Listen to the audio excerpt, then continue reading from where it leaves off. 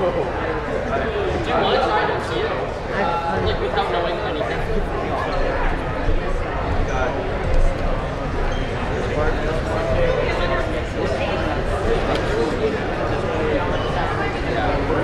I don't know.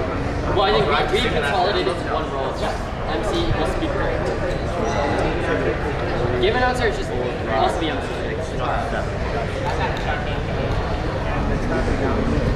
I should 7.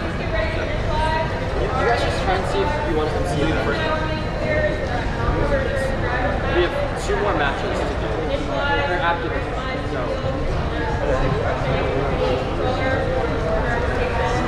I mean, nothing really.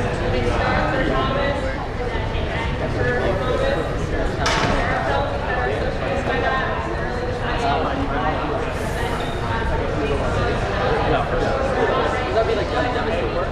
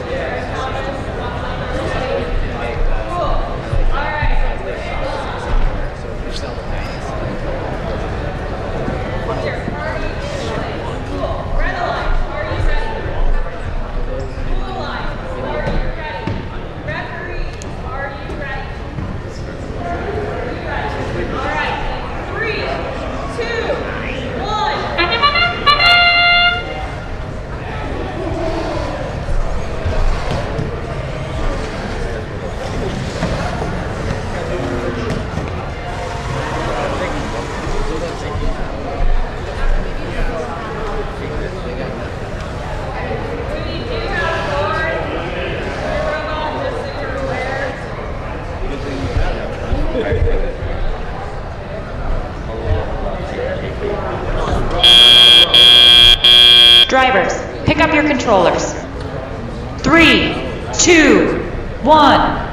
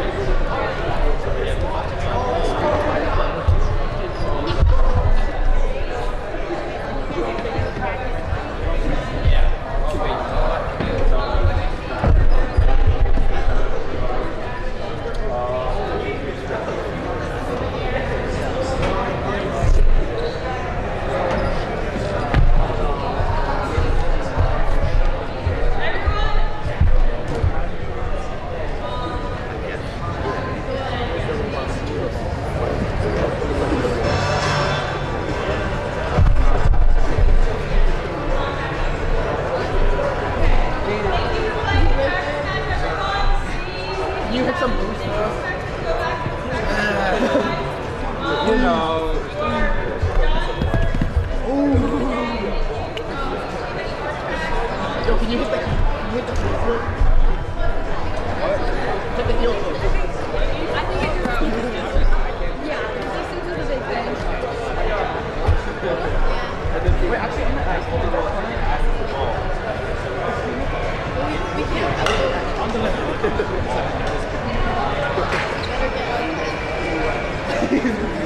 We're gonna get fried.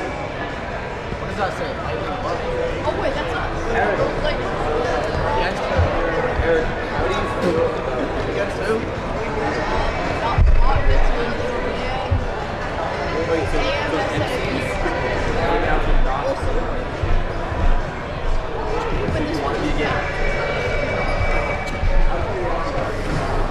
Mercury, right? Alright. I think your alliance partner. So, I remember 603 Data. 632 lightning hops. We're with you guys right now.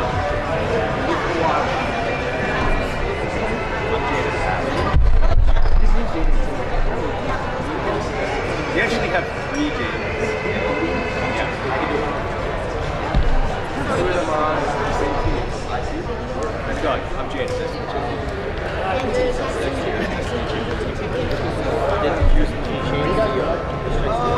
Not bad, not bad. We talked with your driver. You guys scored like, you said 20. We can do like 20-25.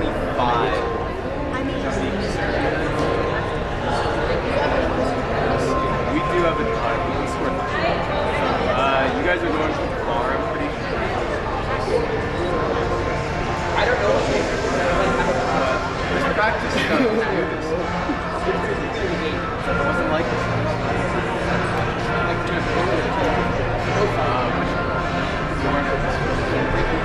Last year. Really?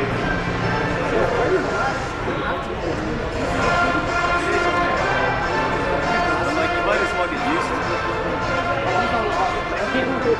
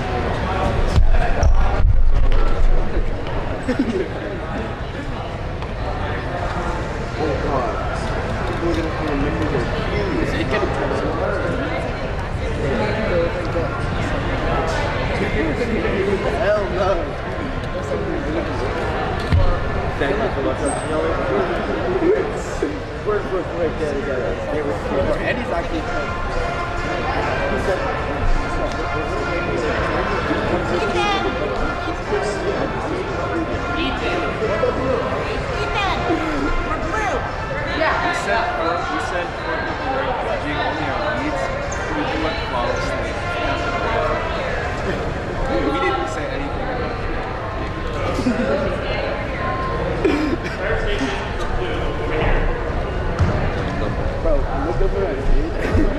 Pay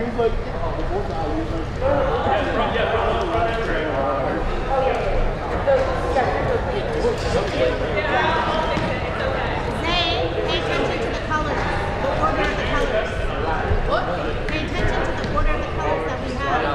We have to see those.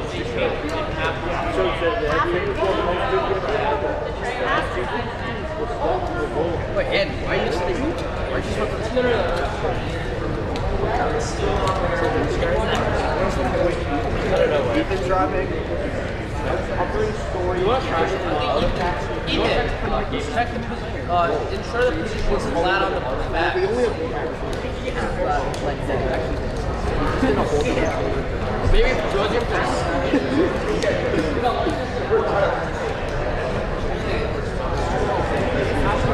Get a move. This student's mad. The world of archaeology. Artifacts, tools, and students will dig deeper using STEM skills and build program and drive their robot. Together they'll take on thrilling head-to-head. Come out. The camera will work, right? I'm the hired by coach. I'm more the coach.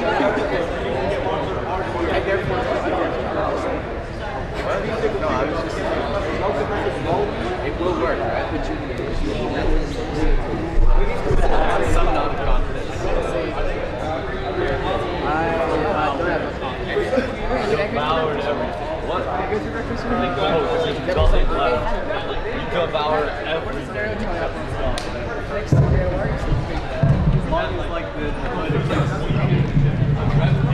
Alright. Who told you guys to come in?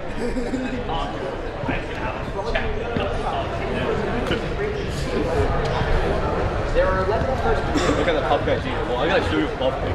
Jaden, you're so tough. Hold on. I gotta show you a buff pick. This guy's trying to get a card off. So he's second in this one.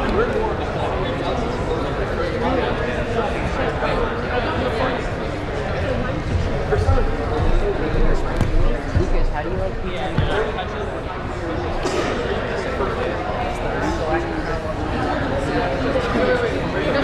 Yo!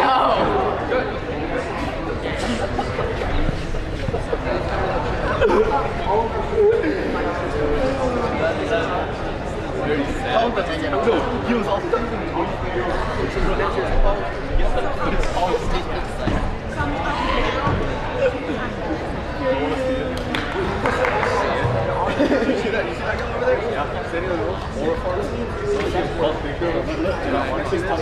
he's got the same name as somebody. I'm not judging. Don't judge. What up? Actually played basketball. That's so good. This is tough shot. You can get that shit. No, if Eli White doesn't have any basketball skills, if he's not that good at basketball. I swear to God, my friend. Wait, is he fit? Where's he still? Oh, yeah. Wait, 6'5". Like, he's like 6'5". What are we doing? Why are we starting? It's like kind of crazy. More than... Bro, Legault is really easy. Legault?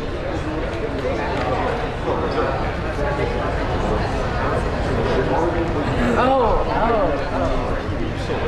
Really? Why? Oh, yeah, probably. He's like 8 kids. What? Yeah, he has like 8 kids.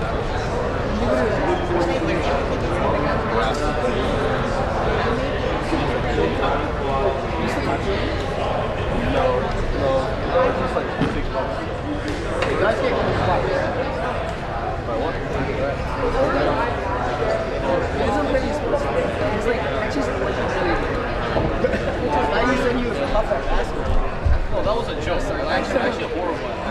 I thought you were going to be like some Asian demon. The only thing that I like mildly good at is like volleyball, and then I quit this one. I thought you were like an ex-couple. Yeah, no, I tried. I did.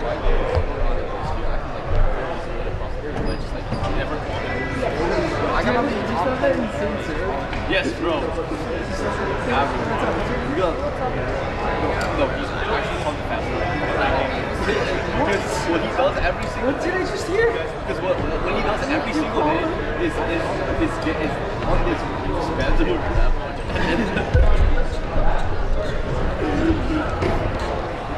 No, I've never been here. What?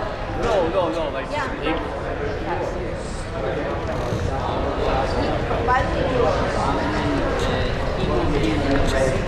yeah, no shit.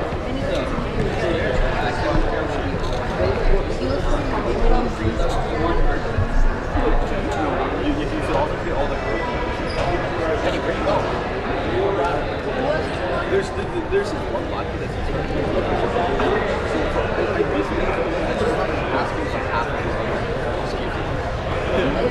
I call that actually that man.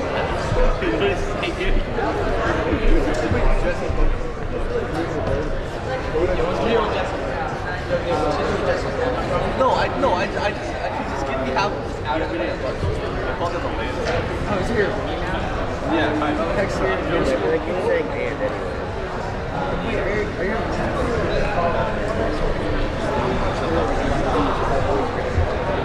Wait, how's Adrian doing?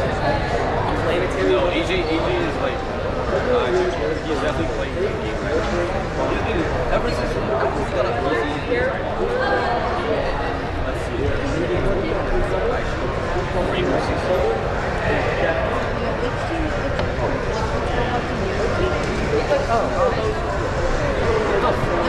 Yo, look at the right one. What is that? One is single. Wait, no, I can't. It's on the ground. Yo, look at that. Yeah, Max. So good.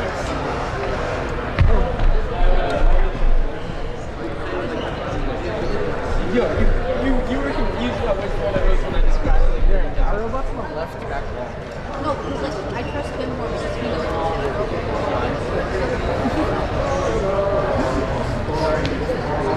I'm cool, Adrian.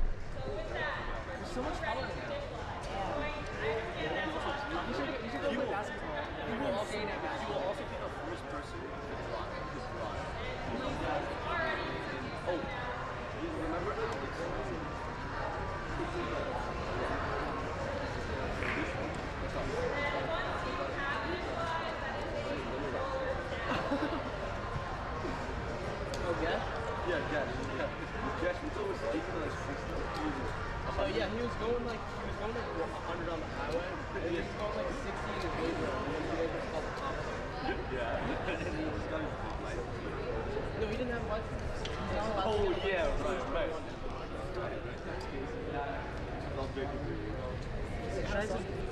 I don't know.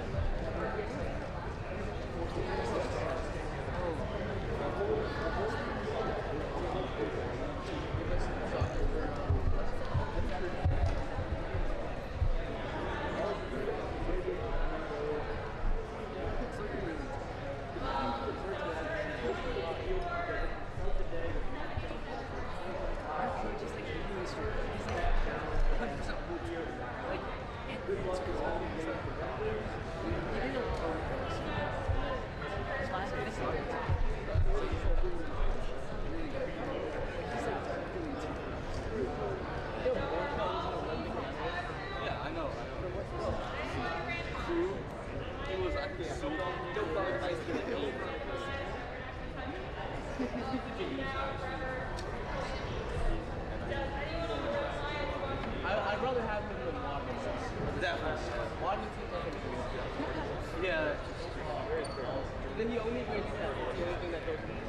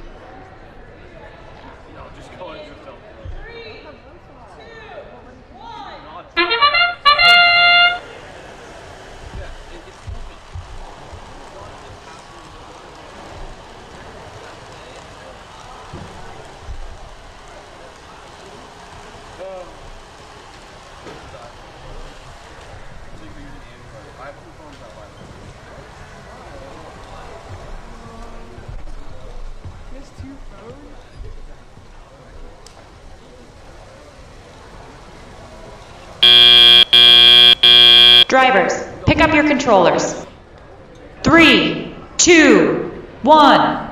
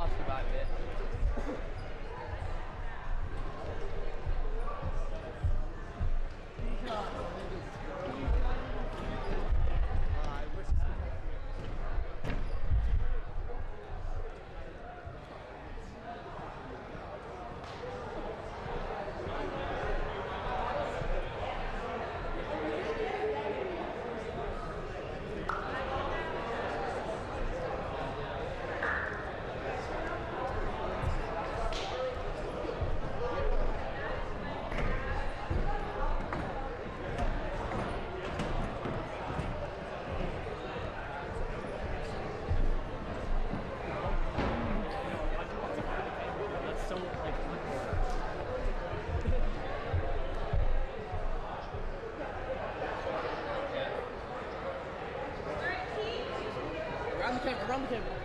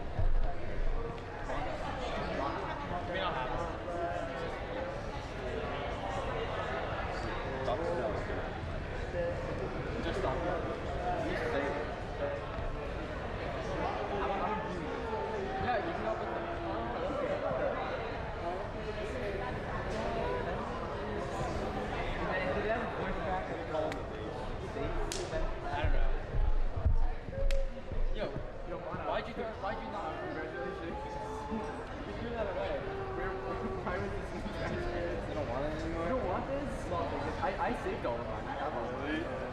All mine from 7th grade. It's 7th grade. I'm sure if I have it, I'm sure if I have it, I treasure it. Does that mean personal? We don't have cards with my name. I got it.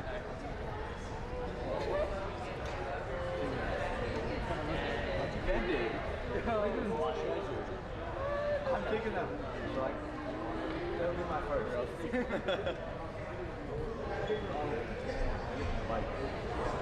You guys should try it out. Where did you practice? That camera turning it on or just talking to ourselves? No, turning it on and actually like commentating. Okay. Live practice. Yeah. You should go stand like behind where? Behind there? Yeah. Where? In front of the TV. Oh, okay. Yeah, don't feel it. Okay, trust me. Yeah.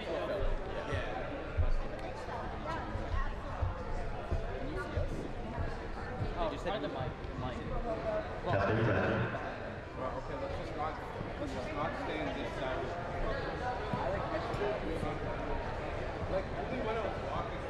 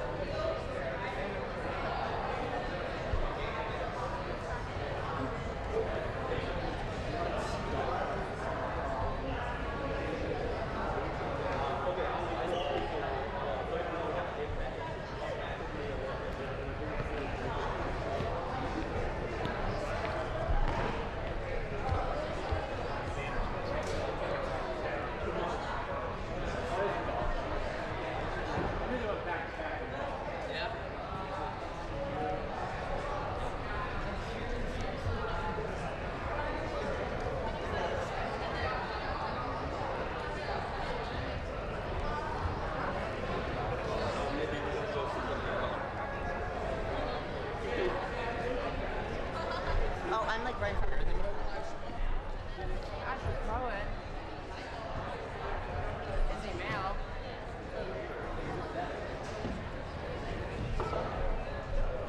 How's your robot? So good. How many points did it score? I saw it moving.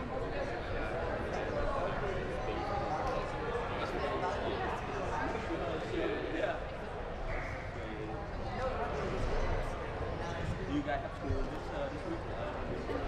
You can push code while there's a wheel on it.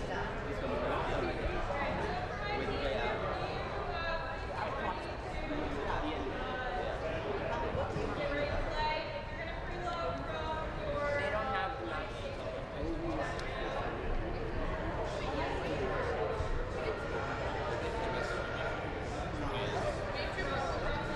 Yeah, they also did not really like the inspection guy, we skirted by the numbers. They're like a few millimeters.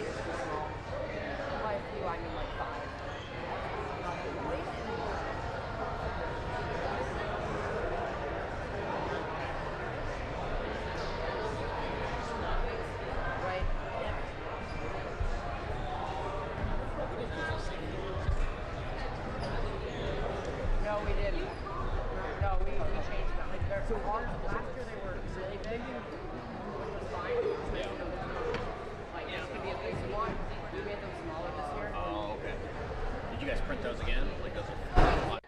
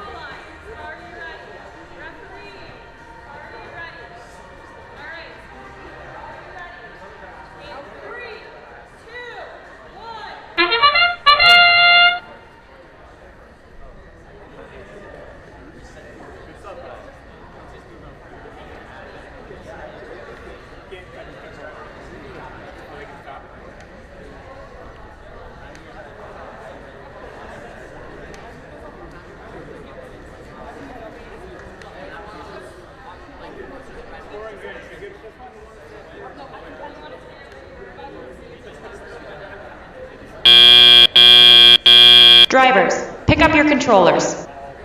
3, 2, 1.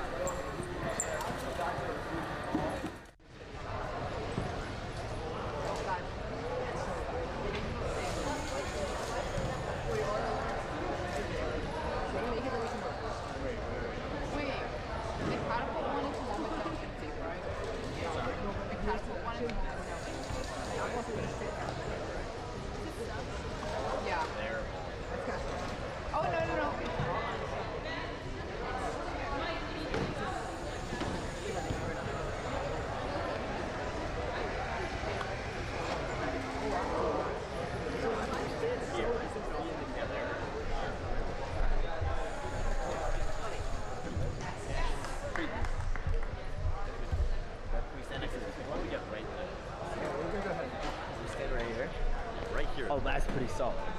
That's pretty solid. You can see every color. They've also kind of blocking it.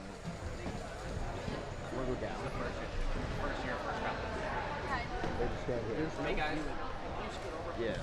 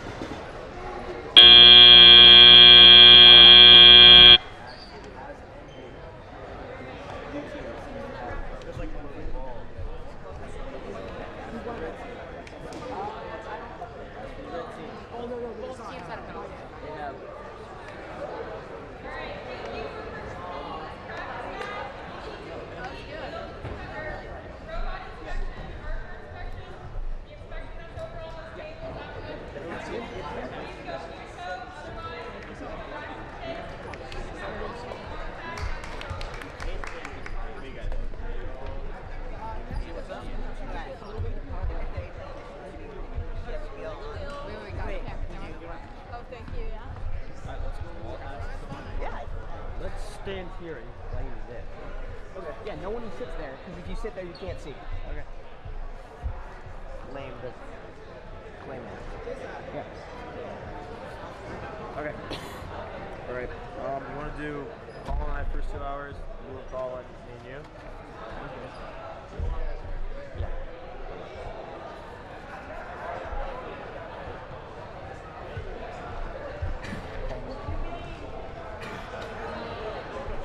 Sorry, we're gonna need a long shift going.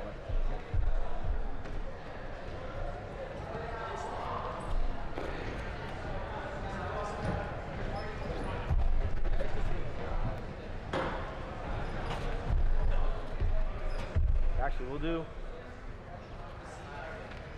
Here's what we're gonna do. We're gonna do me and you to start. You and Colin, and you and Colin. Yeah. Yeah, I have work to get done anyway, so we all get break time. So. Is this gonna be like Mun where there's just like a lunch break at some point? Yes. Gotcha. Okay. So it's gonna be a conversation. We're not young people, okay? But we will be saying like, all right, looks like the blue team is in the lead with a certain amount of purple artifacts, a certain amount of green artifacts. However, the red team looks like they're going to pattern. Yeah. Seems like it's a close game. What do you think there? I think right now things look tied up. It's anyone's game. But red just scored. Who has catch a point for you? That's not something, is it? In your expert opinion, how do you feel about that? In your expert opinion. We should definitely throw in jokes about the like, don't do robotics. I feel like that, you know what I mean? So, Eric, what is your past experience with robotics? I did FLL in 8th grade and I hated it. Me too, actually. And what do you do now? I do more than I low through. Yeah, it's kind of sad. We should. Let's go hang out with This that isn't robot. just talking about our lives. Oh, that's a camera. Oh. Great, we need to just.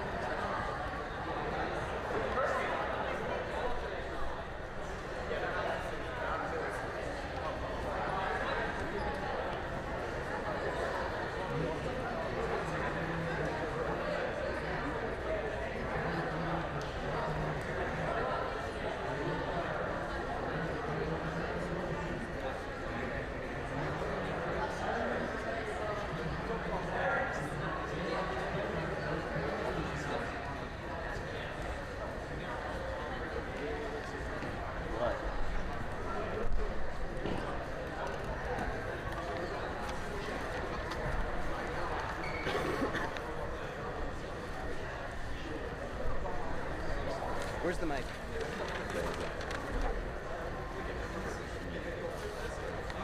Wait, what is alliance selection?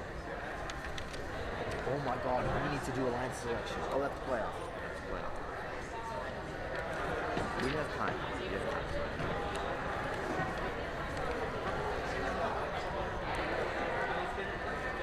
Yo, we forgot, we unplayed this spot. Sorry?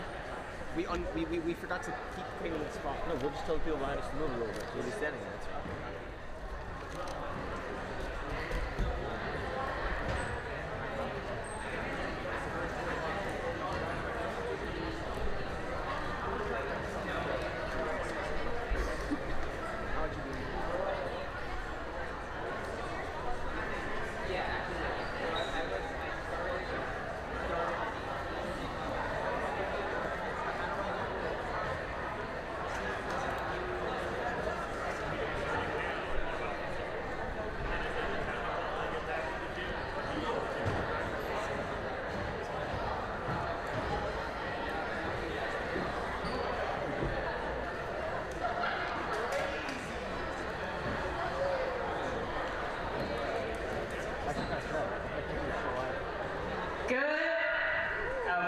Good morning, teams.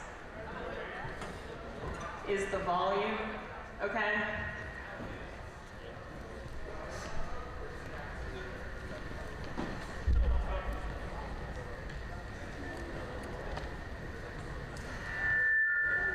Great.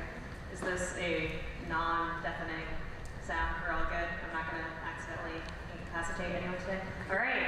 Good morning, teams. My name is Laurel Hyam. I have the pleasure of being your head referee today. I'm joined by an absolutely rock star crew of referees. And we are so excited to dust off your knowledge of Decode and dig into the game today. With that, before I really get into the game, I do want to point out a couple of other individuals. We have Jake, who will be Field Technical Advisor. We do have another Field Technical Advisor. Never mind, we do not have another Field Technical Advisor. So if you have problems during a match, please be obvious and loud that you need FTA's help. Call Jake. If Jake's not paying attention, make it obvious to us so we can call Jake to come and assist you. Getting into some of the things for the day, I do want to start with safety. Please, when you are at the field or in the pits, have safety glasses on your eyes.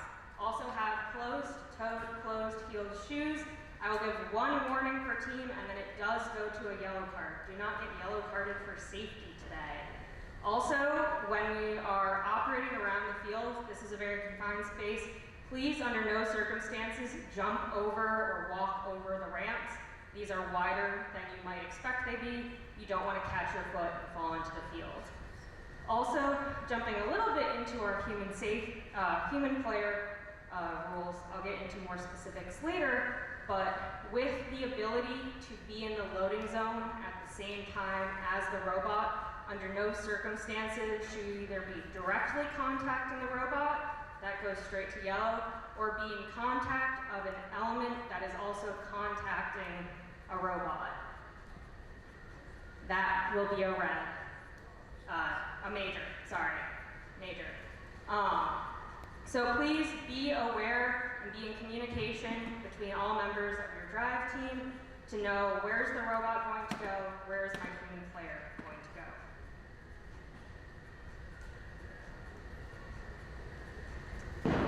Alright, also, there are no headphones. If you do need them for accommodations, that's okay, but otherwise, please keep your ears free so that you are able to hear instructions from us at all times. When you are coming to queue, the queuers will come get you in the pits. When they come get you, you do need to go with them. Remember that we cannot bring carts into the gymnasium area, so you're going to leave your carts out in the lobby, carry your robot, and then you will be queued on these tables over here. When you go to queue, remember everything that you need: driver station, your controllers, your battery, any small hand tools to make final last-second repairs on the robot, and also remember to have the correct alliance sign for that specific match. All right. Otherwise, if you do start to delay the game, there are warnings that will be applied. you'll get 2 minutes, and then after that, that will escalate. So please, when viewers come get you, do move with them. Getting into some of the specific control and rules of game, remember you are limited to having 3 artifacts in your control at any given point. If you have 5, that will go to an instant yellow card. You do not want 5. If you have 3 instances where you have 4 in your control, that will also go to yellow card. You do not want 3 separate instances of having 4. Ideally, you only want 3. For those, there are, an initial over number penalty, and then it will count on for additional 3 seconds after that. For the where you can do certain things in the field, remember that you can only launch from the specific launch zones, which is this front smaller triangle and this larger triangle in the back of the field. This game, I will say, the defense rules are about the same as always. However, this year there are more strategic, advantageous ways to use defense. So you need to be in mind of where am I when I'm about to let my mechanism release artifacts at the goals. So remember, if somebody is pushing you and you come out of the goal at the time where you are releasing, that is ultimately your responsibility to make sure that you are in the launch zone when you are launching elements. And as long as you have anything passing the exterior plane of tape, that is considered in the zone. For our zone protections, there are several places on the field that are protected this year, and not all protections are the same as others. So we're going to start with the gate zone. That is the specific tape on the floor to the period that is the lever. If I am on my alliance gate zone, so I would be the blue alliance right now, I am protected. However, if I'm blue and I happen to be in my gate zone and the red secret tunnel at the same time, the secret tunnel is more protected than the gate zone. So if a red robot comes and touches me when I'm in the red secret tunnel, that is a penalty for secret tunnel violation. However, sorry. Which color? On blue. Yeah, so if I'm blue and I'm here and red contacts me in gate zone, red is penalized. If I am blue and I'm also in the secret tunnel at the same time as red, blue is penalized for being in red secret tunnel. Additionally, there's loading zone protections for each alliance that matches the alliance that is in front of it. Even though the tape is white, this area in front of the red alliance is red's protected loading zone, and that area in front of the blue taped off alliance box is blue's protected loading zone. And as a reminder, the red alliance is on this side of the field and the blue alliance is on this side of the field. This has flipped from years past. Please, we will do our best to remind you, but be aware of where you are standing as your alliance, and also during autonomous, your robot is starting opposite to the field of where you are. So if I'm on the blue alliance, I'm going to be starting on the side with the blue goal, and if I'm red, I will be starting on the side with the red goal.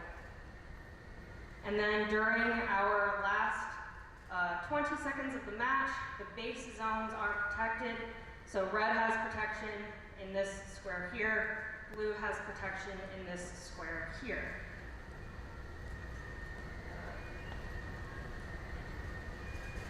A reminder, if you, in the last 20 seconds, are expanding your robot vertically, you can only do so outside of the launch zones. We'll get better at this, I promise. All right, and also for an end of match reminder, base is scored at t equals 0. T equals 0 is when the clock says 0. T equals 0 will occur prior to the 3-second buzzer. So if you are coming at the base during, the final seconds of the match, it matters where you were at that instantaneous point of when the clock says 0. and not where your final location may be after you have stopped moving. As a reminder, you do need to be stopped moving during, like at t=0. That 3-second buzzer is for you to have the reaction time to put down your controllers and hit stop. Nobody will be entering the field until you hit stop on your controllers, so please remember to do so. And we'll also instruct you to do so. For some of the most dangerous penalties on the field, I will say please remember when you are in the area of your opponent's gate zone. Direct contact with your opponent's gate is both a major penalty and will result in awarding your opponent the ranking point for pattern. Additionally, if you contact the opponent gate in such a way that removes any artifacts from the ramp, that'll be an additional major penalty for every artifact release. So you can imagine if I'm a red robot and I've opened a full blue ramp, I have now gotten 1 major for opening the ramp, an additional 9 majors for releasing 9 artifacts from a full ramp, and I have given my opponent, the Blue Alliance, the pattern ranking points. So that is very hard to come back from. Please try not to do that. Additionally, if you in any way take elements straight off of the ramp in a way that is not through the gate, that either negates your ability to get the pattern ranking point, or it will give your opponent the ranking point, depending on which gate or which ramp you are taking elements straight out of. Only use the gate for removing elements from your ramp.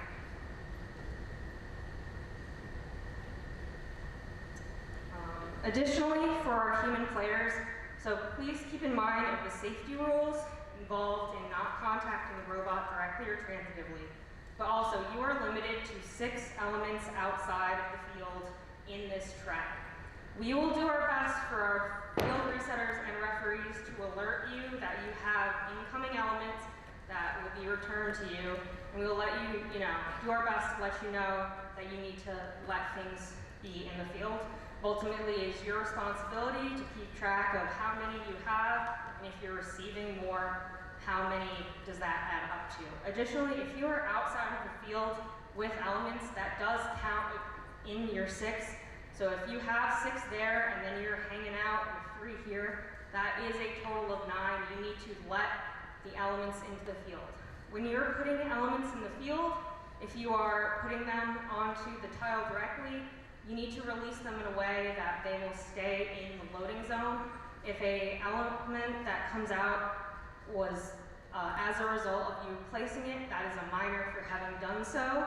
And then when you are loading a robot directly, we need you to make it exceedingly obvious to us referees that you are releasing the element prior to it contacting the robot, and that way you would avoid any transitive contact penalties.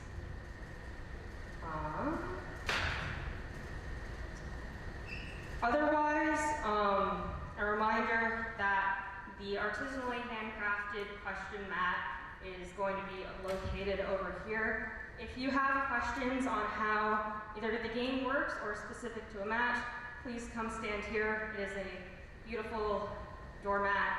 I've hand painted it. Please enjoy my artisanship for you at this event. Please stand here. Ultimately, you do need to speak with me, the head referee, if it is a match-specific question.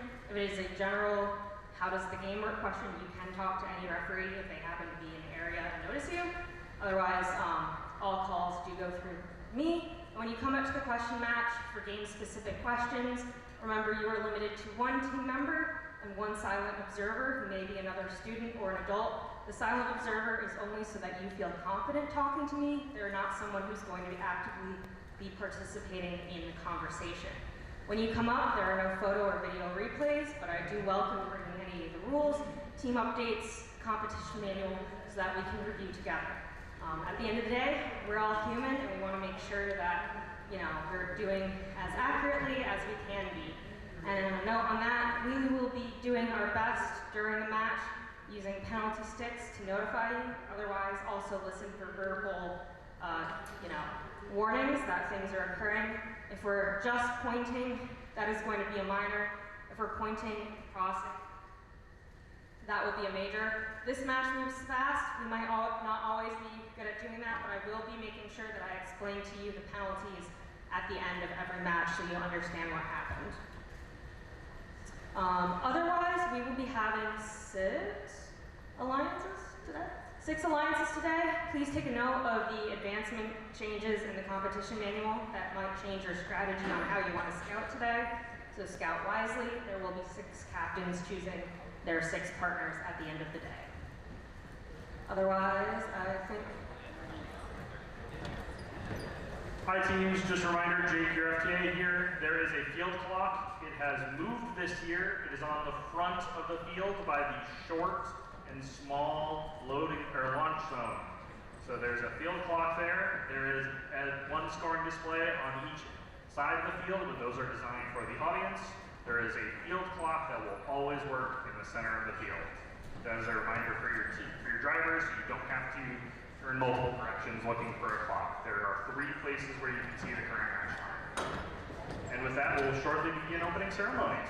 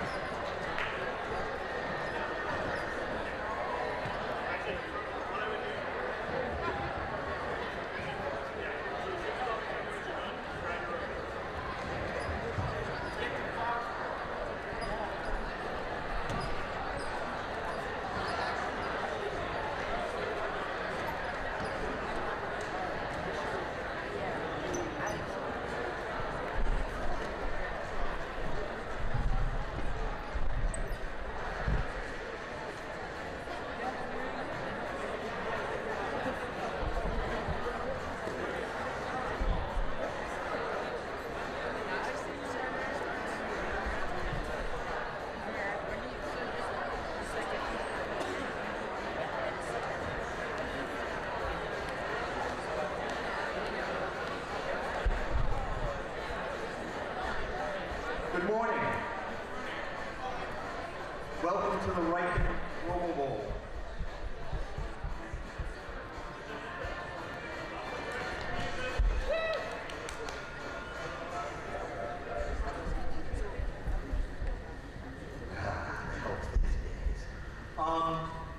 Before we start officially, just a reminder of why we're here. The Bible says you are the light of the world, and that a city set on a hill cannot be hidden. Nor do they light a lamp and put it under a bucket, but on a lampstand where it gives light to all who are in the house. Let your light shine before everyone, that they may see your good works, parentheses, your robots, and give glory to your Father in heaven. You are here to win. You're here to beat the other teams on this field. Yet, you share your information freely and enthusiastically with your competition. You solve hard problems, and then you go and you show others how to solve them. You're honest. You work hard. Yes, You are a very bright light, and you need to be. The politicians and the TikTok hacks who would steal science from this world are nothing compared to your brilliance. Keep shining. We celebrate you. We're honored to witness what you're here to do today. We're edified by the light that you bring here. And we thank you for your efforts here. We thank you for the promise that you are helping to carry for our future. God bless the work of your hands, and God bless you. Anyway, welcome to Decode. Before we get started, I have to let you know a couple of things about our venue. My name is Edward Tonelli. I'm the mentor of 12589, who's hosting today. We have to go over some important safety information. In the event of a fire, go to the nearest exit, and that's most likely going to be out in front of the school, and congregate with your team and members and mentors and members of your family, whoever's watching you today. And mentors, please take a head count so that we could match your team roster with who is out in the parking lot. That way we won't send a first responder in to rescue somebody who's outside. In the event of some other kind of an emergency, we follow the ALICE protocols, and we will give you instructions over the PA. In the pits, you need to wear safety goggles at all times. Please tell your relatives and your friends this applies to them as well. The only exception is during the announced lunch hours, which is noon 30 to 1:45. Much of you will be able to eat in the pit area and in the lobby. Here, you don't have to wear goggles for that. So, welcome to Decode, presented by RTX, part of the first age season presented by Qualcomm. First is a global robotics community preparing young people for the future.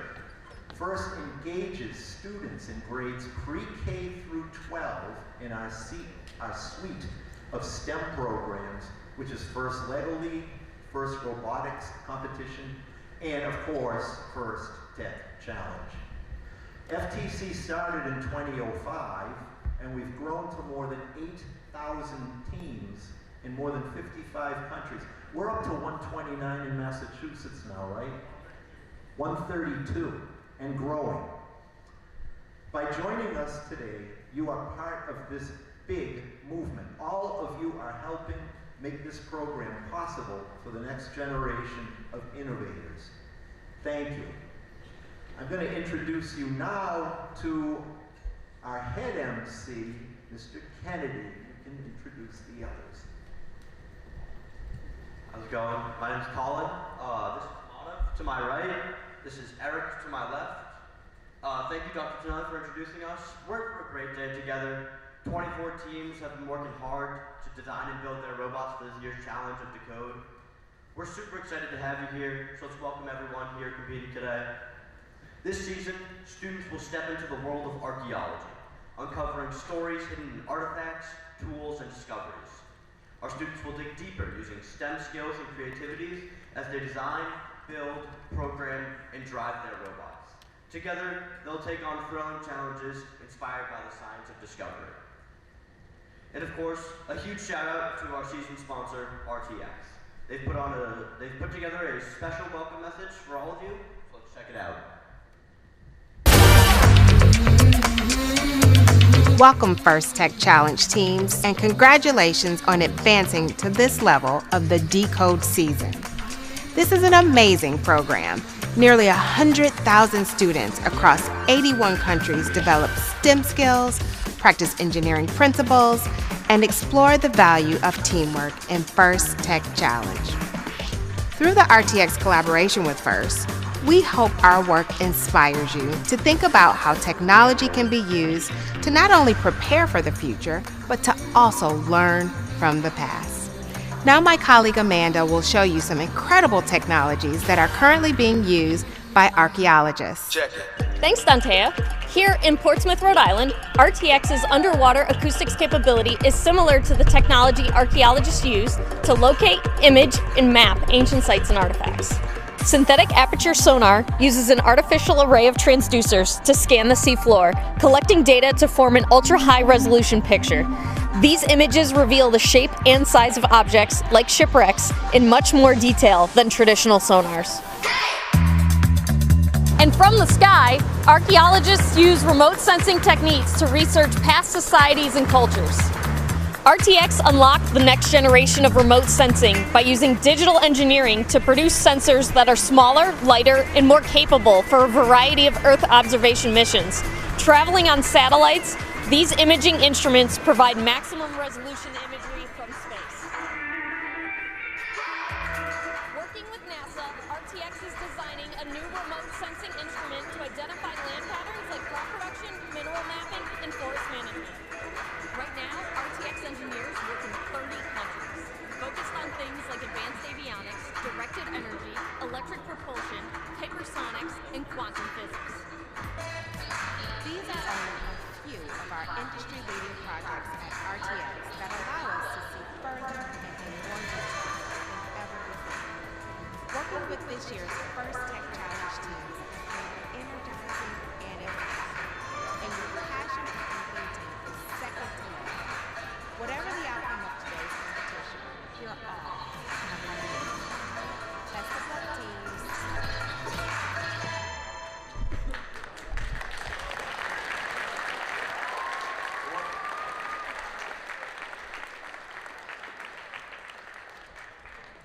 Thank you, RTX, for your support of First Tech Challenge this season. Being part of First doesn't end when you graduate. As alumni, you'll always have a place in this community, with chances to volunteer, make new friends, connect with professionals, and keep shaping the future. Volunteering at events, any First event, is a great way to stay involved after high school. There are 11 First Tech Challenge events in our region each year that can always use more volunteers. Let's take a moment to recognize the first alumni who are here today, giving back as volunteers and mentors.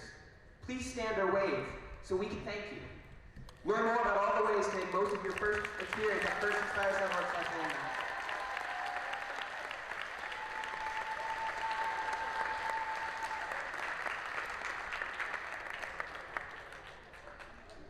For some of you, Decode may be your final season as a student here in First. For those of you in your final year of high school, you're becoming First alumni, and we can't wait to see how you'll stay connected and inspire the experience, and inspire the next generation. All of our students in their final season, please also stand to be recognized.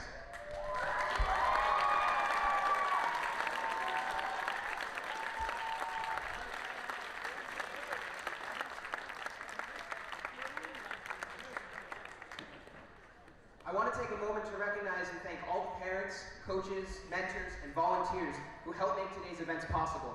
Students, please make it loud for everyone who supported your journey here.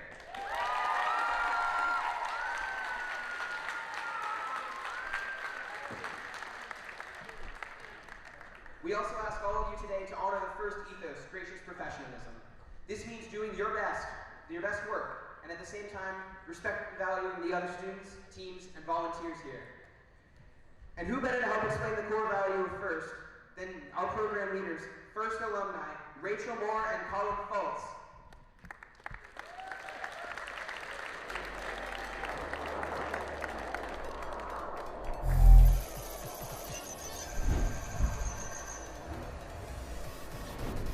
I'm Rachel, and this is Colin. We're both First alumni, and together we lead First Tech Challenge. We'd like to talk about something that's important and part of the ethos of First programs, gracious professionalism. If you've never heard the term before, gracious professionalism is kind of like good sportsmanship. But instead of only describing how to behave when you compete, it can apply to all aspects of your life. Gracious professionalism is a way of doing things that encourages high-quality work, emphasizes the value of others, and shows respect for individuals and the community. First is a small cross-section of the real-life opportunities that each of you will have to make decisions which reflect gracious professionalism. practicing gracious professionalism doesn't have to be large, sweeping gestures. Instead, it's the little choices that each of us makes when no one is watching that all combine and fuse together to form our collective culture. You already know how to compete hard, and you know how to be kind. Think about how your actions make others feel and how that makes you feel. Your team probably plans strategy before the season and before each match. You can do the same exercise for how you will handle challenging interpersonal situations that might come up throughout the season. You won't always get it right, and that's okay, because gracious professionalism is a journey, not a destination. It's something we should strive to practice every day. When we make a mistake, we should own it, offer a sincere apology, and attempt to make amends. Then, find ways to do better in the future. First can be challenging. It's supposed to be. And that means that at times during this season, you may feel pressure and experience stress. In those difficult times, it might seem easier to be selfish or only take your own interests into account. After all, even if you do everything the right way, there's only a handful of teams that will win the last match of the season and be celebrated as world champions. But while there's a limited number of championship trophies, there's no such limit on the number of teams who will have a successful season. Don't waste your time on being envious of others' success. Ask questions, challenge yourself, learn from others, and share your own knowledge. FIRST programs would not be possible without the time committed by tens of thousands of caring adult volunteers, including team coaches and mentors. As FIRST alumni, we know the impact that mentors and coaches can have on a young person's life. Mentors and coaches are key to establishing and maintaining a team culture. On behalf of more than 100,000 FIRST Tech Challenge students, thank you for all that you do. Aristotle once said, "Educating the mind without educating the heart is no education at all." This season, we hope you have the opportunity to educate both. Good luck.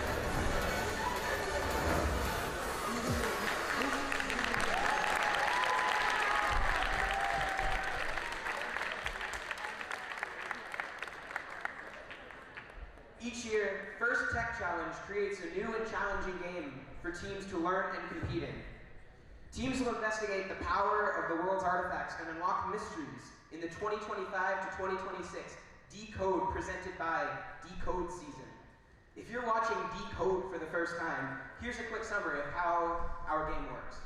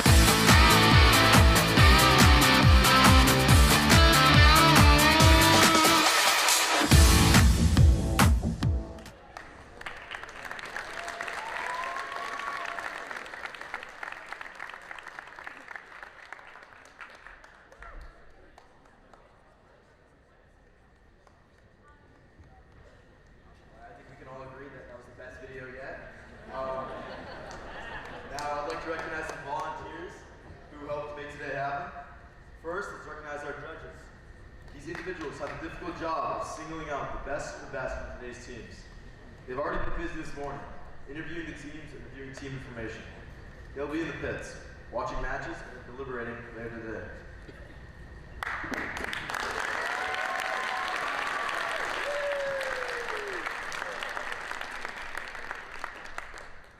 Next, I'd like to introduce you to the FIRST Technical Advisors, or FTAs, Control System Advisors, or CSAs, and Robot Inspectors.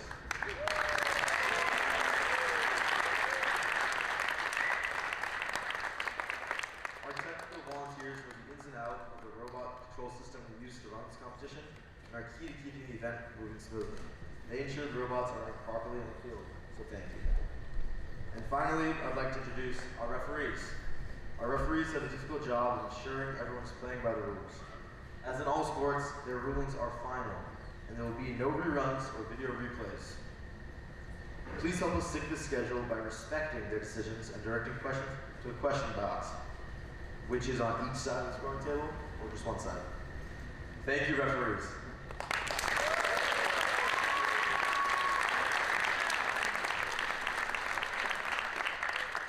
Now here's the general schedule for the day. In just a few moments, qualification matches kick off. After that, we'll head into alliance selection, where our top-ranked teams will choose their partners for this afternoon's playoffs. During the playoffs, we'll also celebrate with awards, wrapping up with our event winner awards and, of course, the Inspire Award. It's going to be an exciting day from start to finish. Keeping us safe is everyone's responsibility. So during the course of this event, please help us keep walkways and exits clear. And if you see something unsafe, like a tripping hazard or a spill, please correct the issue immediately or ask a pit admin located in the cafeteria for help. In addition to physical safety, let's also talk about emotional and psychological safety. Everyone here deserves to have a safe, nurturing, and fun experience. If something is making you feel uncomfortable, please find a trusted adult and ask for help. We are a community who looks out for each other, so if you see someone who might be struggling, please check in on them. And before we begin, we invite Dr. Finelli to sing the national anthem.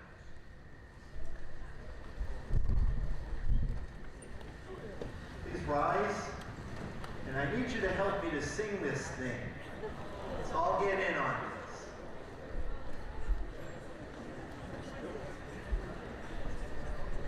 Oh, say, can you see by the dawn's early light what so proudly we hailed at the twilight's last gleaming, whose broad stripes and bright stars through the perilous fight o'er the ramparts we watched were so gallantly streaming, and the rocket's red glare, the bombs bursting in air, gave proof through the night that our flag was still there. Oh, say does that star-spangled banner yet wave o'er the land of the free and the home of the brave?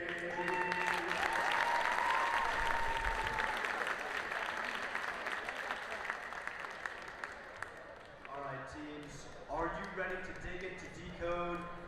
Teams in the first match, please take the field as we get ready to start the day with match number 1 of this 2026 First Tech Challenge event here in Shrewsbury, Massachusetts.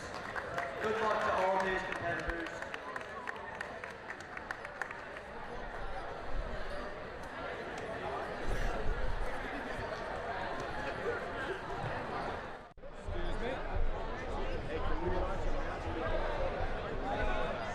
We're going to go back because they don't even have their bots out here yet. So we're going to take them a while. It's probably going to be 15 minutes before they actually start. I did. I responded.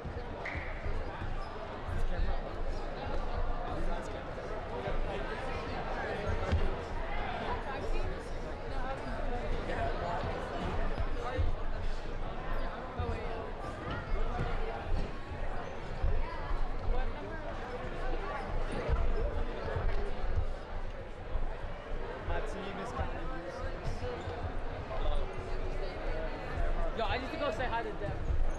So like just go around.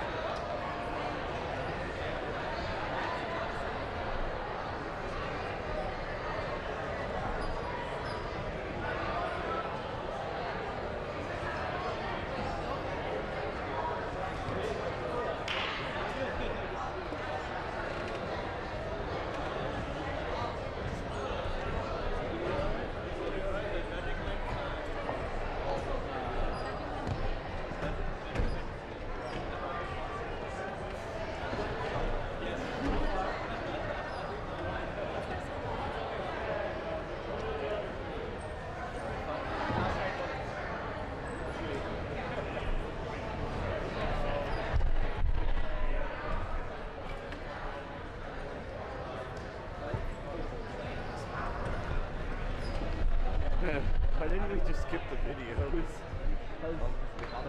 Because the audio's gonna be better. No, but like once they were playing, why didn't we just skip them? It works. Choice to. It's not up to us. Okay, in our first match of the day, we have Windward Robotics and Canton Gearhounds on the Red Alliance. Stand in the back. For the Blue Alliance, we have the Canton Robodogs and the AMSA Eagles Blue. Wait, let's stand outside of it.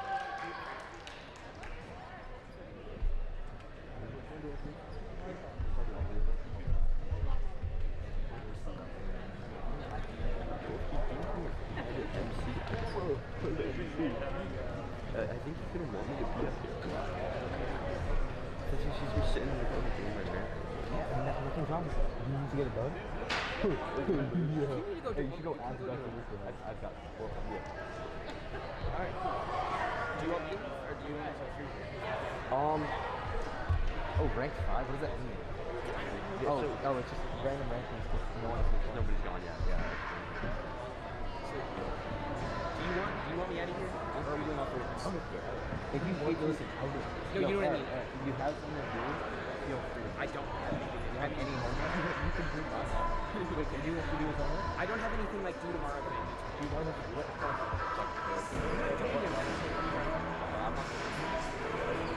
I won't do it. I wouldn't do it, even if you're on it. I don't even know I'm not going to do it. Which team is this? I think this is... So we're on. Yeah, it's got to be that's right there. Can't see that. What else? I'm going to keep it. I'm going to move. Alright, everyone. Welcome.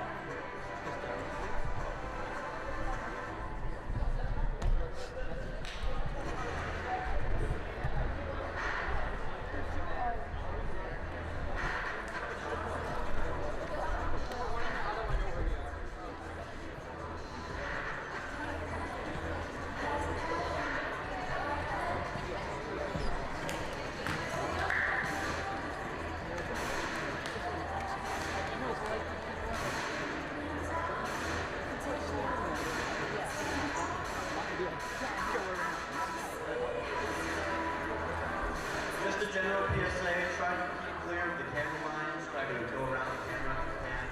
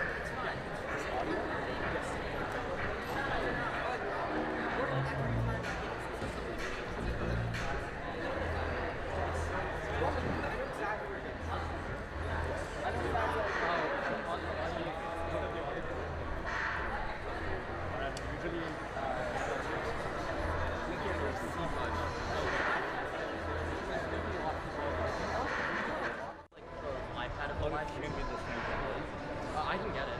Yeah, we could just...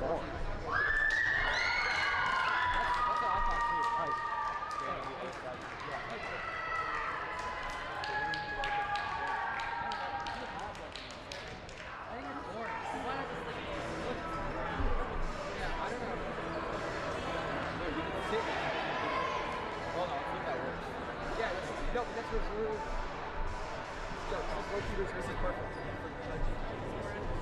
I'm aware. See, when you pick up that judge shows up.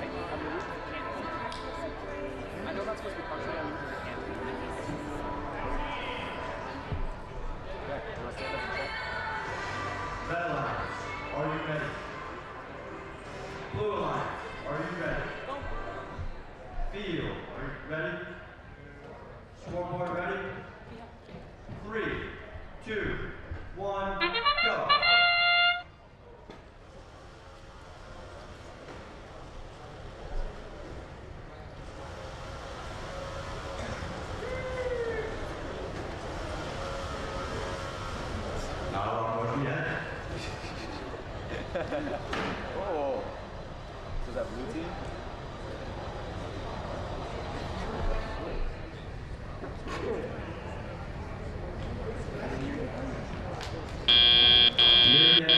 Drivers, pick up your controllers.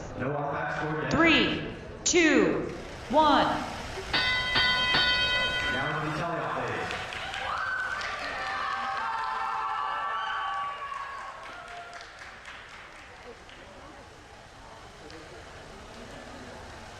I'm not sure if someone's playing defense or no one's playing offense. We have yet to score.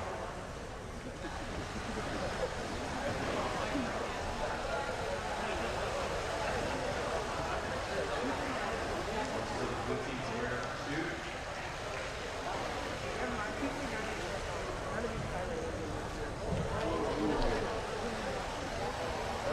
Blue team with the ball. Red team with the point. Red team with the second point.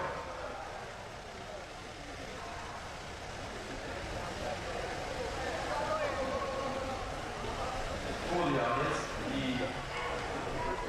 and they have a batter. Purple, purple, green. And blue scores their first point. The yellow arrow.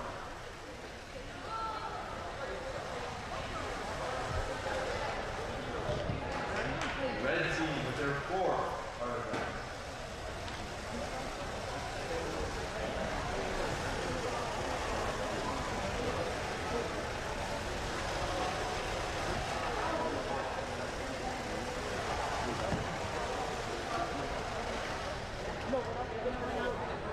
Blue here at shoot.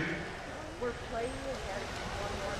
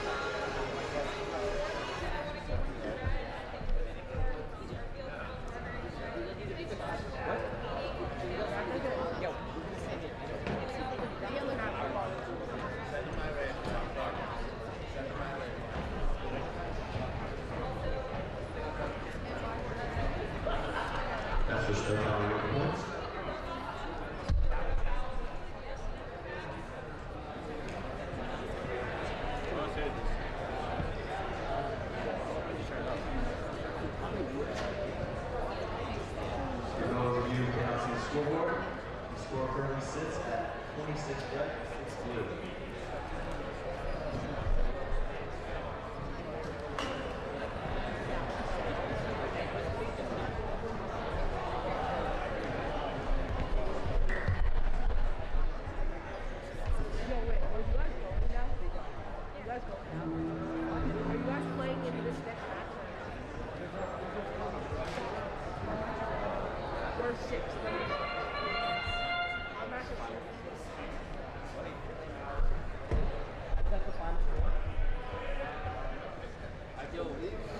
How do we know once they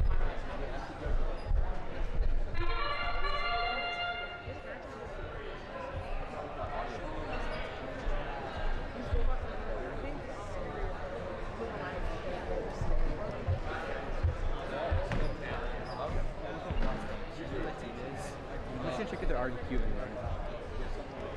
No, they're robots.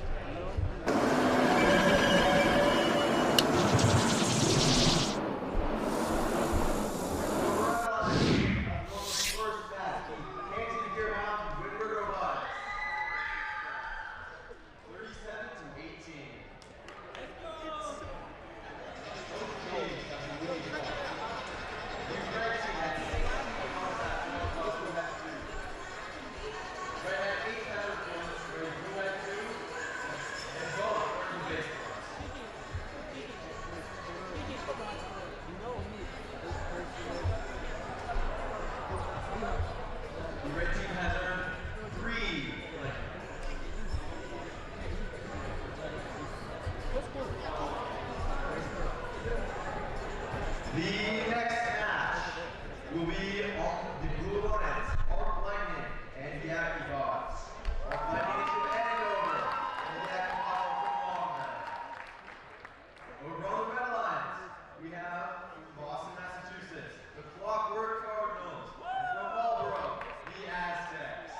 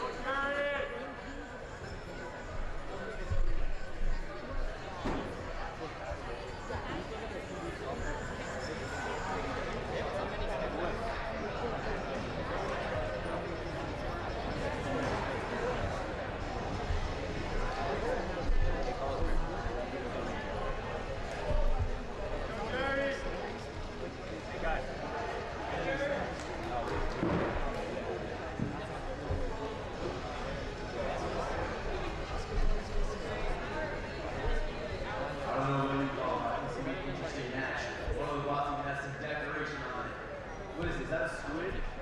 Squid, I believe. Probably an octopus. Probably a squid.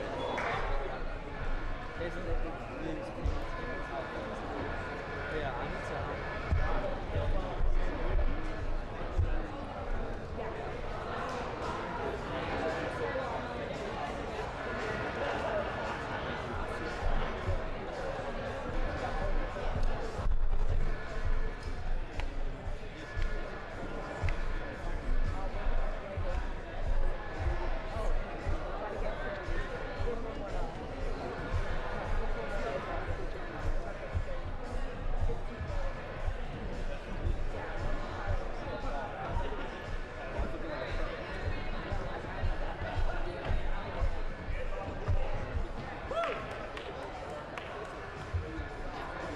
Ready to mark all around. The pattern is green, purple, purple.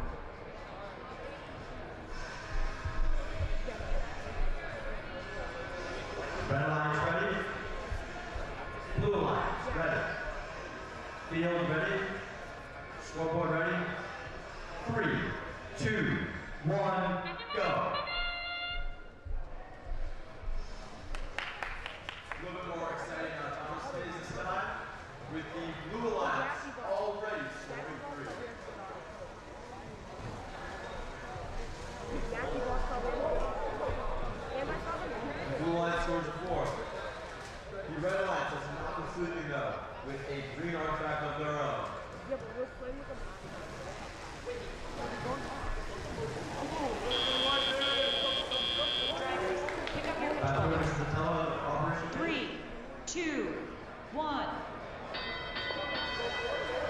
blue line starts the ball phase.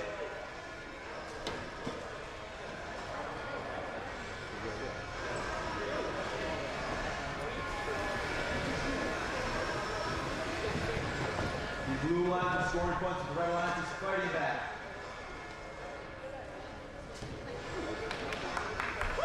Red line takes another shot in. Blue line, another arc back in the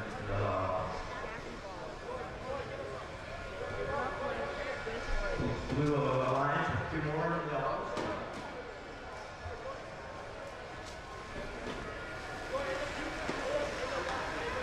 Now they're playing some defense. Red team playing some defense. Blue team is on the floor, helping their end.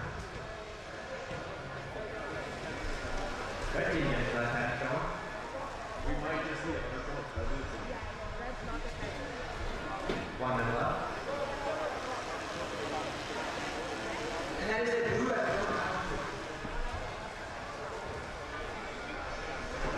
That's the middle end.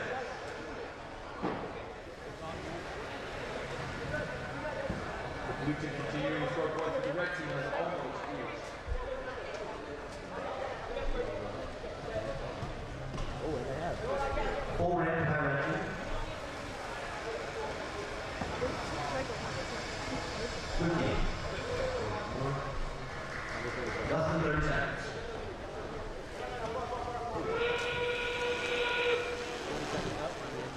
In the end game now.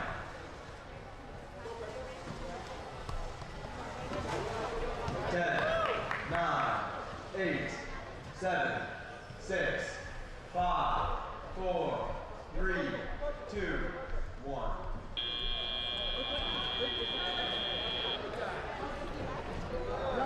With a preliminary score counting 134 to 32 in favor of the blue team.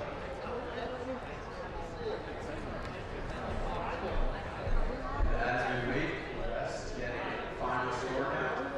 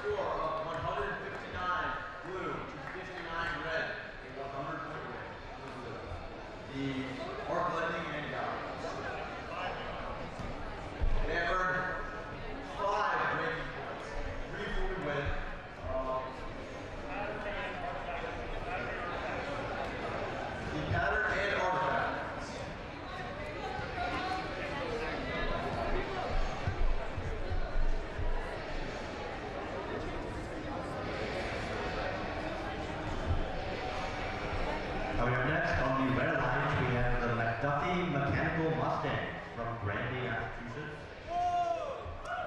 And the Amsterdam Eagle or Eagles Orange from Hallmark. And the Blue Alliance, the Mechanical Monkeys from Lexington, and the Macbots from Waltham, Massachusetts.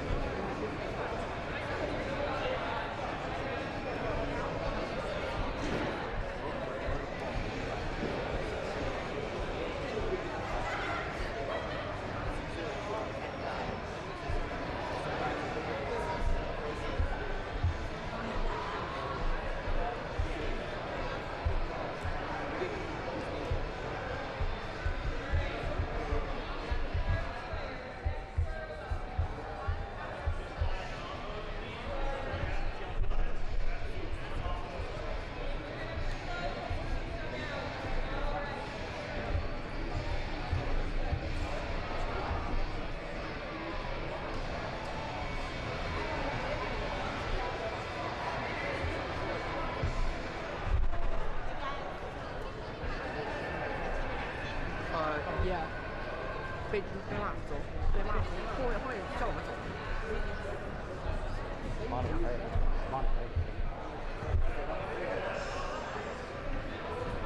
Stand up in the house today.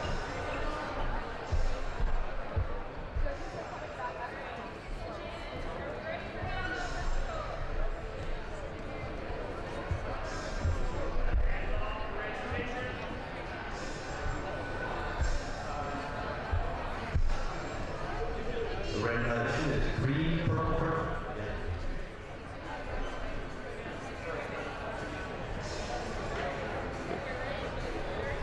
Red Alliance, ready.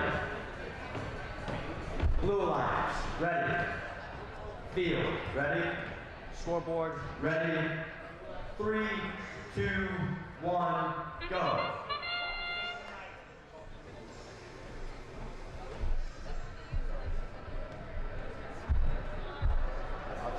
Starting off a little slow.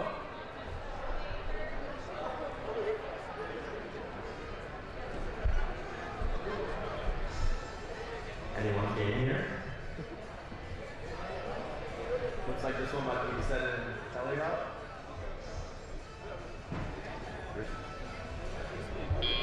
Where's the telly route? Drivers, pick up your controllers. 3, 2, 1. Now we're on the telly route.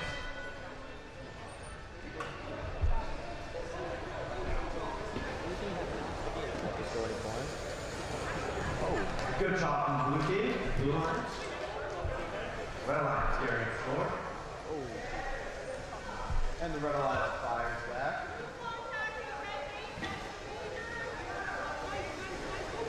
We have our first major medal.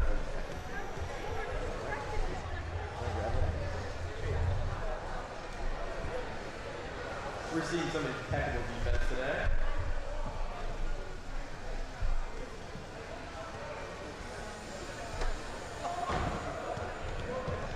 It looks as though there's more balls outside of the pit than in the ramps.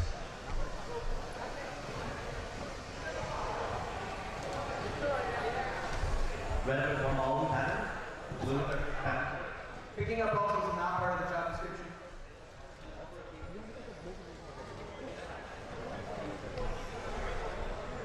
Artifacts, should I say. Blue, sending in more artifacts into their arms.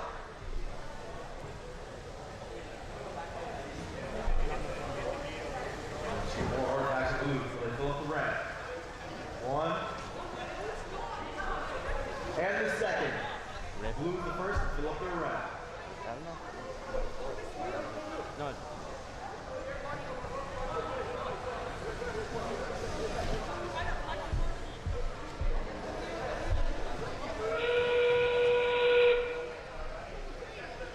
We have started the end game. 20 seconds left. 10 seconds left. 5, 4, 3, 2, 1, and that's the match.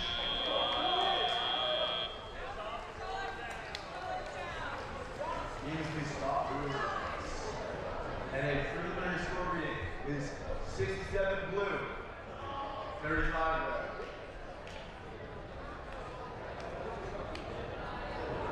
We wait for the rest of the season.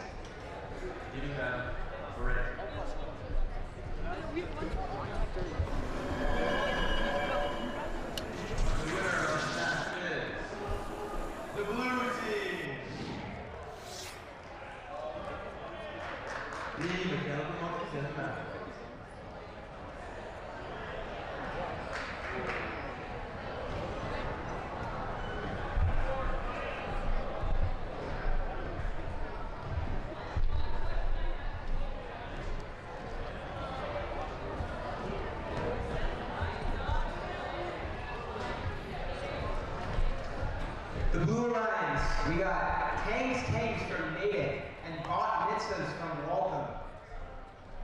And on the Red Alliance, we have Big Green from Deerfield and Rabbi from Walhead. Not supposed to be partial, but I'm rooting for Waltham.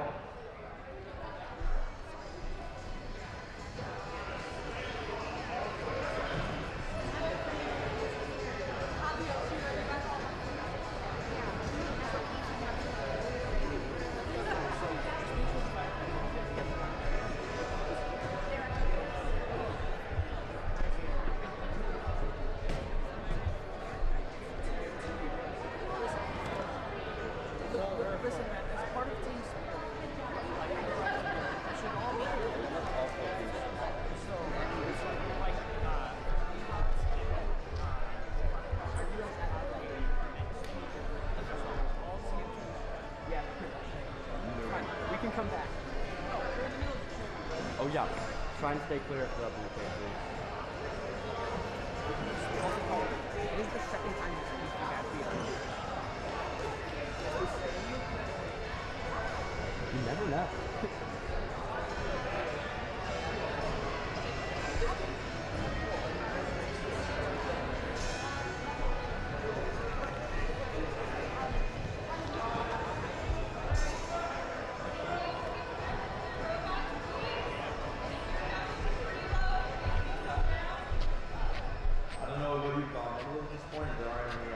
Decorations. The last two games we were lucky to see little decorations hanging off robots. I don't know, I like college games. College games are fun.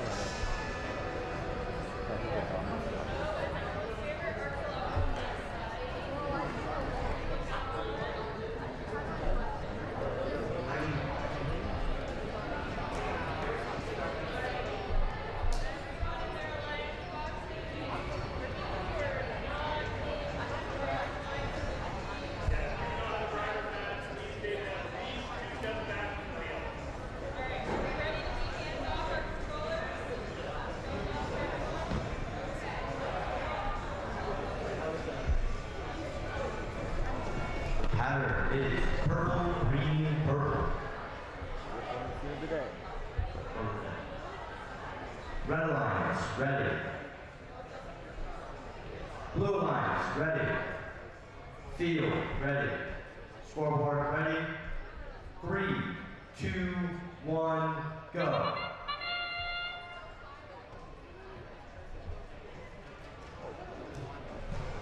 Strong shot from blue.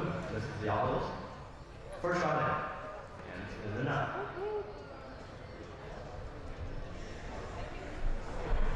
Looks as though the Thomas stays. The women's team is taking the lead.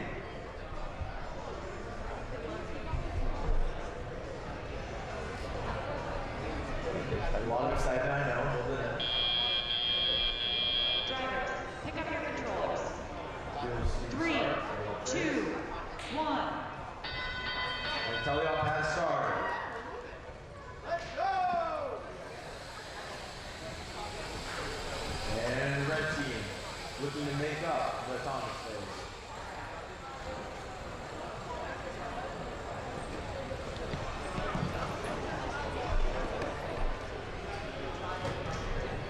And blue, their third.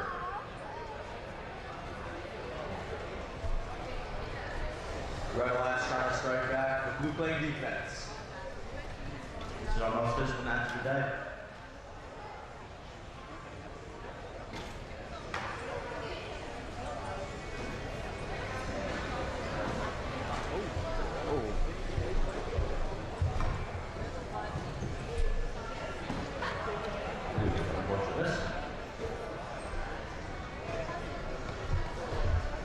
Blue with 6 artifacts currently. Red looking to make a comeback. We all love the underdog story.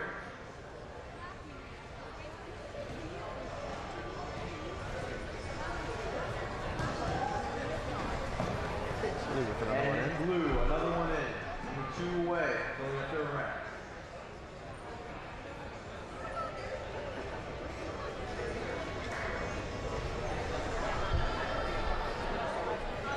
Each match, right here. And the blue team, highly active on the field.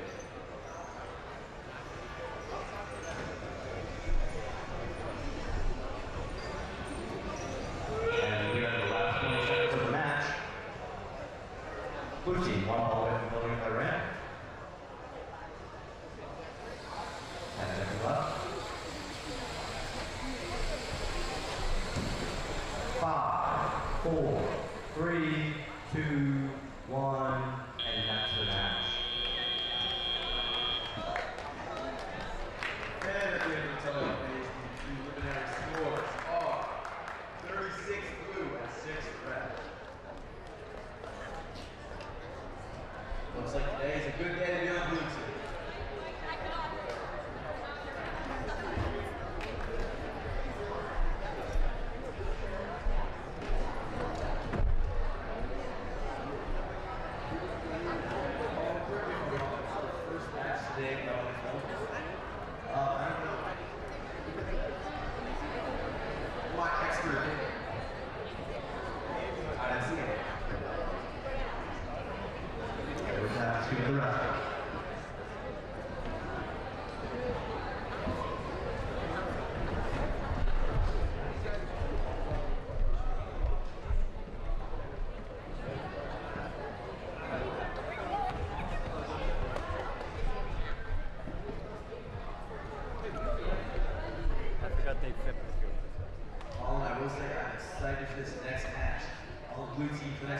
we have a Brookline duo, the Firecrackers and the Bots.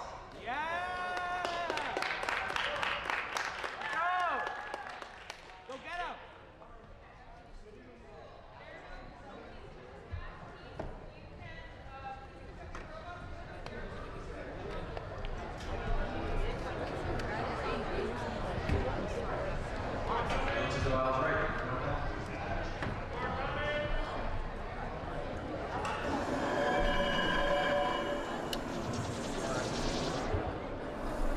And our winner is blue. Final score of 41 blue, 16 red. We've got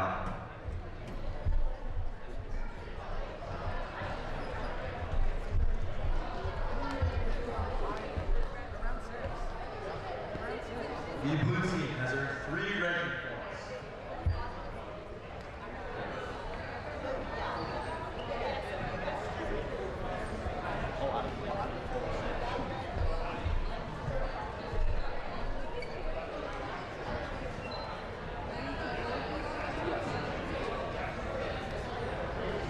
As Mark just said, we've got the Brookline duo on the Blue Alliance, but on the Red Alliance, we've got the Arc Hailstorm from Andover and Doofenshmirtz Incorporated.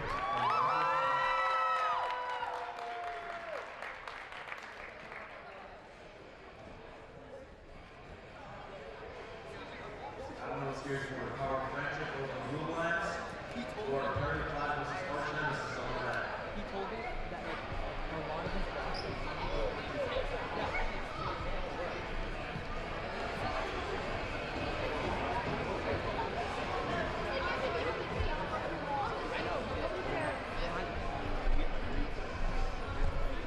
gotta find a better place to sit.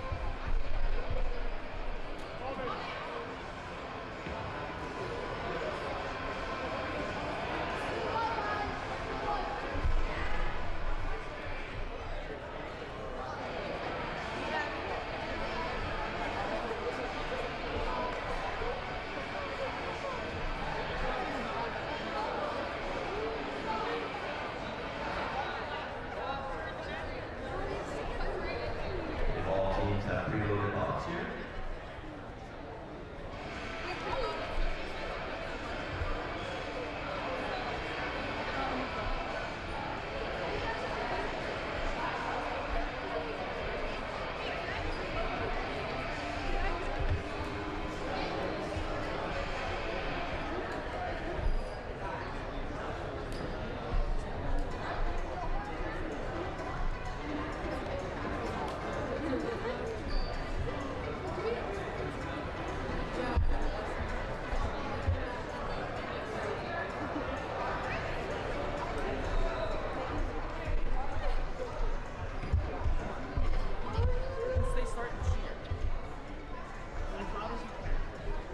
Well, Mama, you were looking for decoration, and I believe you got it. Let's say we really love the Hailstorm decoration. Oh, Hailstorm on the side, and they all signed it. Otherwise, you missed the offense. I was sitting right here. How do you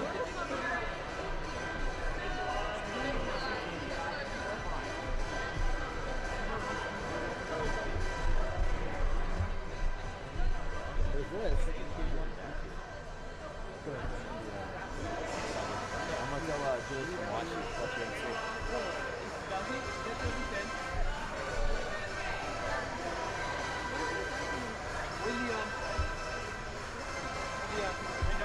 And my seven pattern is purple, purple, green. Red lines, ready. Blue lines, ready. Field, ready. Scoreboard, ready. 3, 2, 1, go. Hailstorm starting off strong. Blue coming back early. More exciting outcomes than we've seen today. Hailstorm with another 3. Hailstorm with another 3 balls. Hailstorm with a total of 9 in the uptop space. Which is really going for more.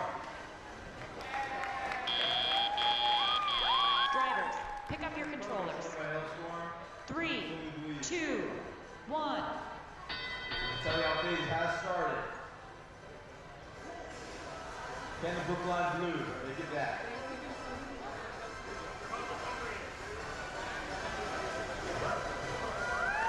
And Brookline, kick it away. Backhand serve, please. They'll throw out there, man. Oh, that's out there, man.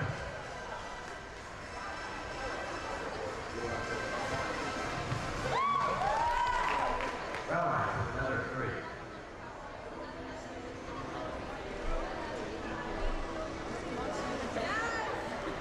Blue lines. Tough. To be honest, with the tenacity that the blue lines is playing with, it's anyone's game. And the red lines, we need 3 more. Red lines up. Looks like they're planning on shooting far more. Blue lines, build up their ramp.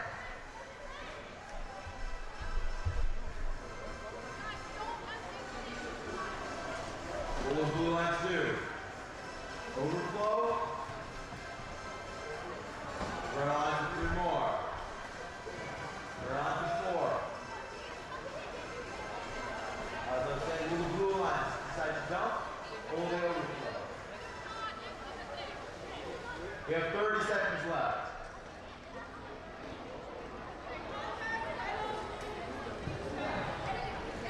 The red line, so they're trying to lead. 20 seconds left for the end game. As we're entering our end game, red has a strong lead. I believe in blue. 10 seconds left. 5, 4, 3, 2, 1. That's the match. I don't know what you saw, Paul. I think the red line wants to get their ball back in base. That's what was not happening. Well, that's always a very crucial match. A lot of movement, all scoring. And remember, to get the base points, it's not where you roll after the clock ends.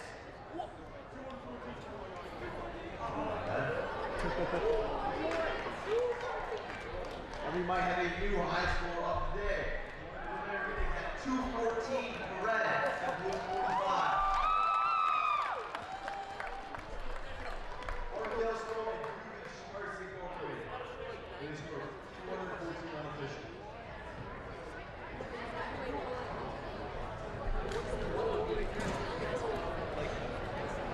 I'm pretty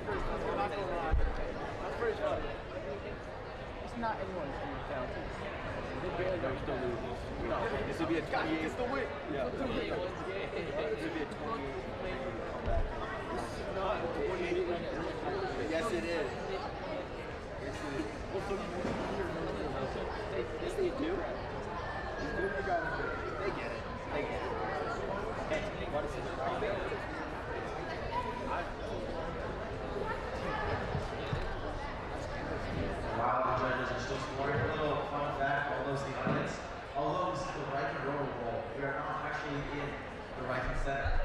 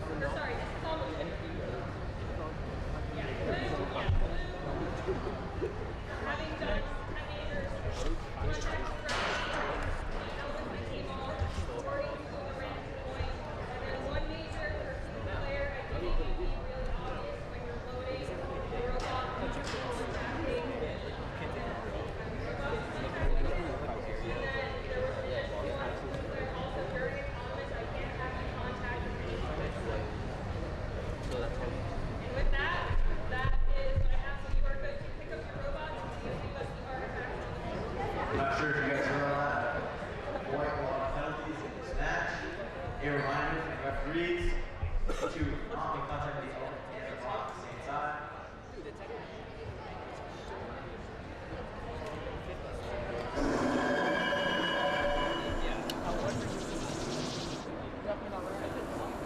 And red wins this match.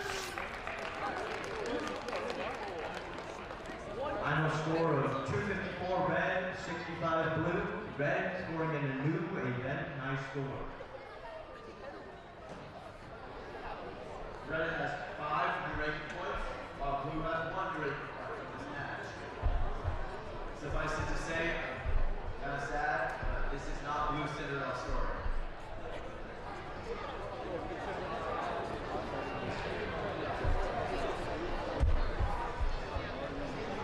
And with the next match, we have another Brookline team. On the red line, Brookline TNT. Yeah! And the other red line member is GMC Mercury. For the blue lines, from Melrose, we have Metal Pretzel. And from Natick, the Lightning Rocks.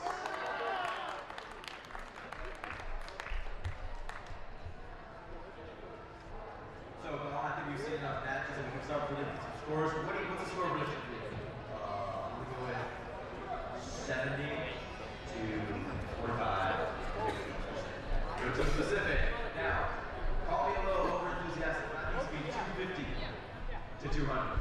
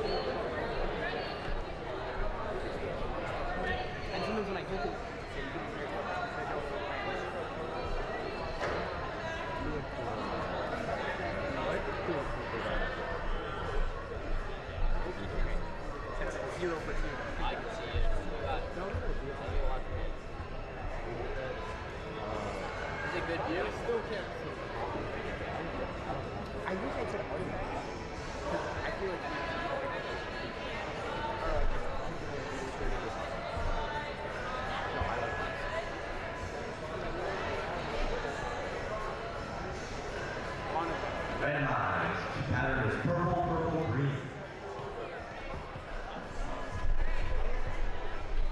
Red Alliance, ready. Blue Alliance, ready. Field, ready. Scoreboard, ready. 3, 2, 1, go. Our early long shot for red. Looks like this autonomous space is just as exciting as previous matches, with blue shooting back with 3 points. So, only 2.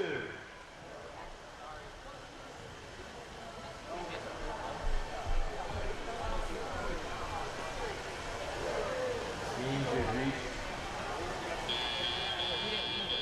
Drivers, pick up your controllers.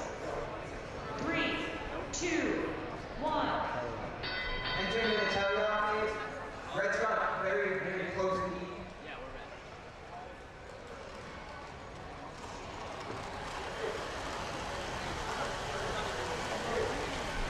Seeing our first points of this phase.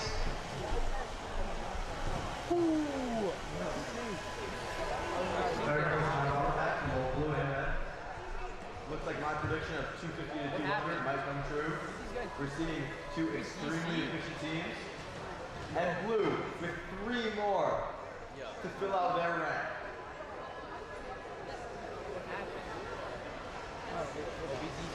The red not far behind. Only 2 more to fill up their red.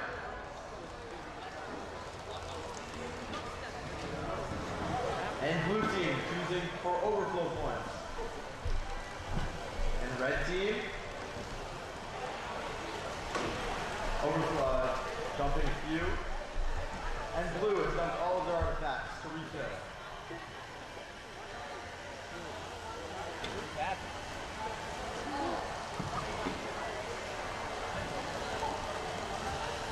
And red team, a couple more points. To be honest, Colin, I'm not sure who's going to lead here. Blue team is up by 15 points. So very close game, I see. You guys have been very attached to the pattern, but it's still working out for them.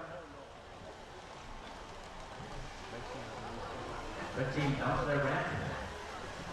Blue team is almost at the top of Blue team almost at the red. Then to the end game. 1 second left. 1 second. Looks as though the blue team is racing for those base points. 5, 4, 3, 2, 1. That's the match.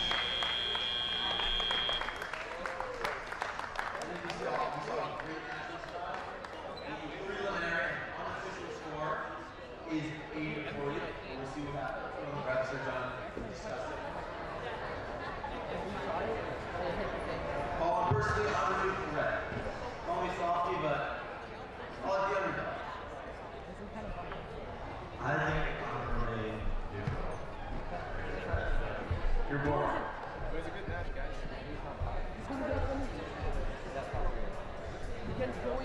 That's why we actually empty the thing. So I knew we found So you guys can't wait for the very loud animation. Tell us who won. This one might actually be anyone's game. I only saw one for me.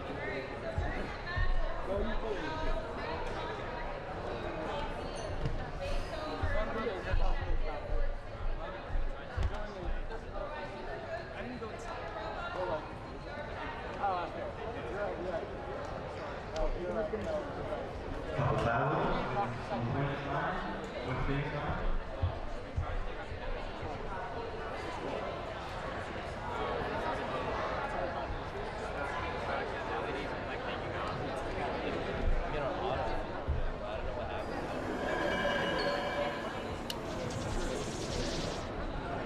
It's going to be a blue line to win. Final score of 99-50 blue lines. 4 red points for blue lines and no red points. Right. Oh, I think I'll have to take it out of here.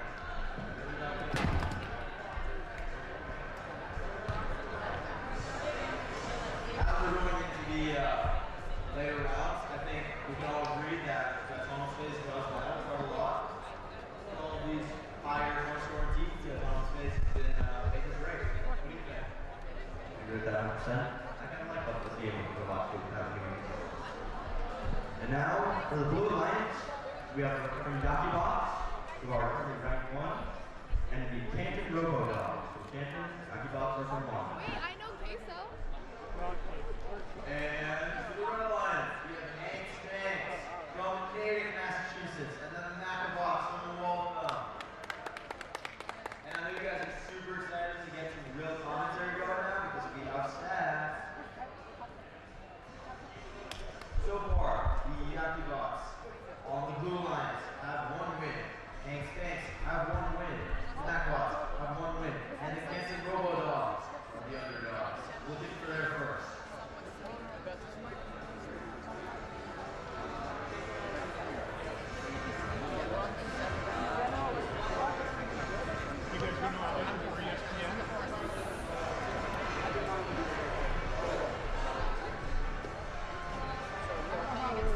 Well, I think it's going to be a very interesting match.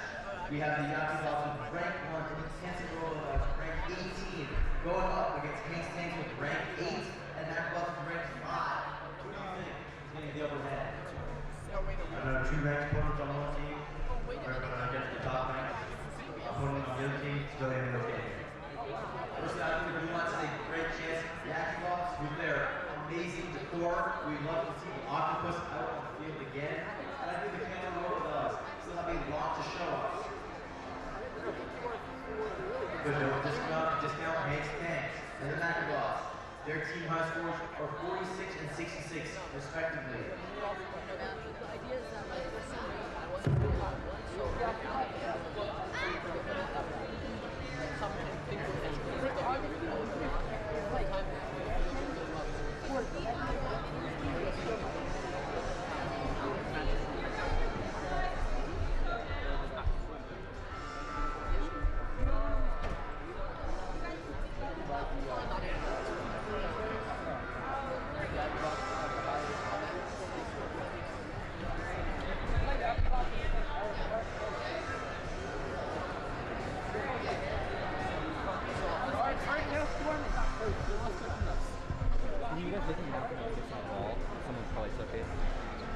Real quick, we are missing a ball, so if anyone has it, could you just please return it?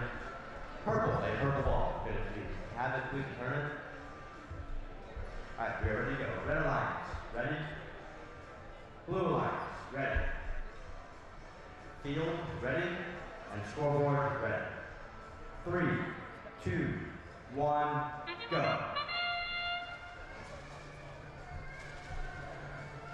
Blue line, if you got up, starting us strong. Having this purple green curve.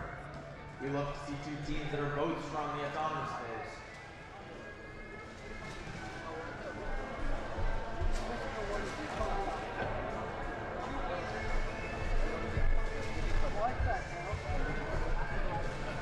It seems that the Acrobots are not just trying to score points, but also the parrot. Drivers, pick up your controllers. 3, 2, 1. Blue line from where we're done. We reset their pattern. I know he's not saying that don't get for me.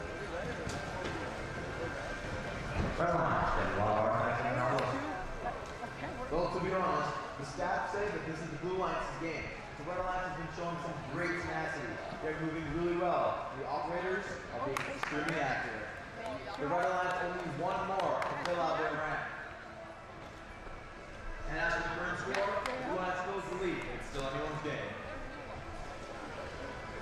Watch out, Sam. And now we're seeing some physicality.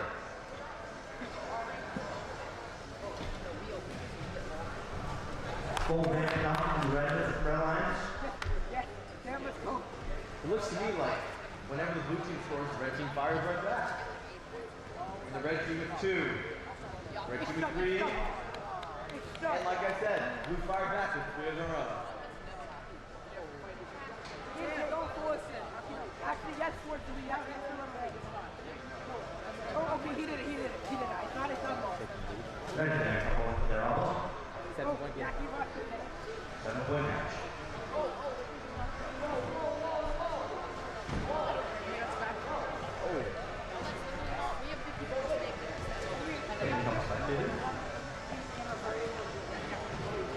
And then in the game that we pass interference, but here it's just really good defense. You're seeing some amazing defense from both of these teams. And the end game has started. Red filling up their ramp.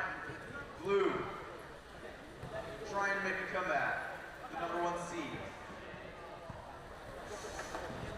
5, 4, 3, 2, 1. That's the match. And it looks to me as though both teams are in their respective bases. Preliminary scoring. 97 blue, 60 red. How red filled up the red? Not a surprise. See no sense.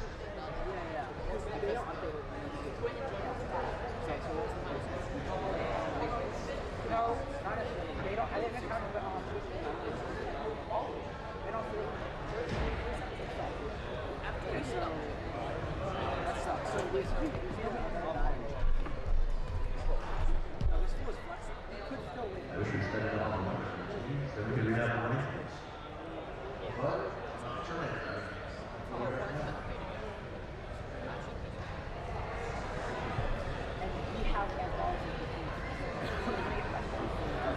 Wait.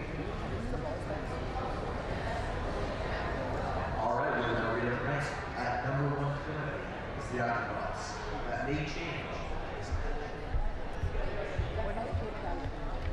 We might still might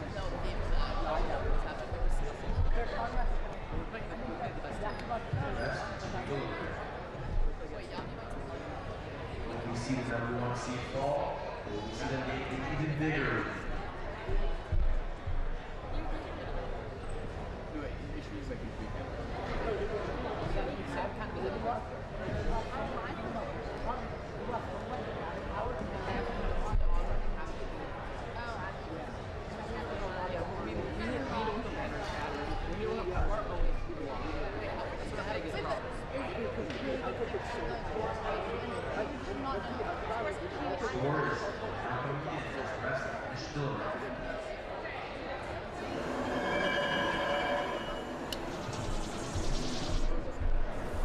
The blue team has won this game.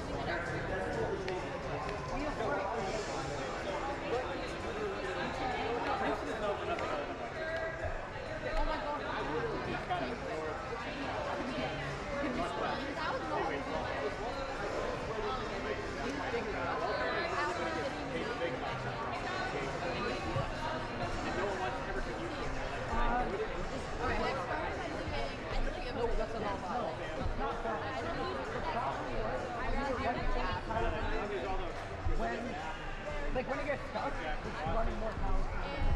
After that, we have a new updated rankings list. At number 1, Orc Lightning. So they are contending with 2, 3, and 4, as they all have the same ranking point average. The Octobots, Cuban Schmertz Incorporated, and All Tail Score are all in the top 4, tied at 5%. I don't know how many freshmen everyone wants. I haven't taken. Is there anyone else? I think Andy Coach is coming to. Oh, she's taking her right. She's in CS1, but she.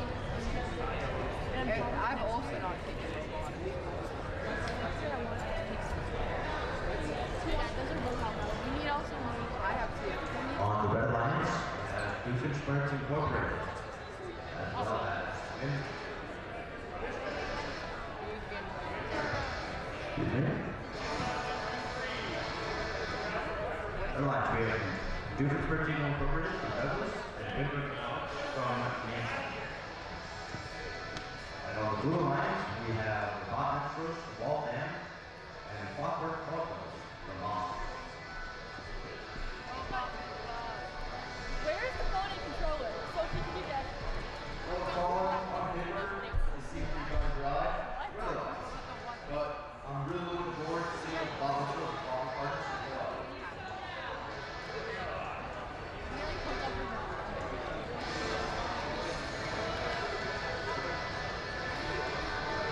And Colin, I think this is Big Sure Incorporated design.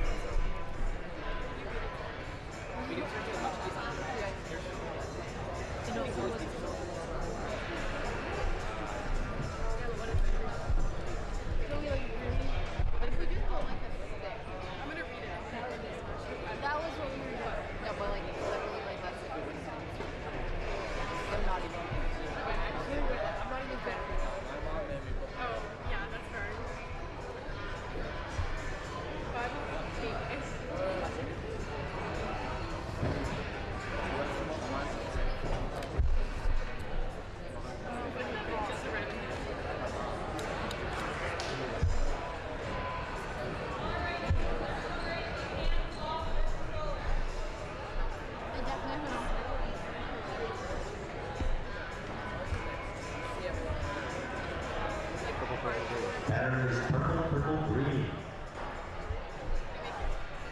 Red Alliance, ready. Blue Alliance, ready. Field, ready. Scoreboard, ready. 3, 2, 1, go. Early shot from Red Alliance. Starting off that pattern.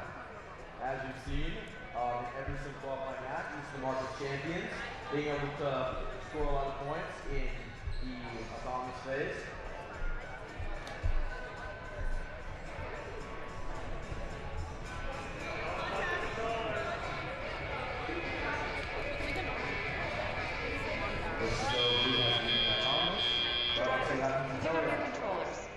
And forgive me if I'm wrong, Colin. 2, 1. I'll tell you how it starts. I believe I saw a penalty happen in the autonomous phase. Yes, it did. There was contact in the autonomous phase. So factoring the penalty, it's anyone's game.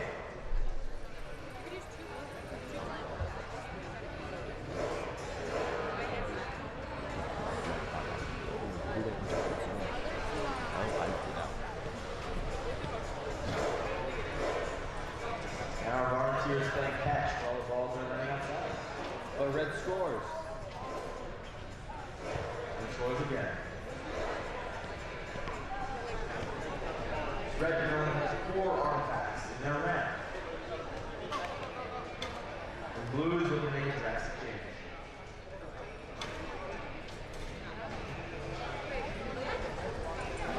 Red building up 5. Remember, blue did have the head start in the autonomous phase, but looks like red is making their way through.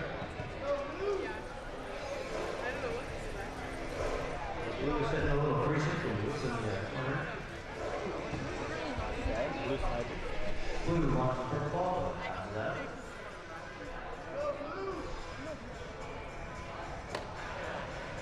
Team's loading up their robots. Trying to move it, scoring. Long shot. And sorry, 1 more point.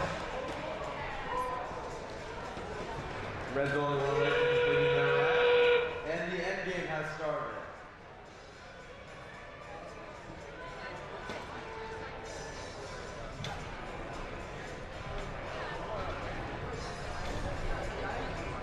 Five, 4, 3, 2, 1. That's the match.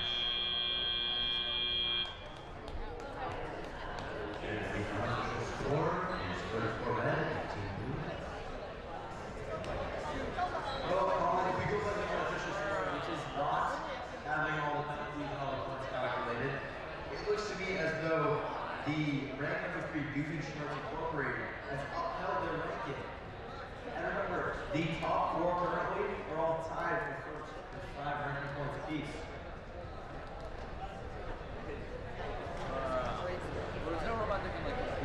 And it seems as though Doofy Schmerz Incorporated has proven beyond reasonable doubt that they are content.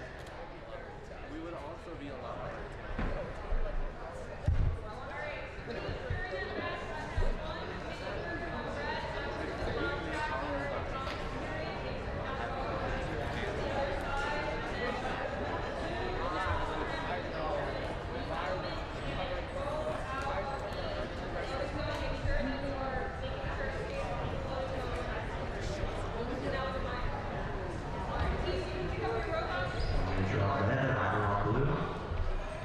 A reminder for all participants on teams.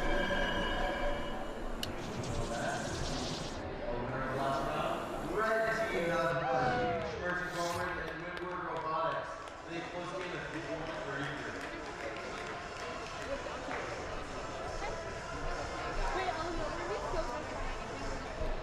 Ranking points. We got 1 ranking point for blue and 3 ranking points for blue.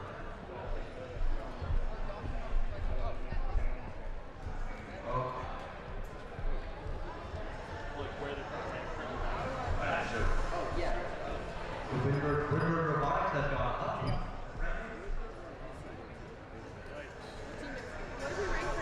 I think it's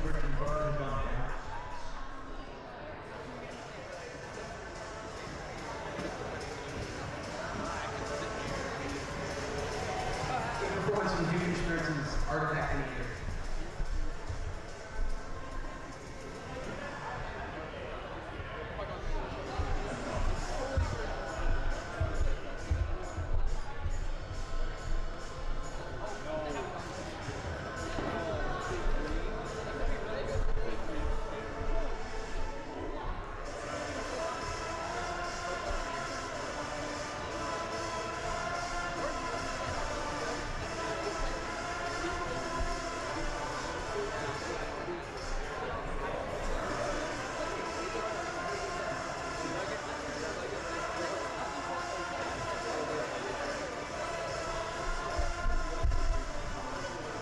Next, as you red lines, we have the Lightning Hawks from Natick and the Mechanical Monkeys from Lexington.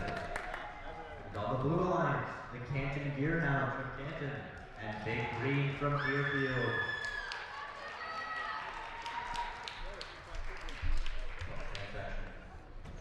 Well, Colin, what do you think is going to happen this next match? Someone isn't making pay attention, but whispering from the red lines have the upper hand.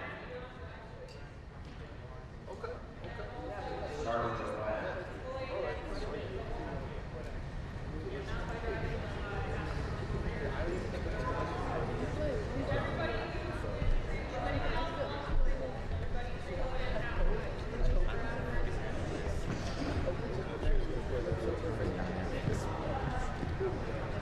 That's not even how they play off.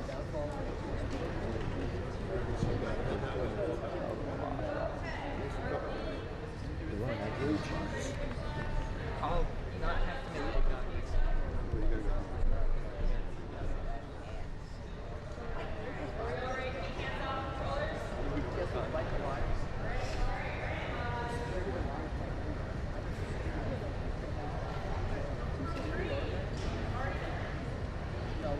Red lines, ready. Blue lines, ready. Field, ready. Scoreboard, ready. 3, 2, 1, go.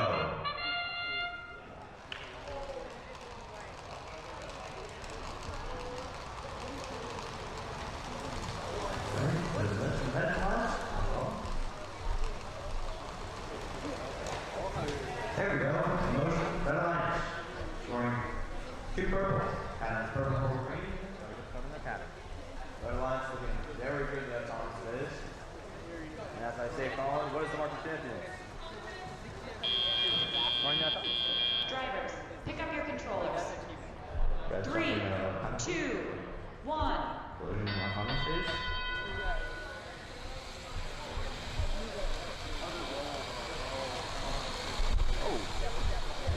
Blue line, sending some missiles into their office. Pretty active playing with them. How's Artifact and Shutter? Yet the scores are not that high. The red lines put the clear teams have Infinity and purple. That's the only one they can score.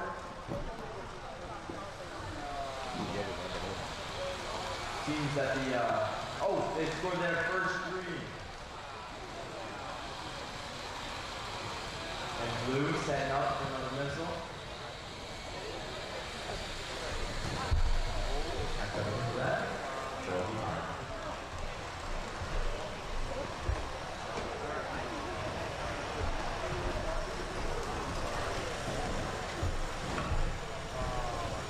Red team with full range.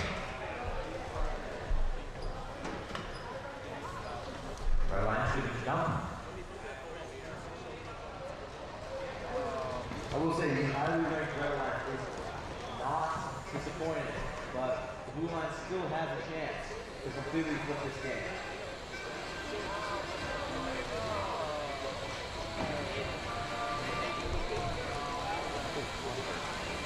Big green sending these missiles into the office.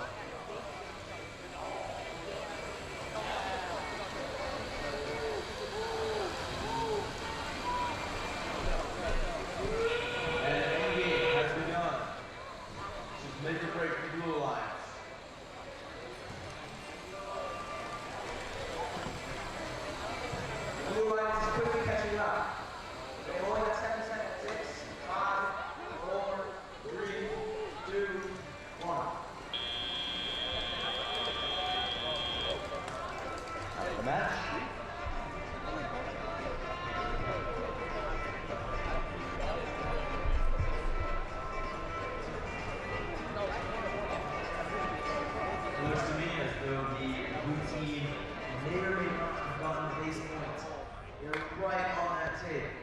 We'll see what the judges decide.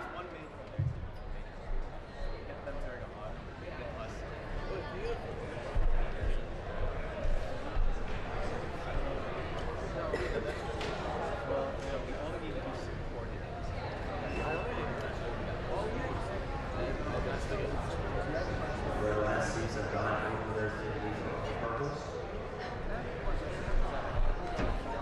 Both teams have pretty full ranks and a high expected. We will be here now in the green for the Hawks and the Monkeys. Stats 15 red lines. Ours are blue.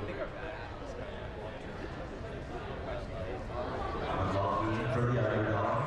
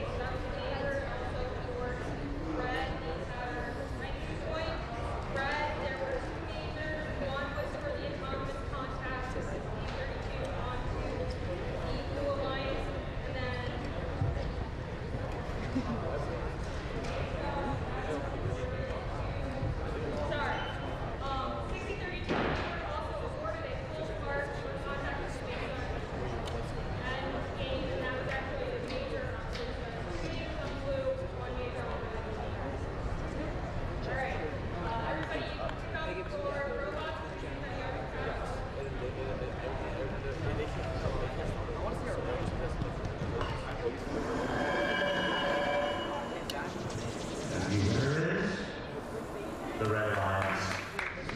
The final score of 1-5 red, 60 blue. 4. The red line. The blue lines.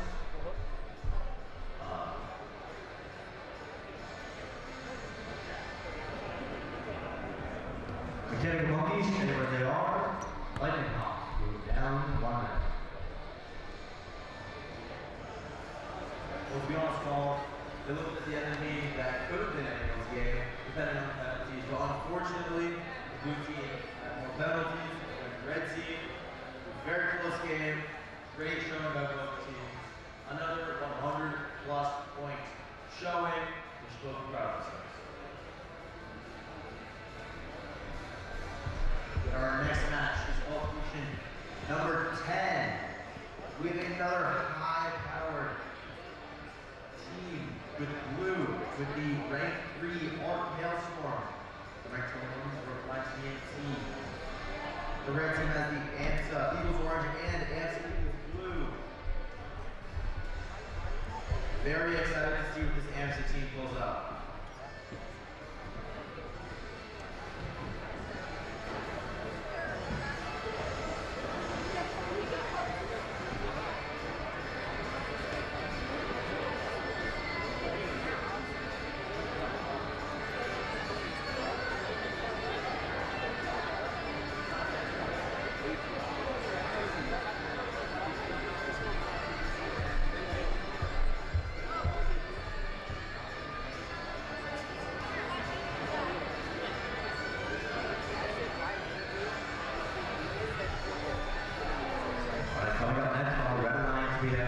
Duo with the AMSA and the AMSA Eagles Blue and the AMSA Eagles Orange.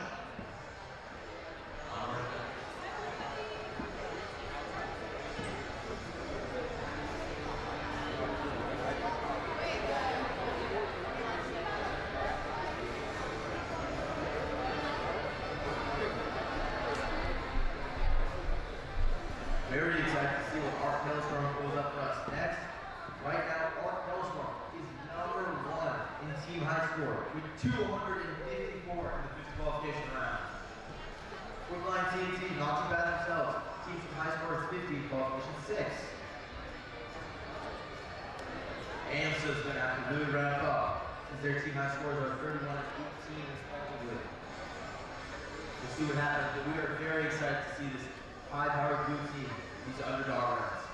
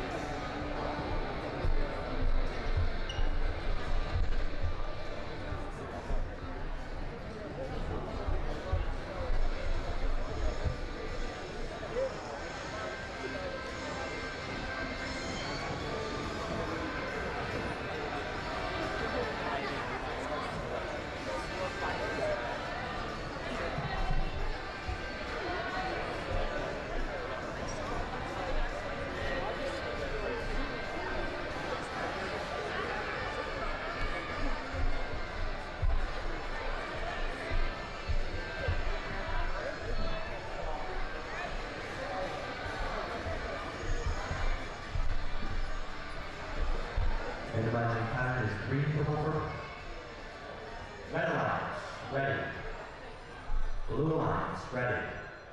Field, ready. Scoreboard, ready. 3, 2, 1, go. Blue line's coming out strong. Yeah. Arc is very strong, autonomous performance.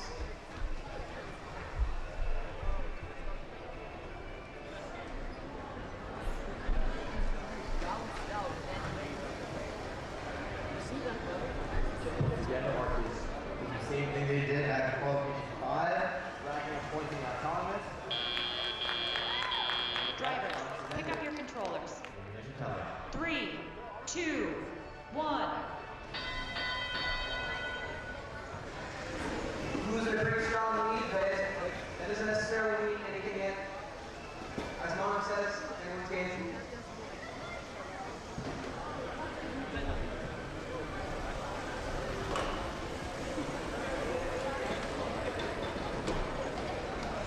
Blue dots.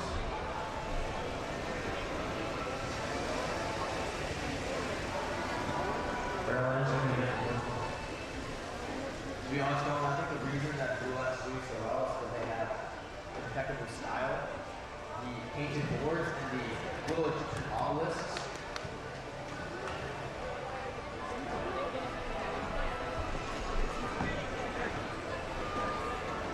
Trust me, guys, how good your robo looks directly correlates to how well you do. Not much concern with the pattern, but just purple on blue.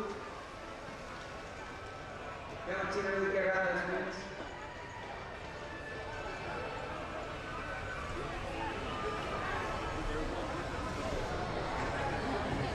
They get their first screen and their second.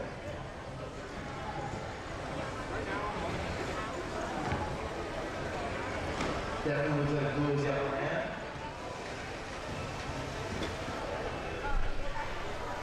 In fact, Blue might be looking to go and set a new record for today, high score.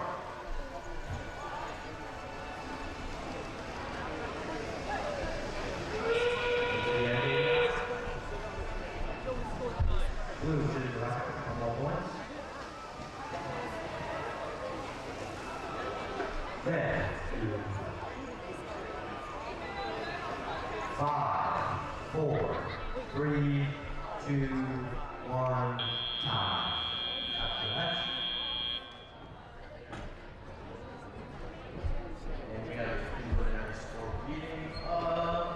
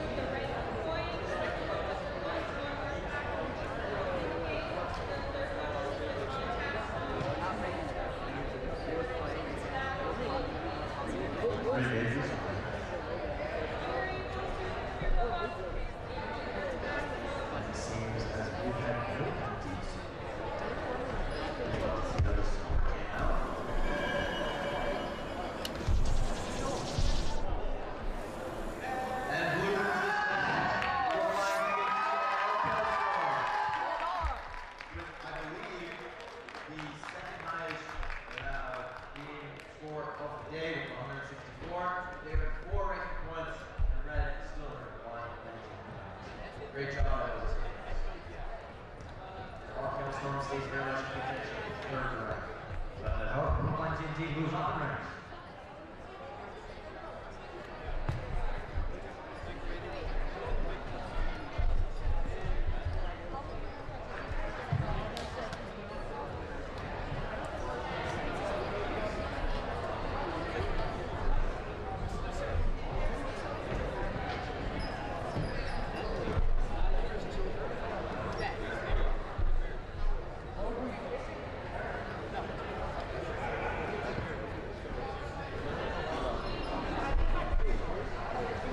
For the Blue Alliance, we have Reposting the result of that match to account for the live G417A penalty, which gives red or blue the pattern ranking for this year. So go ahead and announce that.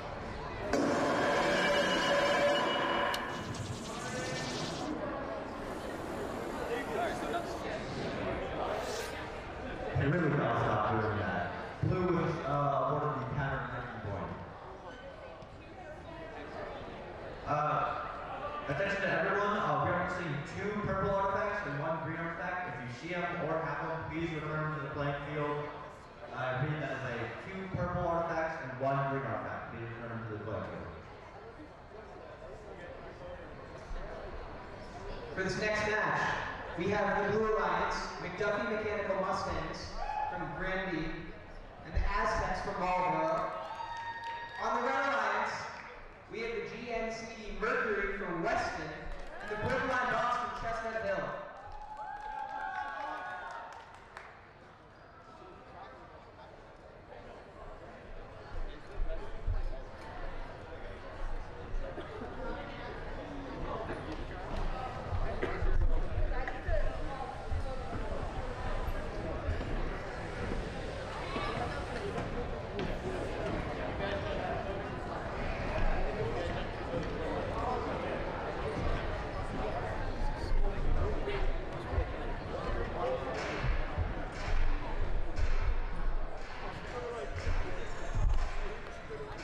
No judges, I gotta say, I love the hats.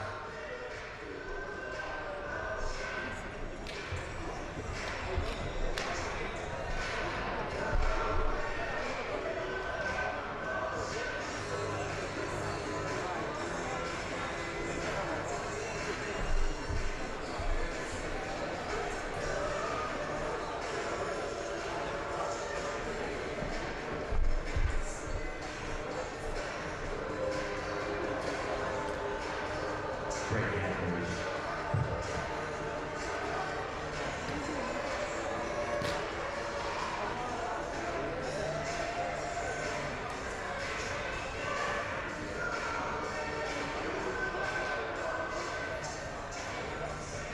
We can get you into a dance competition immediately. Oh yeah.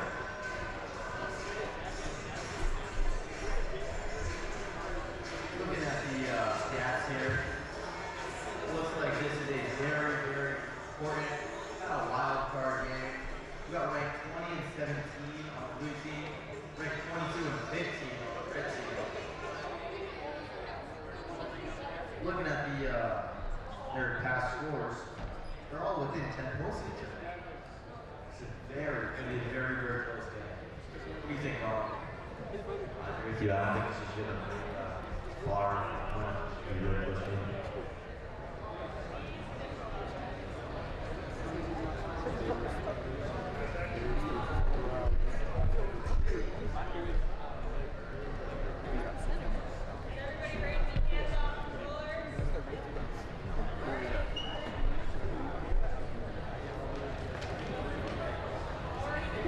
Pattern is green, purple, purple.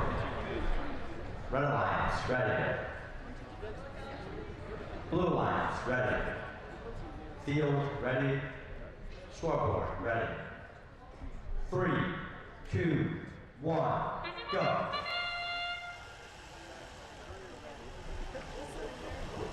Please action go into the opponent's phase.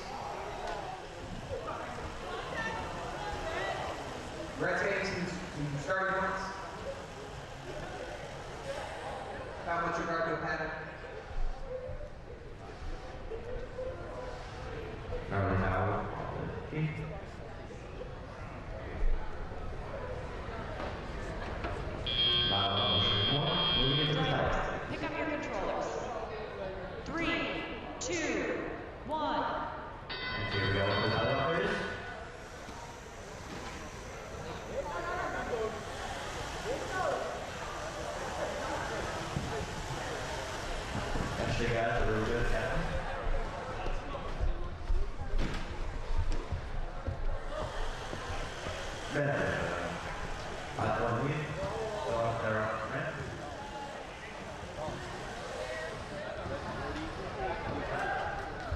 Red, is that 40? Blue, is that 3? Red.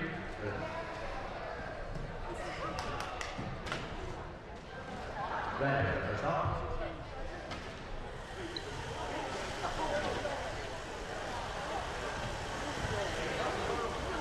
Couple misses from that. There it is, takes the bucket.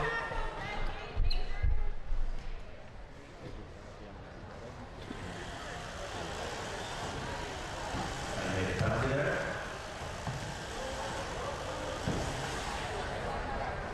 Honestly, Colin, the age penalties will make it interesting. You know, you see a high point difference like this, almost 50 to 7, and you still think, what's going to happen after they count the penalties?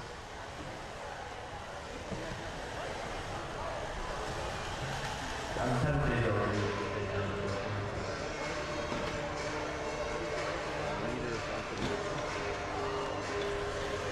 let's go.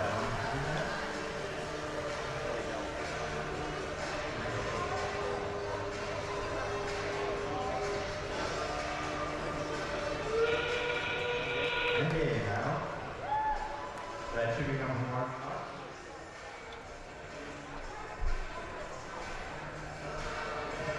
Blue, one off.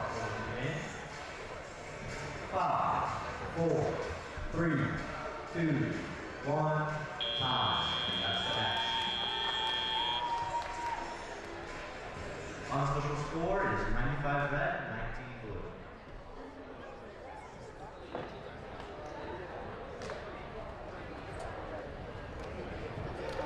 But yeah, those penalties really clutch. That's pretty good problem. I think one thing one's off red, so I might give blue some points. Rest will look real serious.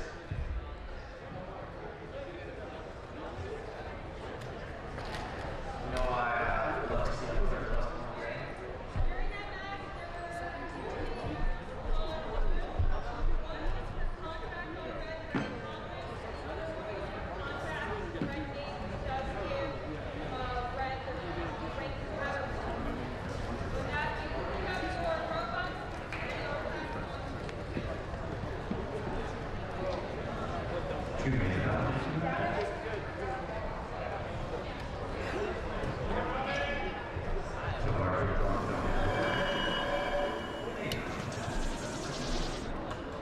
It's going to be a red alliance win. Final score, 5 red, 24 blue. Red alliance gets 5 ranking points, blue with none.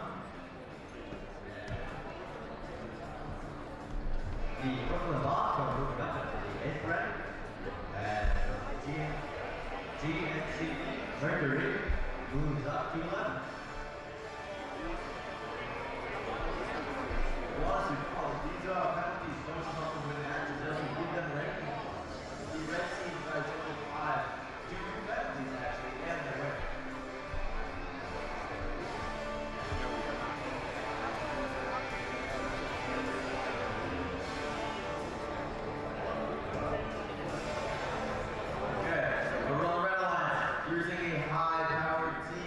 We have our current number 1 with an average rank point of 5 with Arc Lightning. Their team high score is 159 in the second qualification match. And their teammate with a rank of 4 and an average rank point of 5 with a team high score of 99 in qualification 6. We have Metal Pretzel. And on the blue line, sorry, from Chestnut Hill. We have the Brookline Firecrackers. And also on the blue line, we have Rabbi from Waltham.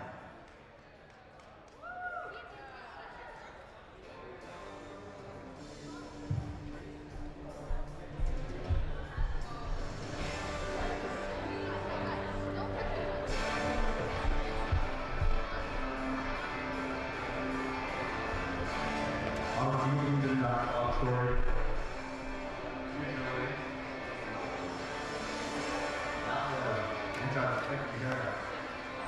Big underdog for leader.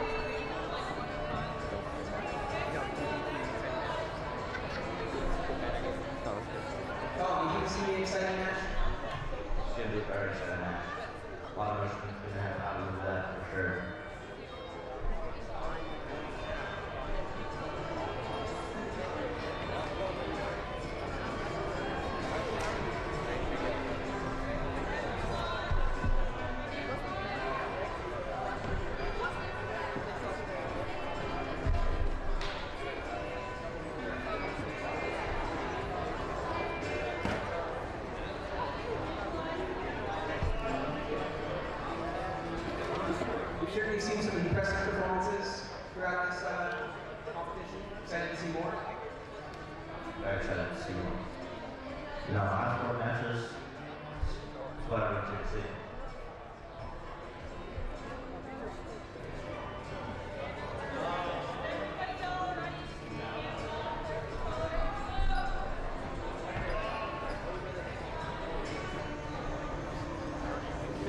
Pattern is purple, green, purple. Red Alliance, ready. Blue Alliance, ready. Field, ready. Scoreboard, ready. 3, 2, 1, go. Right the off on stage. Red Alliance, starting off strong. 2 and 4, clearing immediately. Red Alliance, check that pattern.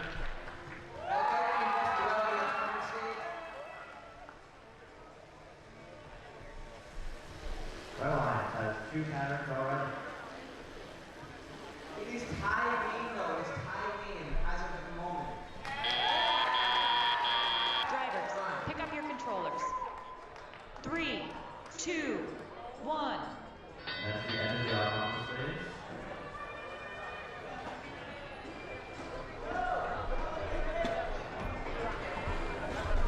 See a bit of defense here. Red Alliance choosing rollover points.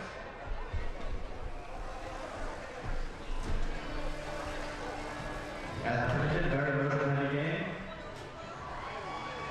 Big clear for red. Blue get lots of points into their offense.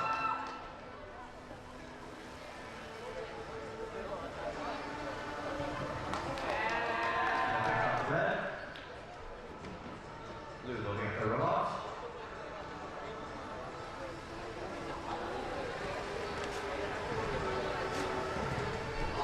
Red, one more shot.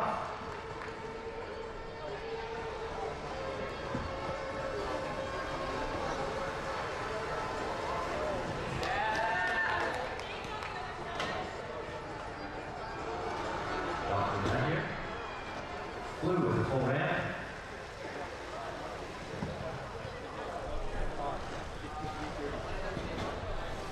Score is 56-33 red.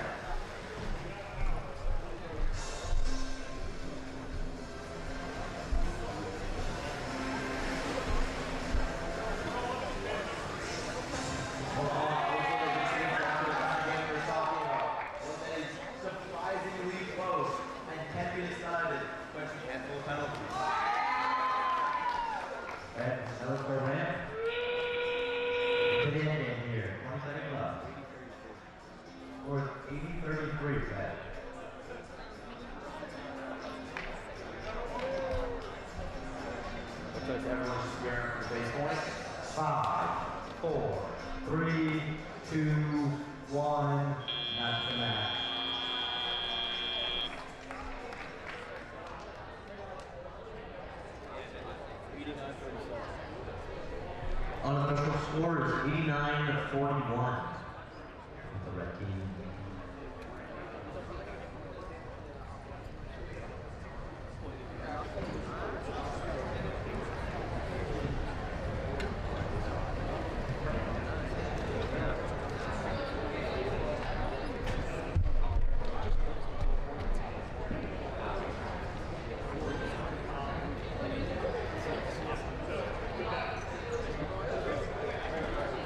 So how does everyone like the flying time of Shrewsbury, Massachusetts? Wow. 0 audience engagement. Wow. Terrible crowd. More fun facts. I don't know, I'm supposed to give fun facts, everyone. Prepare yourself. Although it is Ryken Robobowl, I already mentioned we're not in Ryken, we are in Carnival Hall. This is the coach of the building, and right next to us we have the St. Louis Commons, which is the prep area. They don't want a tour of the school. More fun facts is, the Ryken Center is named the Ryken Center after Theodore Ryken, the founder. Okay, I'm going to the rest talk now. Underspeak is over.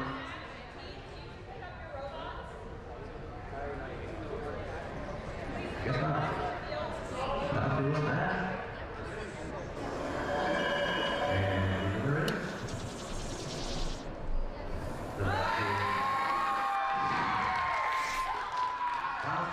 105-51 red.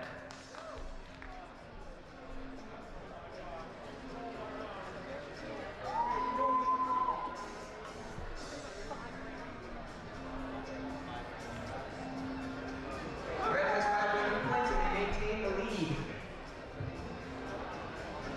The fact that they got 5 is also very important because then they should outrank and keep their average breaking points of 5. And Metal Pretzel, their average breaking point of 4. Both Arc Lightning and both A for the word.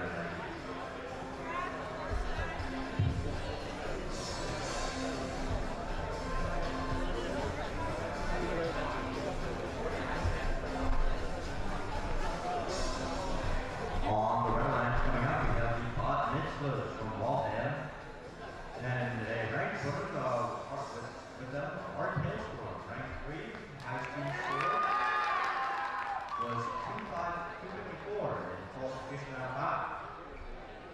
And against them on blue lines is the Macabots, also from Waltham. And another ranked winner, the Lightning Hawks, ranked 5, high speed score of 105 in qualification 9. I think it's really interesting, Colin, that each team has a 2-0 and a 1-1. The Macabots, their team high score is 82, adding the Lightning Hawks 105. That reaches almost 200.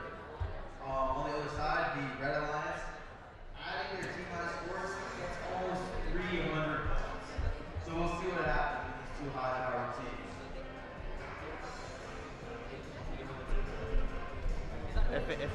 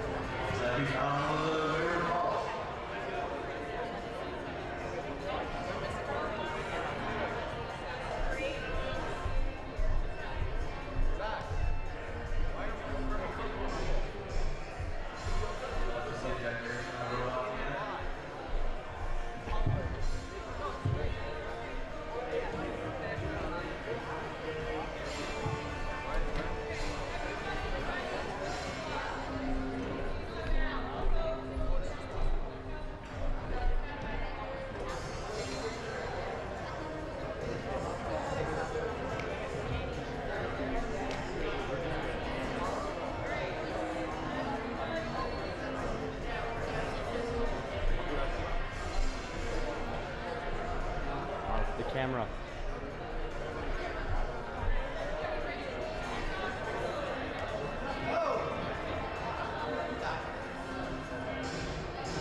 Pattern is purple, purple, green. Red lines, ready. Blue lines, ready. Field, ready. Scoreboard, ready. 3, 2, 1, go. And we're off.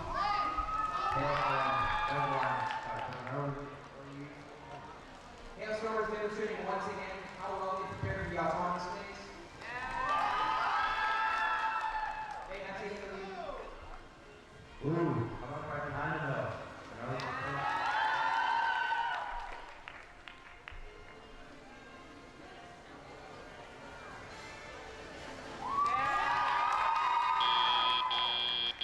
Drivers, pick up your controllers. 3, 2, 1. And we're off to the tailgate phase.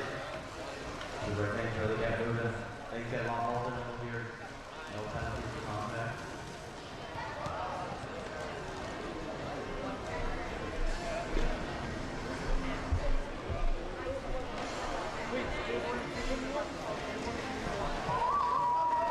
Good points for red lines. Blue lines. Looking to score here.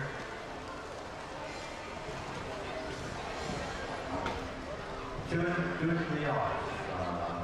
And the blue lines is finally found the secret to hindering Hailstorm was to playing some defense. Hailstorm was known for being extremely accurate, so pushing them off target has worked. Trying to limit Hailstorm's movement.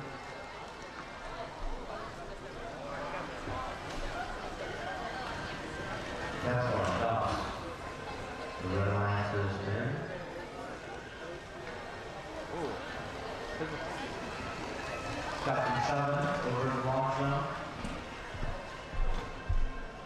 One shot in, little lines. First line up to that all.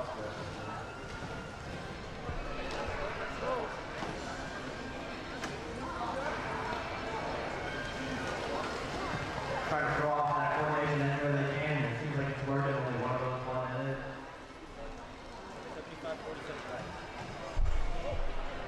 75-47. He's going to the end game. Red the lead. It's a very close game. I didn't take it here. Looks like the red team is trying to get that base point. Blue's still trying to play catch up.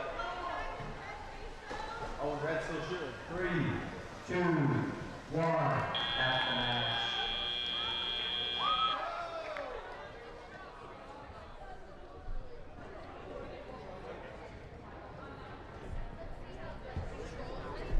Got an unofficial score, 105 red, 62 blue. Couple of penalties I know were in effect there, so we'll have to see what happens.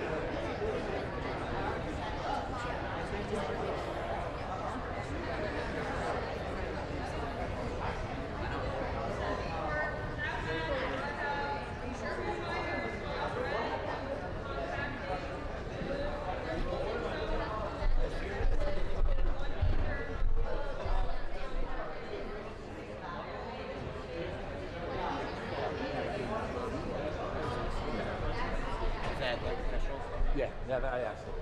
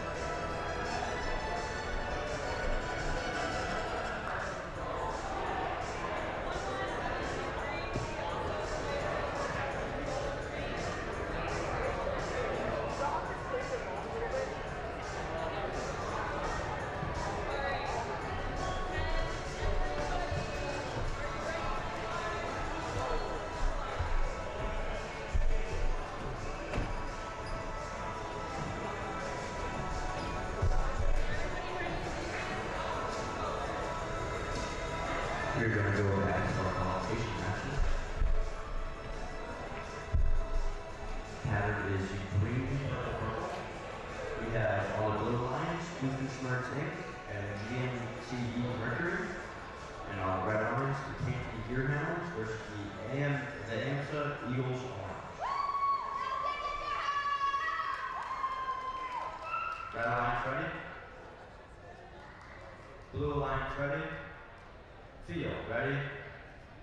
Scoreboard ready. 3, 2, 1, go. And we're off. Early long shot from blue. Blue ready for 4 points. Couple balls out of bounds, not to worry about.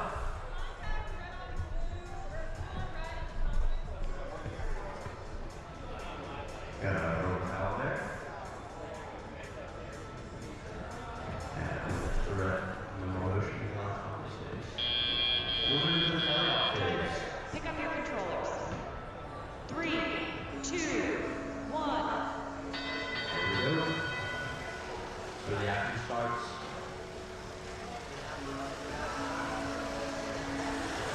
Blue goes into the ball. Passes out.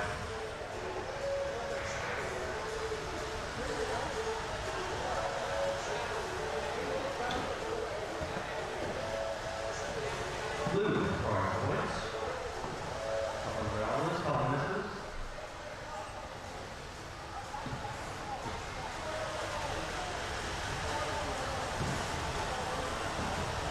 Blue is doing strike point here. Red is full for blue. Blue that's done.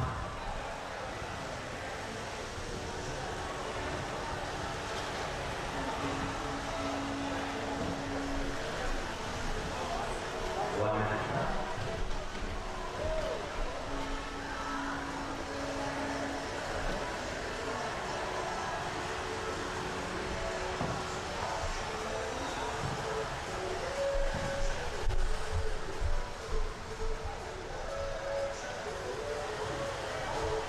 Blue to the near shoulder.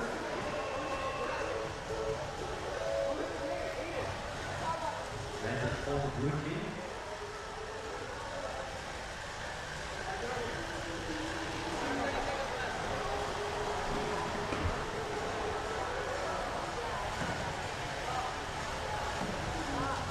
And with 20 seconds left, we're moving into the end game.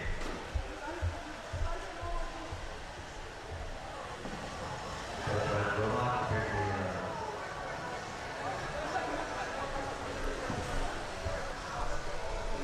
5, 4, 3, 2, 1, time. That's the match. Unofficial score, 83 blue, 38 red.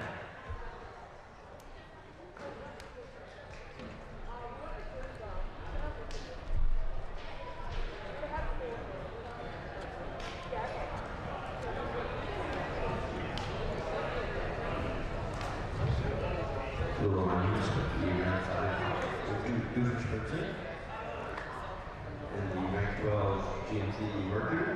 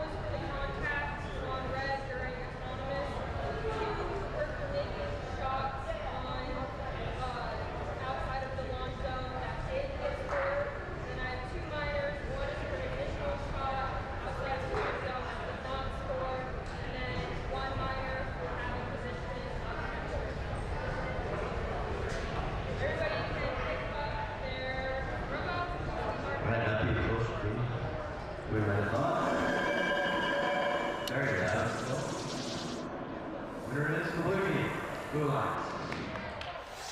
With a final score of 93 blue, 63 red. Blue scores 4 ranking points, red with none. The GNC Mercury are going to go up in ranking. Dr. Doofenshmirtz Inc. will stay 5th in ranking. Candy Deer Hounds will go down to 17. And the MC Eagles will stay where they are.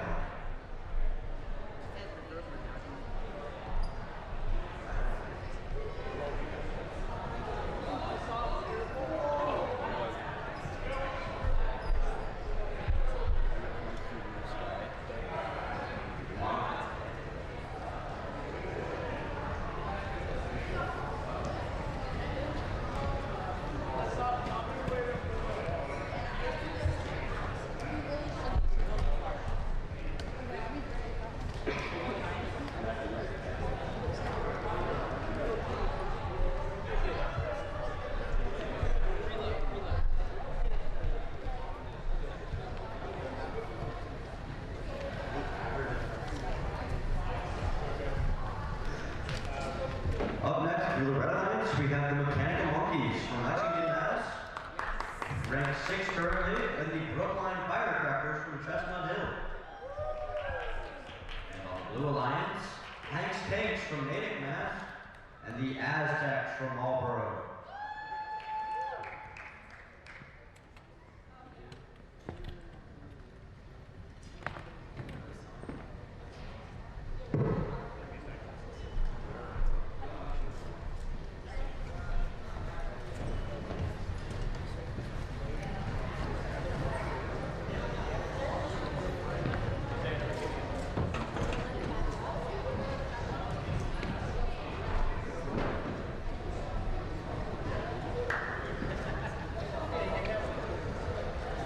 Glad he came on the board there, said that. Because he could have just kept it to himself.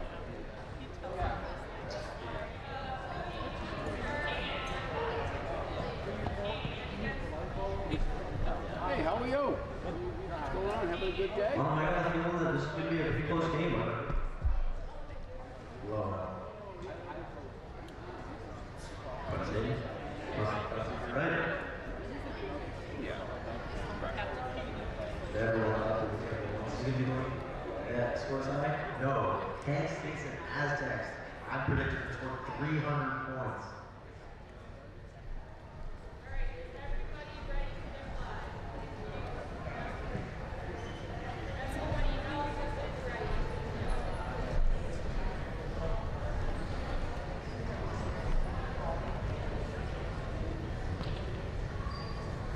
You know what you're doing, Colin? I know. All right.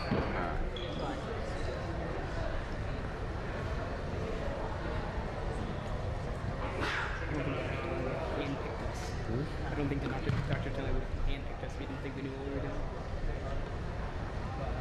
Or maybe this was a deliberate attempt to embarrass us in front of the flying crowd. Dude, I heard you. Oh, he and DJ. It's probably it's got this thing like DJ and Kenny. Pattern is purple, green. Red Alliance, ready? Feedback. Blue Alliance, ready? Field, ready? Scoreboard, ready? 3, 2, 1, go. Get the dog on the space here.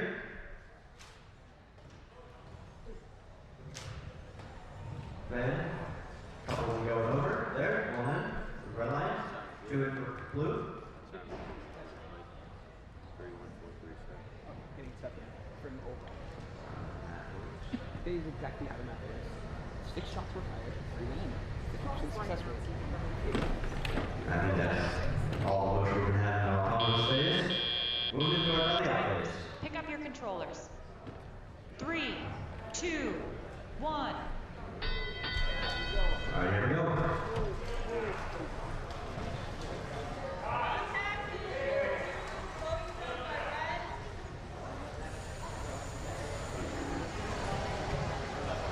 Red and Johnson here, blue.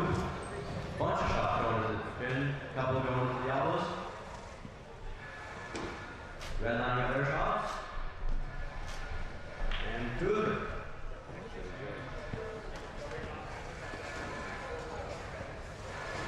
Pretty close game here. 36 blue, 15 red. Blue's ramp is full. Blue's gate has been opened.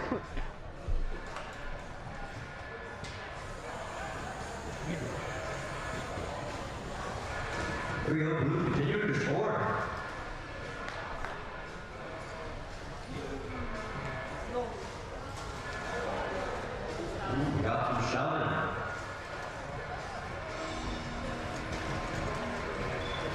Blue line is not allowing that better off any motion. Quite the melee just happened. Here we go, put some points on the board. There it is. Red to it up.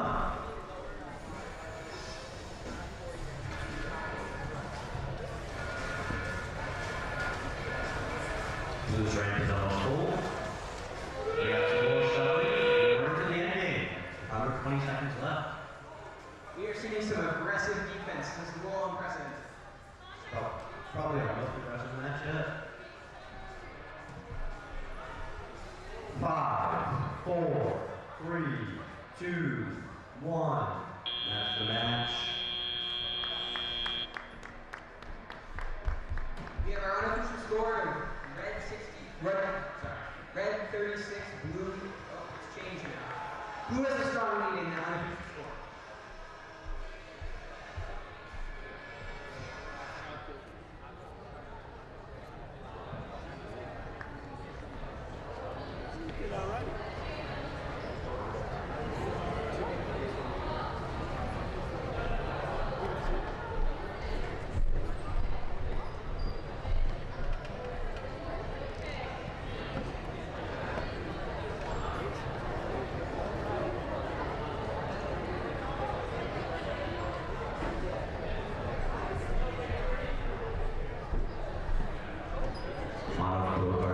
So we can't even give any fun facts about the teams.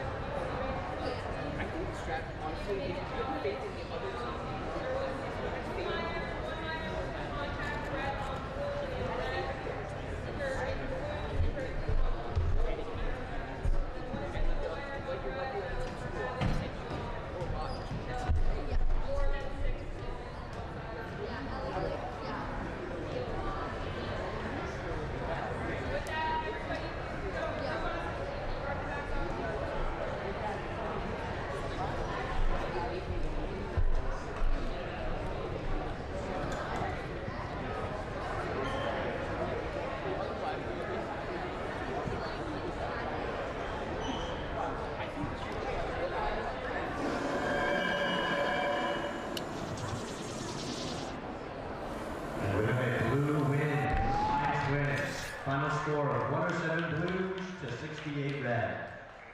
Blues scoring 4 ranking points, red scoring 1. We've got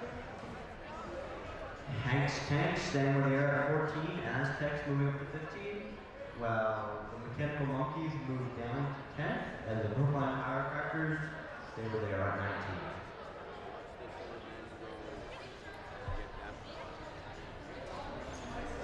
Well, I think that this next one is going to be extremely interesting.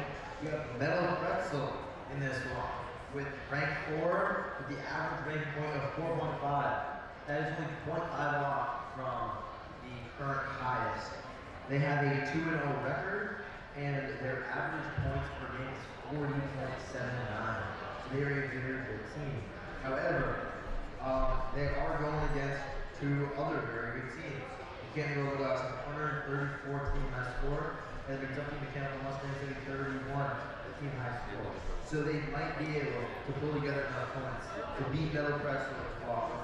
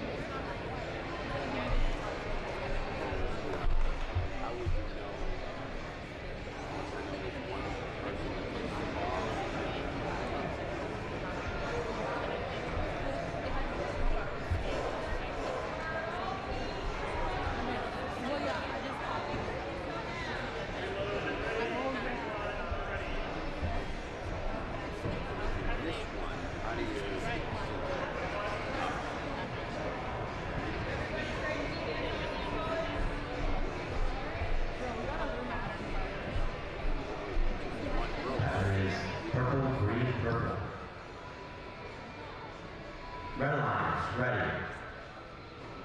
Blue lights, ready. Field, ready. Scoreboard, ready. 3, 2, 1, go. And we're off. I'm going to say a very important part of the red ball, which shot, which is back to the on the left. Blue, looking to set up a shot here. And I think it's going to be it for our motion of the autonomous phase. Hopefully we'll have more in the Italian phase. And now we're going to the Drivers, phase. pick up your controllers. 3, 2, 1.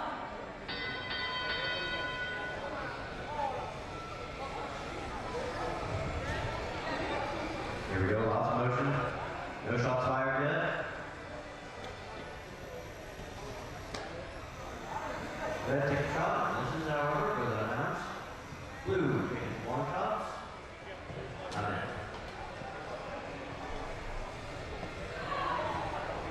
Is anyone staying here, really? We've still yet to see a ball get in an artifact match in. This might be the longest it's been in any match. Oh. We could have a couple balls in. Ready. Scoring some artifacts in here.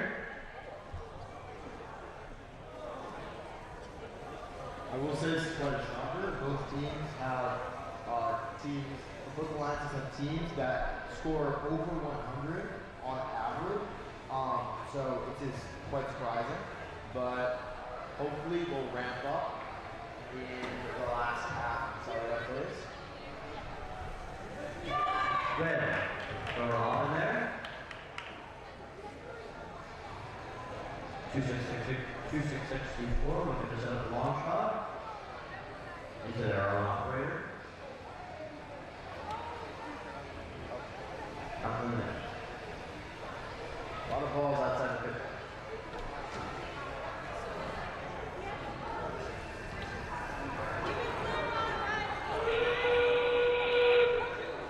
We're in the final of the end game here.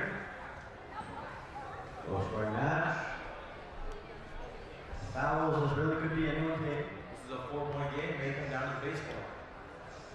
5, 4, 3, 2, 1, and that's the match. This is a really close one here, Mom. This could come down to the base points and then the fouls. I didn't see any goals. Did you see any? I didn't. I knew there were a couple. So. The unofficial score, 30 blue, 24 red. This is our closest matchup today.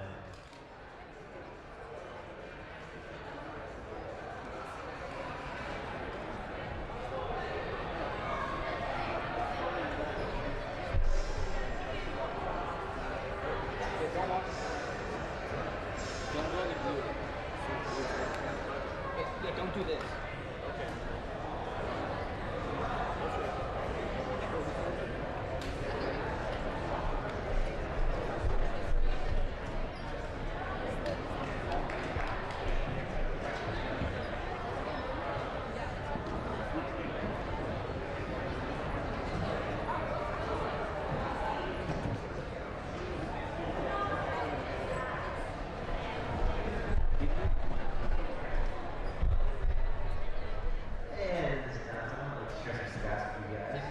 Currently, the event high scores, with no penalties in the match by either side, the highest score is 105. With no penalties for the winner, the highest score is 164. And the highest score with offsetting penalties is 66. And the highest score including penalties is 254.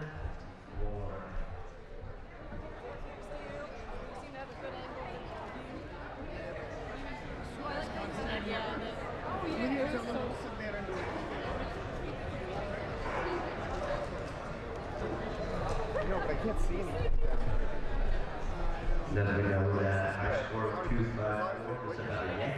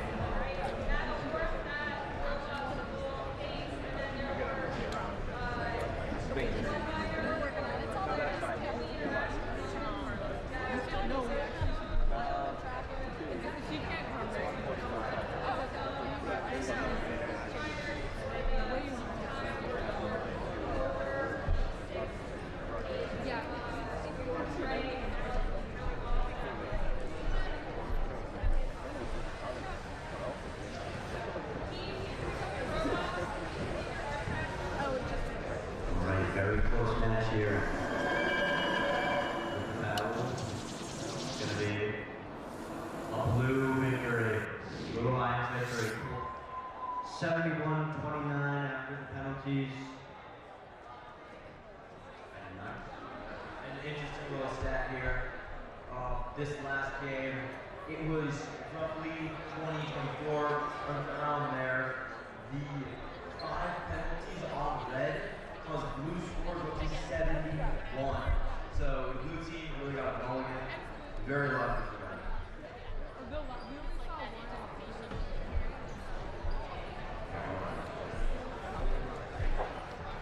And up next for the Blue Lions, we have Big Green from Deerfield, like 24, the qualifying average of 15.2, and Ryken Robotics from Manchester, rank 9.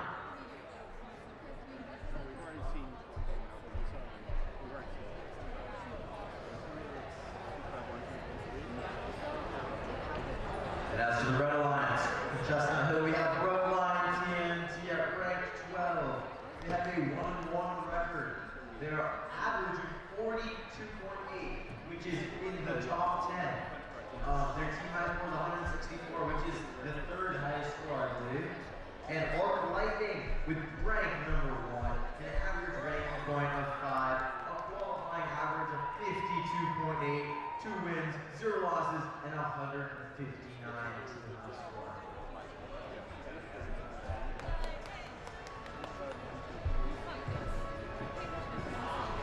You know, I'm going to take a little line, so I'll try to have you guys out like that.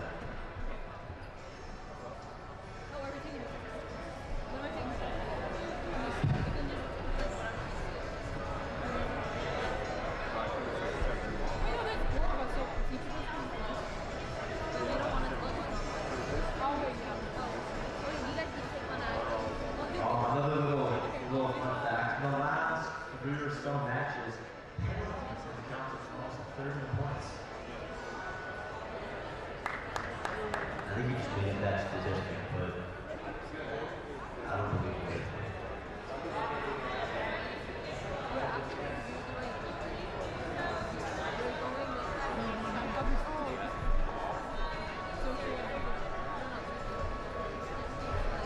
Excuse me, sorry, do you mind just staying over there? The judges are having trouble seeing you. Can you stand here? Would it be possible for you to stand to the side while you do? Yeah, I guess we could stand over here. Thank you. Wow. Red lights, ready. Blue lights, ready. Field, ready. Scoreboard, ready. 3, 2, 1, go. And we're off. 3 strong points starting off from the red team. Lines.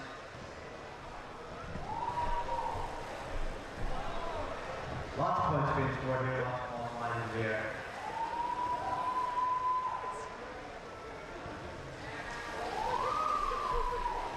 Red lines will be very strong on the stage. And we're moving into the cutoff phase here. Drivers, pick up your controllers. 3, 2, 1.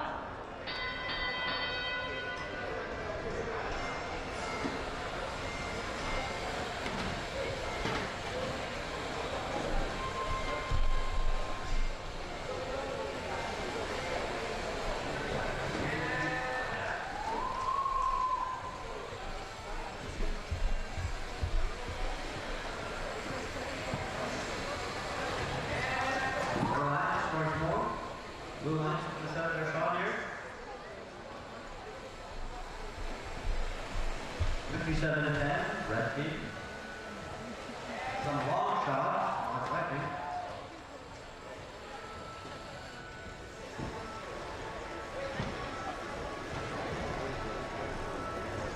And it's a full rain for the red lines.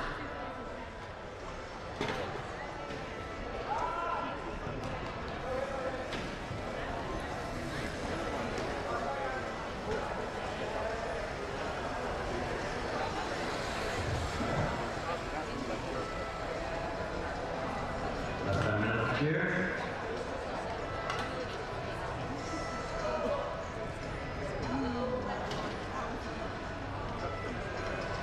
See last motion.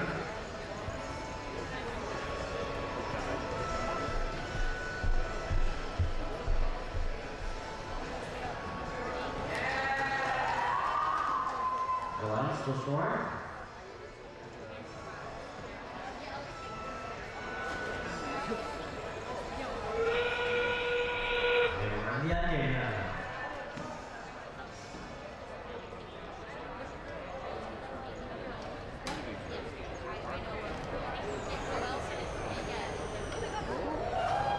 Five, 4, 3, 2, 1, and that's the match.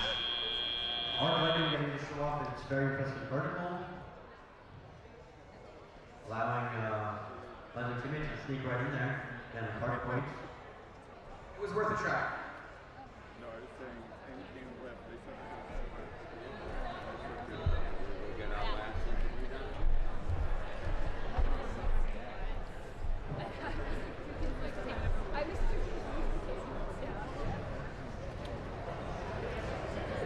And while we're waiting for the judges.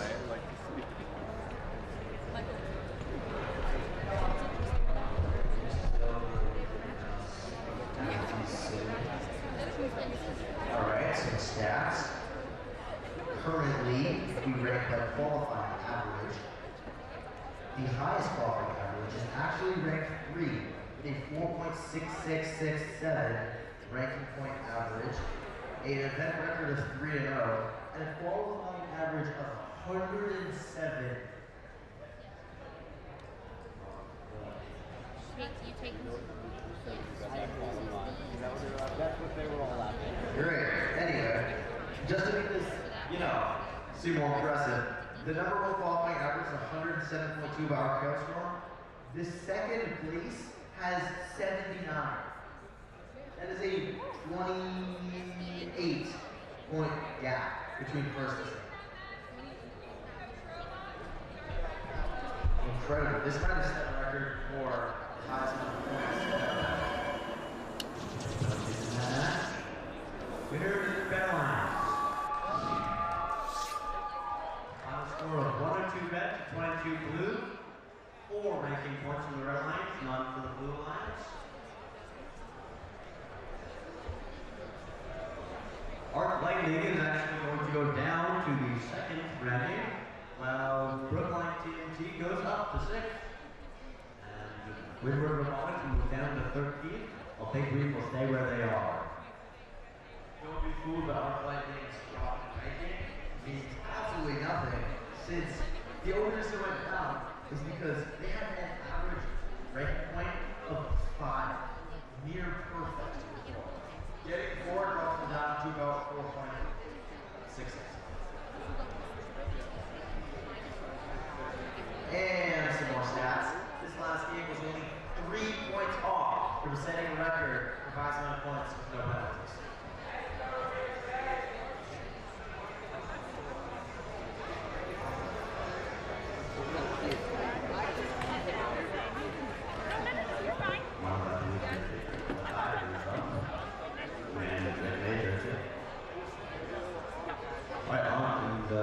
Actually, I'm going to introduce the team, but I'm going to long through the stats here.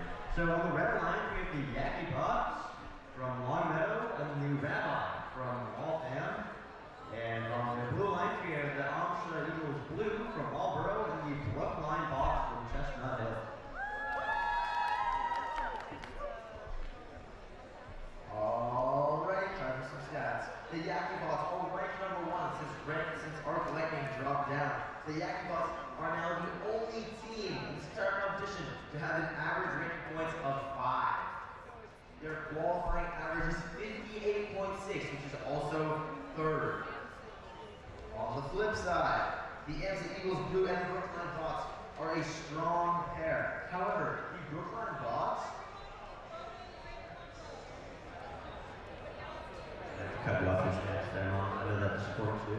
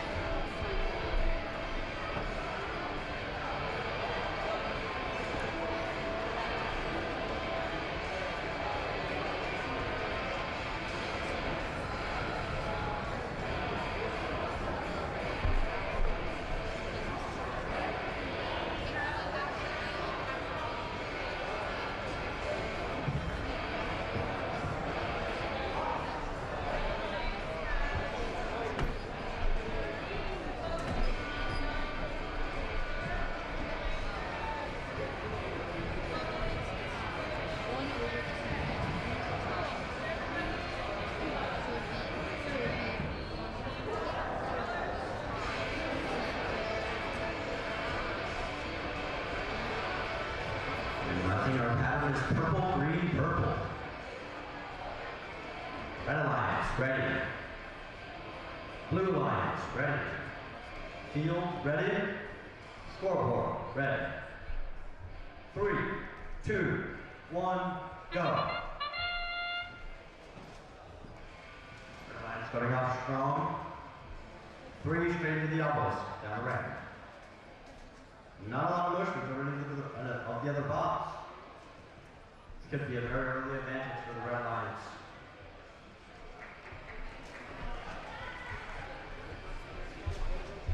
Scooping up 2 lines of the preset artifacts. They already have a full ramp before the autonomous phase is even over. Almost entirely in the pattern, too. Drivers, pick up your controllers. Yeah, very 3, impressive. Almost 2, almost fully in the 1. pattern, yeah. Moving to the teleout phase here. So now we've got a lot more motion. Red Alliance dumps. Go a lot more shots. Got some collision. Lots of false line for Red Atlas. Very physical game here.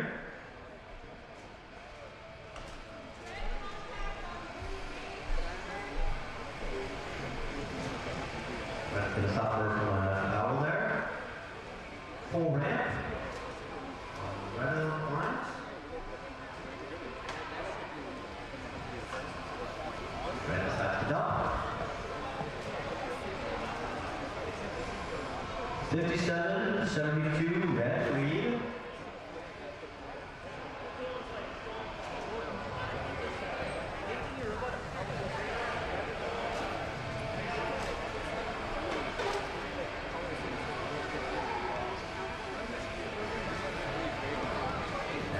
Shooting balls into their elbows.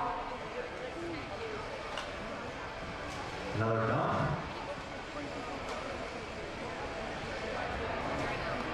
Blue. Couple of lofts into their elbows.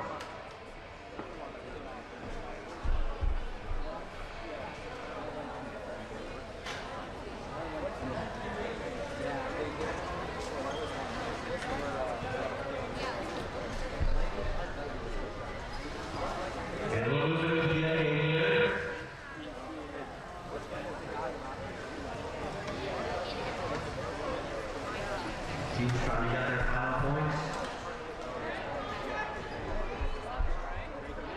5, 4, 3, 2, 1, and that's the match. Unofficial score is 121 red, blue 82.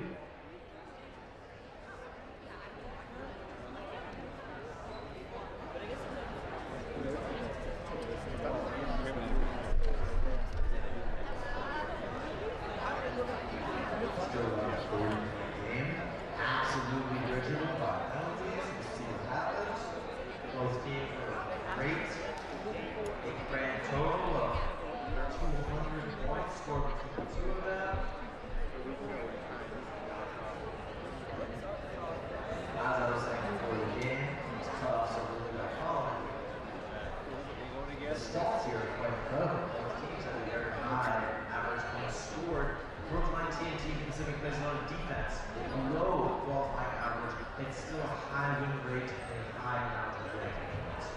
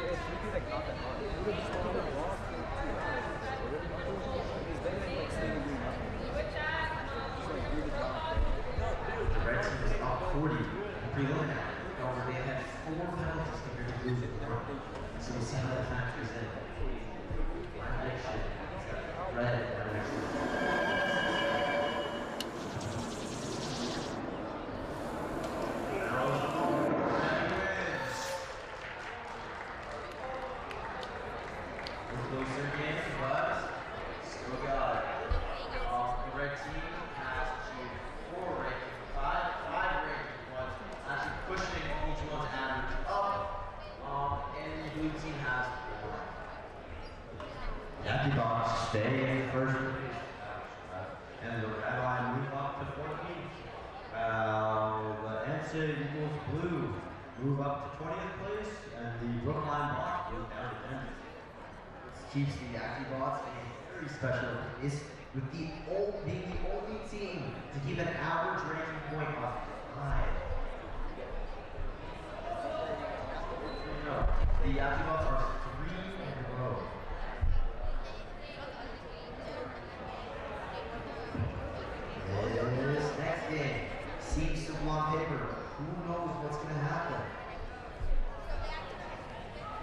Blue Alliance, we have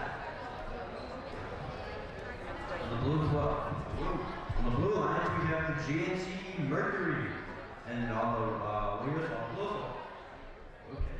Also on Blue Alliance, we have the Bat Mitzvahs from Waltham and the GNC Mercury from Weston. And on the Red Alliance, we have the Brookline Firecrackers from Chestnut Hill and the Canton Robodogs from Canton. We're going on the staff. Well, it's easily cut and dry when you look at it, right? We've got GNC Mercury at rank 8 and the Bat Mitzvahs at rank 11. On the Red Alliance, we have the Brookline Firecrackers and the Robodogs at rank 21 and 16. So it seems pretty simple. But when you look at the stats, GNC Mercury and Bat Mitzvahs have 105 and 118 team high scores. The Canton Robodogs have 134. They might actually stand a chance. Thank you, Donald.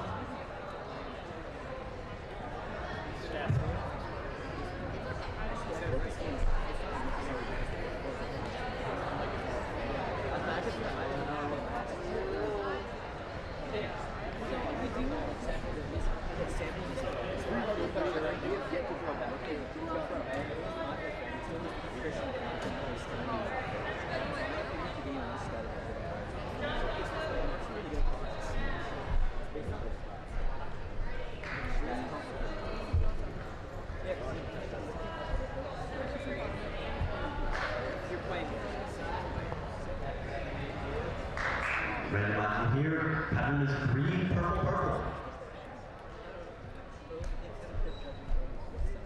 Red Alliance, ready. Blue Alliance, ready. Field, ready. Scoreboard, ready. 3, 2, 1, go. On stage, all teams shooting at the same time. Blue goes in, red misses. Red's next one goes in, however. Blue, all 3 shots go in. Red team trying to see if we got some more balls. And I think that's going to be it for our motion on the autonomous phase.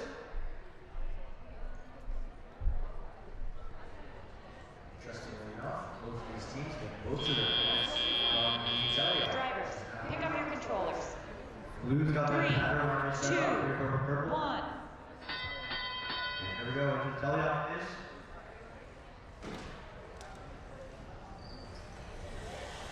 Pretty good crash already.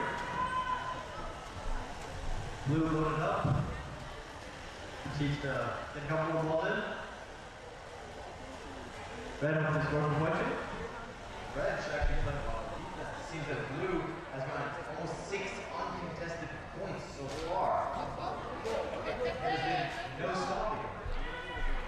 A long shot off from Blue.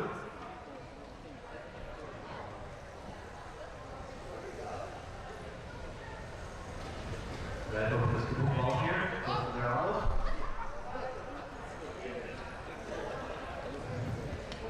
Blue adjusting their trajectory there.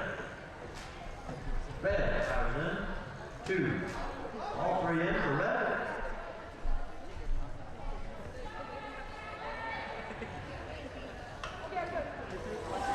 Red stops their ramp.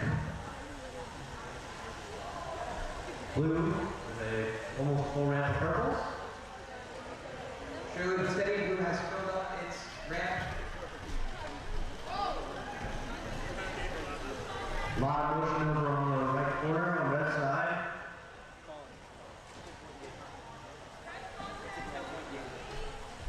Ten-point game here.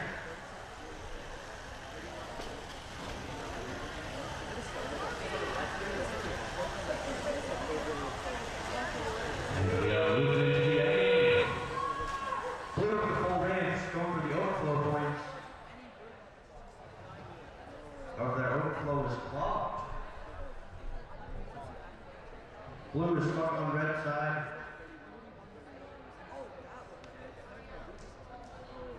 And that's the match. Our unofficial scores are pretty close. 11, 12 point game. So I'm not in a rush. Yeah, final unofficial score 58 blue, 46 red, and Eric said it's a 12-point game. Make it happen here.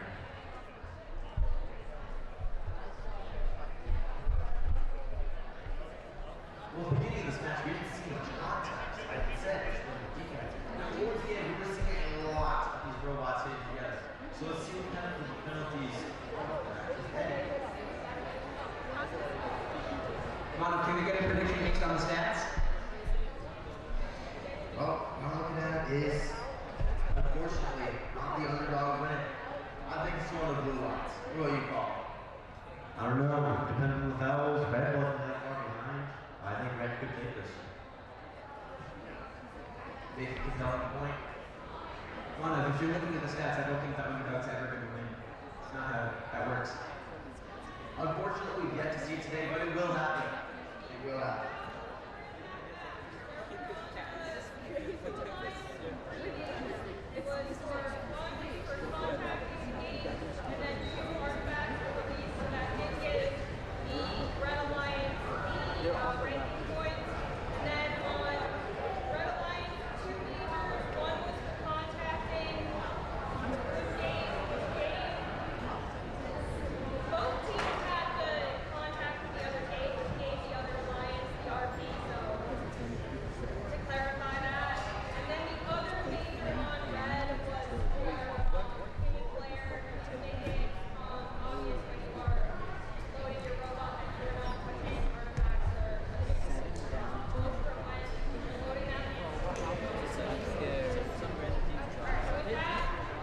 Well, to be honest, there were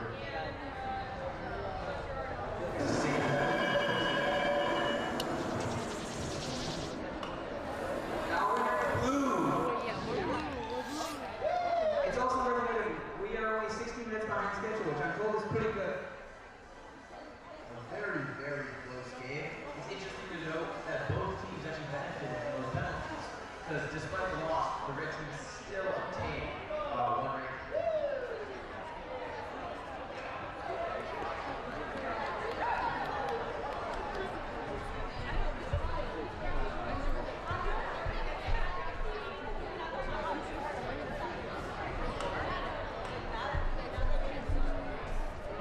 Alright, coming up next on Red Alliance, we have the Macabots from Waltham and the Aztecs from Marlborough.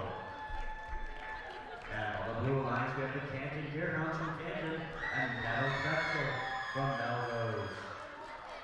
Let's look at the stats here. Well, this is actually a very, very interesting game. The last one was mostly conjecture on my part, guessing what would happen.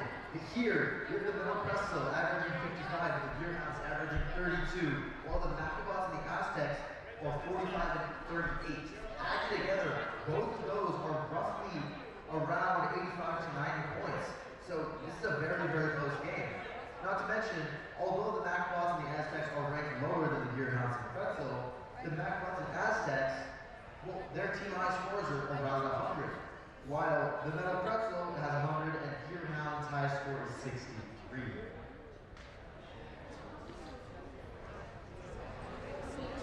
Not that I bet, if I was a betting man, for my money for Red Alliance. Then you're not a betting man.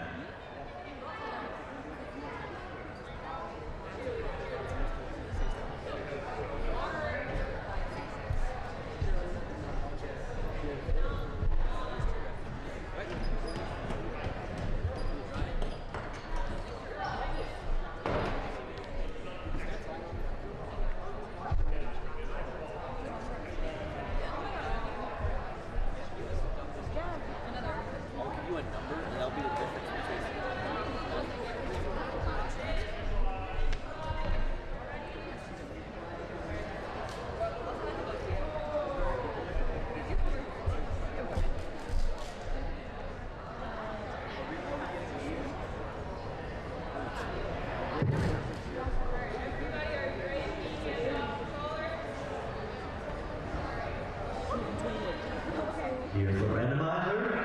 Purple, purple, green is our pattern.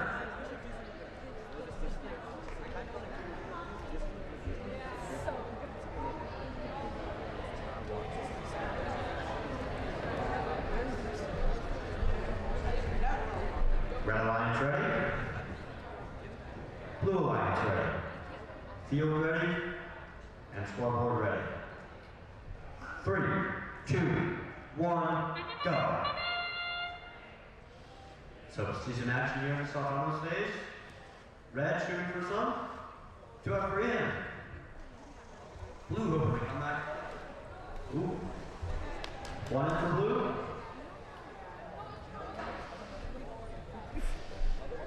Ten seconds left in the autonomous phase. And I think that's the end of our action. Moving into our teleoff phase. Drivers, pick up your controllers. 3, 2, 1. See teleoff phase where a lot of the action happens, but I like to see what happens in the autonomous phase. We'll see the program. Blue, shooting for their office, missing.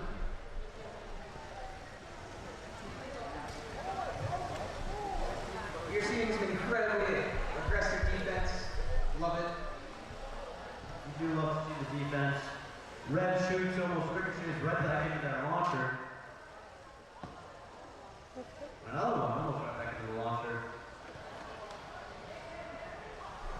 Both teams, only two artifacts, so there goes blue for 3. 8148 is a force to be reckoned with. It's about a 10-point game here.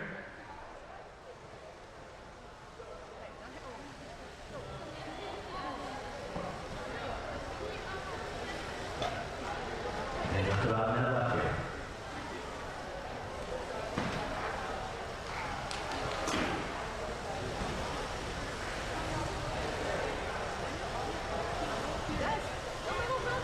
Got a bit of bumping and shoving from red on blue. Not scoring on 8148's watch. Red really trying to just push blue right off its intended course. 10-point lead.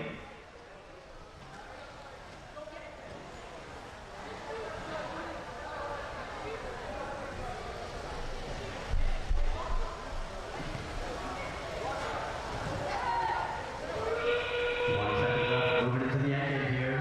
Every single robot is in the close launching zone. Red securing an early parking spot.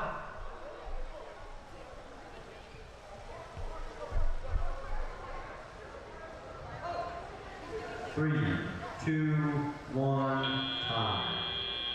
That's the match. It's a 28-point game.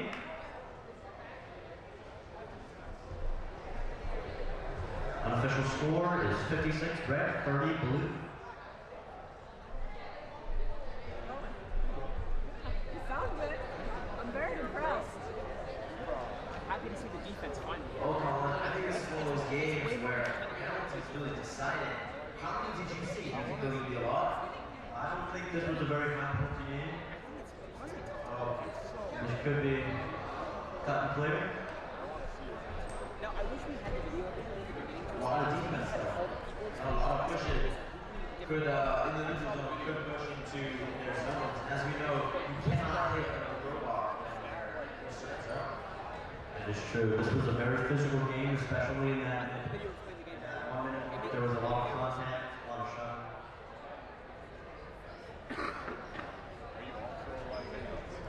I will say not a very high scoring game, but solid performances by both teams. I would focus much on the pattern. And there's different categories.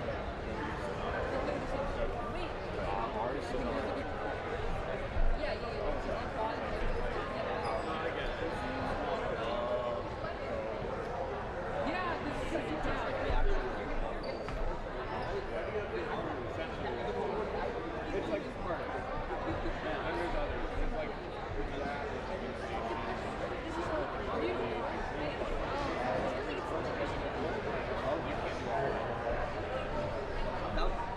So Manav. I just like the thing that they're doing is just like shoving the other bodies out of this. But they can shove in like the neutral zone. If like they're shoving each other in like the red zone or something, then that's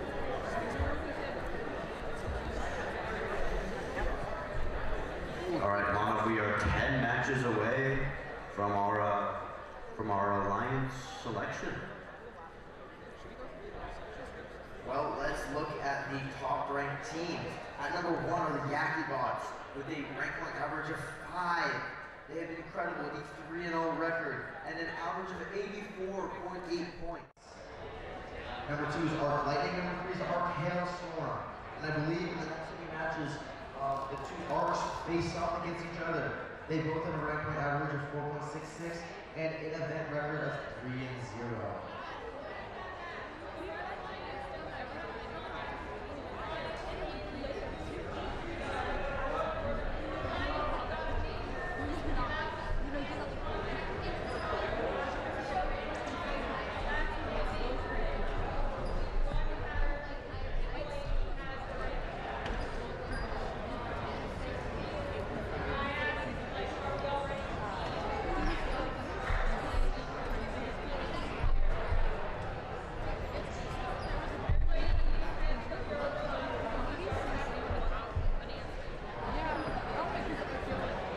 And unsurprisingly, most of the penalties came from physicality. So one very crucial penalty came from, it's a red record here. Final score was 71-33 for the Red Lions. Putting the Macabots at 14th place and the Aztecs at 13th. Canton Gear Hounds moved down to 21st, and the Metal Pretzels moved down to 8th. On that crucial one, that actually, red team scores 4 ranking points, however, blue lost one of their ranking points due to touching their controllers during the auto phase. You know, if only there was someone that predicted that the Red team would win when it started. And that was me. I couldn't think of anyone who would ever. And this next one is going to be an extremely good match. We have ranked 6, Brooklyn TNT from Chestnut Hill. We have Doofenshmirtz Incorporated, ranked 4 from Douglas, that make up the Blue Alliance. And on the other end, we have ranked 10 Mechanical Monkeys from Lexington, and Long Meadows Yakibots are ranked number 1. A match with 4 top 10 teams. This is incredible. Here are the qualifying, the averages. Yakibots at 84, Doofenshmirtz at 79, Brooklyn TNT at 63, and Mechanical Monkeys at 47.8. We are looking at a match at the top of the ladder. You know, Marjorie was talking about how autonomous phase is super crucial. Yeah, you know, that bot has been able to put a lot of work in their autonomous phase, and it's really been a lot. Interestingly enough, Brooklyn TNT has a lot of great defense, but when you look at the stats, they've also scored a very high amount of points. When you're looking at the qualifying averages, apart from Arc Hailstorm, these are the absolute top teams. Brooklyn TNT's at 6, Yakibots is at 2nd, Doofenshmirtz is at 3. These very much are the top of the event.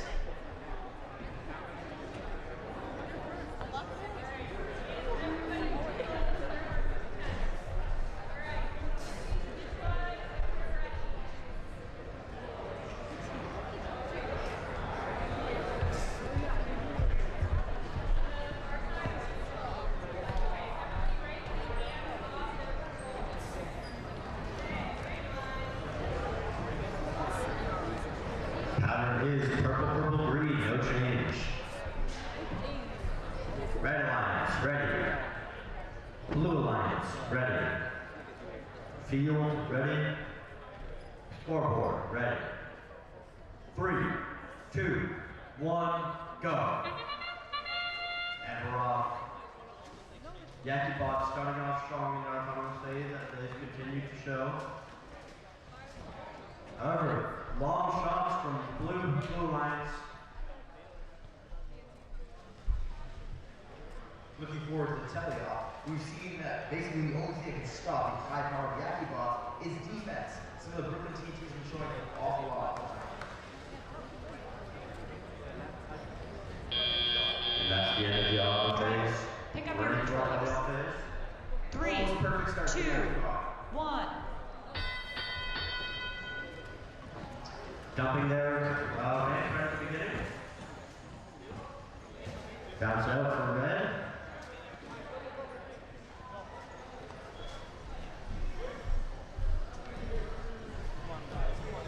That's about puts through it.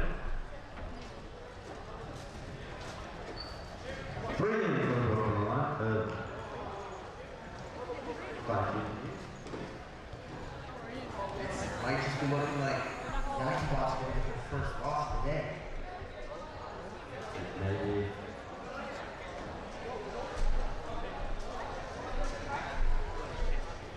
An interesting decision with Yakubov having 3 greens loaded. Well, to be honest, I don't think they had time to be picky. Both teams are extremely high scoring. This is a very action-packed game. A lot of artifacts flying, lots of range being jumped, lots of overflow. Lou, you got this. 70-35 with a minute left. We're also seeing the physicality of both teams. I would be unsurprised to see one of them hit 200 through penalties and their score. Mechanical Monkeys is really grinding up against the Dukenberg spot. As the day has gone on, we've been starting to see a lot more defense being played, and it might be making a difference. What do you think, Mono? Do you think it's making a difference? Absolutely. I also see penalties. Most of these teams are not cleaning up their penalties, and it's really costly. Moving into the end game here. 10 seconds left.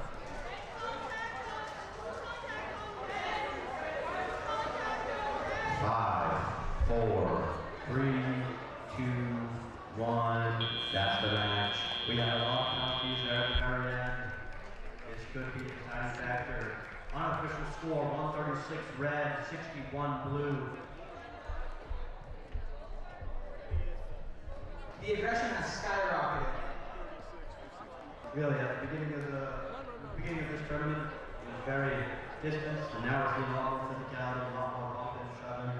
Well, and how many penalties do you hear for the bots hitting each other in certain zones at the end of the game? I heard at least 4. There was a lot there. Honestly, we might see some awful penalties. We might see some ranking points awarded here. And I absolutely expect this to hit 200 points for at least one of these teams. Mono, how do you think the increase in defensive play has affected the stats? Well, we're getting an extreme amount of penalty points getting awarded here. Not just in points, but in ranking points. And then just changed up the rankings immensely.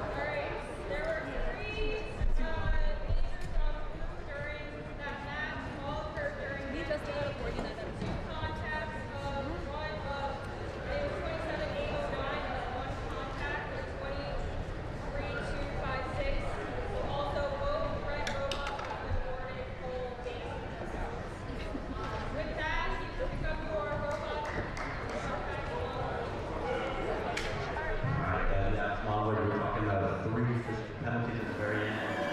Leading to a red victory, red Lions victory. Final score 183 red to 76 blue. No ranking points awarded for the blue team, and 5 ranking points awarded for the red Lions, leading the Yaki Box to have to still have a 5. To be honest, Colin, those penalties cost a lot. They gained 45 power points and they were awarded the 30 base points. That's 75 points based off something from fouls. Incredible. Mom, it really shows how cautious you gotta be when playing physical like that. You know, being physical is very good, but once you get into that end game, you're not cautious about who you're hitting, because all of a sudden you're giving the other team 45 points. And interestingly enough, something I saw especially at the end was compounding penalties. The fact that they started hitting them off in the neutral zone, but as they pushed them, they occurred penalties. Alright, and our next team, on the Red Alliance, we have the McDuffie Mechanical Mustangs from Granby, Mass, and the Rabbi from Waltham. And on the Blue Alliance, we have our Hailstorm from Andover, and the Windward Robotics from Manchester. Lana, you want to fill us in on the stats? Absolutely. This one, I don't know what's going to happen. There's nothing to say what's going to happen. Or Hailstorm used to be #1. They're averaging 107. That is the most by any team. But they're accompanied by Windward Robotics with a very good record of 2-1, but an average of 22 points. On the other side, we have an average of 16 and 39. So they very much, this might be their breakout. Thank you, Mama.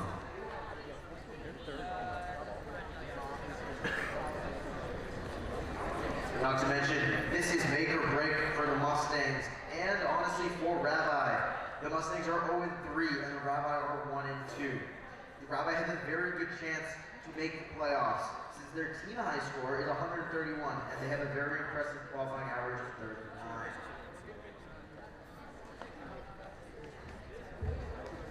As for some underdogs, the Canton Robodogs have a very impressive average of 53.4, yet they are ranked 18 and a 1-3 record. The Brooklyn Firecrackers have a 54 average, but they are 0-4 at ranked 20.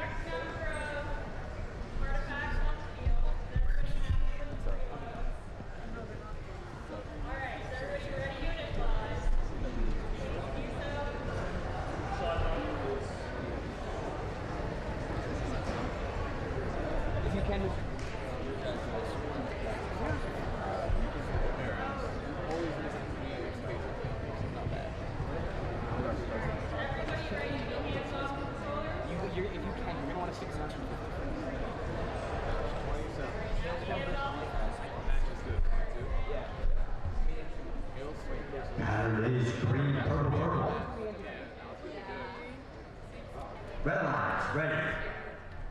Blue lines, ready. Field, ready. Scoreboard, ready. 3, 2, 1, go. Very early 4 points for the Blue Alliance.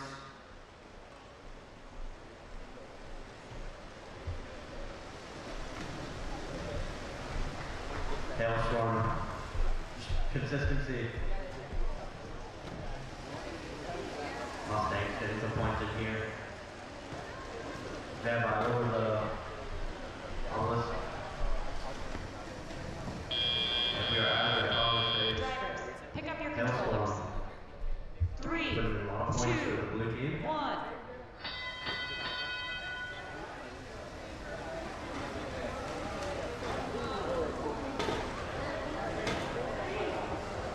Hailstorm kind of 5 into their opponent's goal station.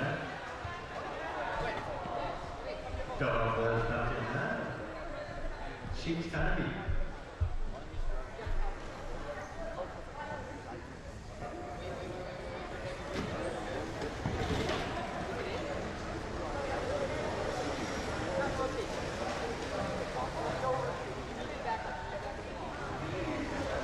Lots of stuff here.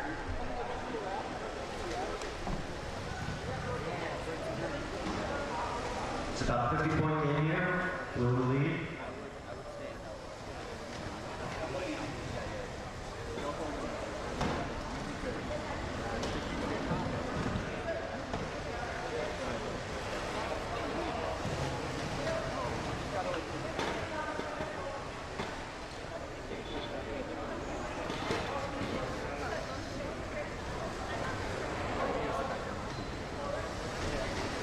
Three shots to Nicholas, all connected. Three shots to Rabbi, all connected. Luke off their ramp. 50-point game.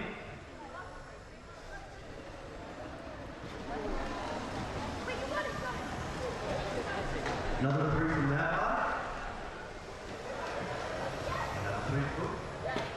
Two wickets from Nicholas. Getting to the end game here. This is where you got to be real careful with your physicality.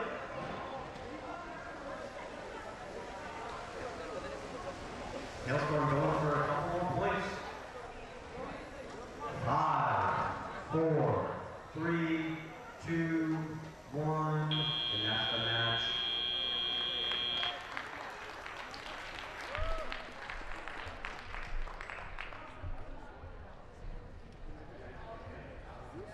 The blue team didn't just put up double points, but also supported our Coastal's 107 average, assuming that penalties don't completely wreck their scoring.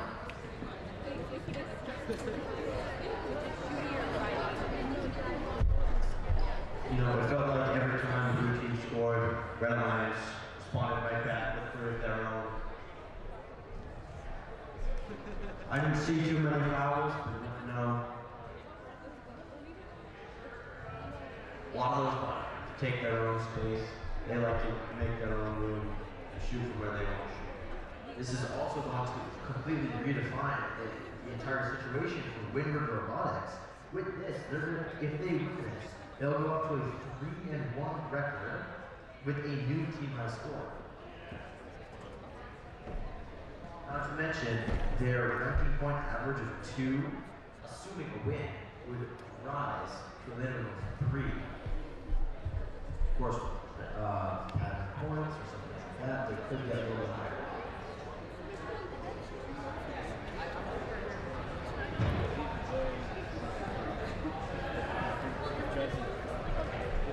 Yes.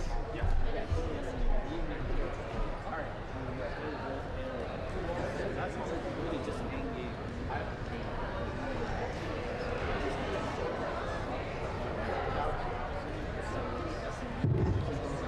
Eric, you know what I like to see? It would be weird if he came over to just to ask them. Eric.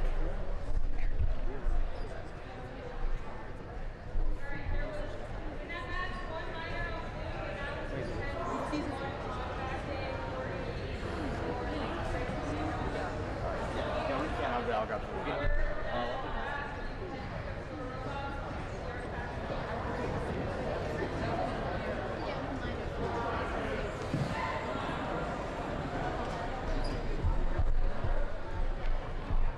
Don't worry guys, I'll be right back. He's getting batteries.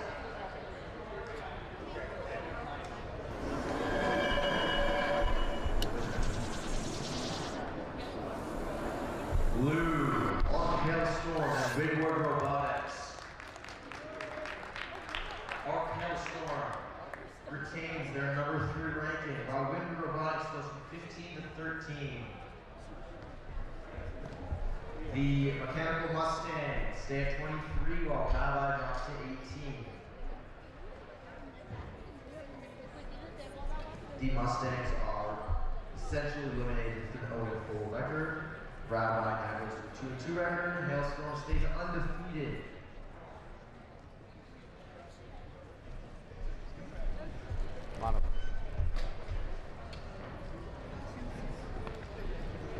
Be right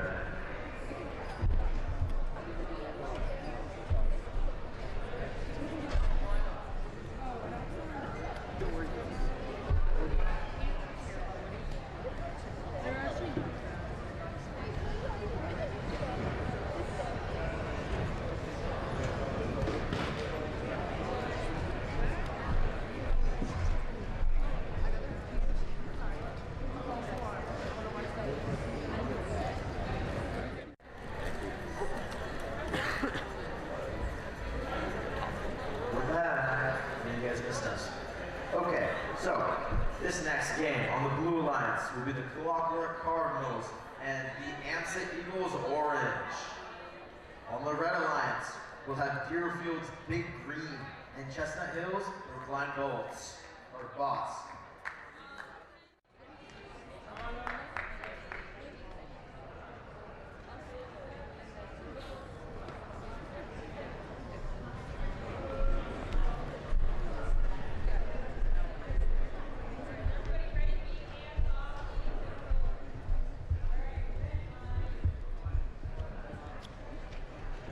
Pattern is green, purple, purple. No change. Red Alliance ready. Blue Alliance ready. Field ready. Scoreboard ready. 3, 2, 1, go.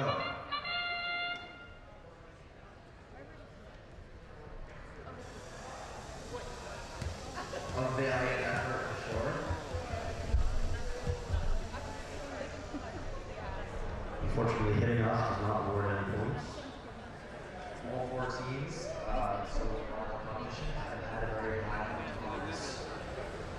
average, but hopefully we'll show up in the playoff. Drivers, pick up your controllers. 3, 2, 1. And here we are, playoff.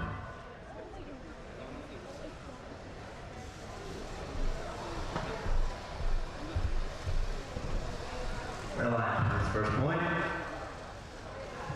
Looking at the stats, none of these 4 teams are especially high scoring, so what's really important here is that they have a low amount of penalties, since penalties would, quite honestly, account for half the score. Great catch from Xander. Oh,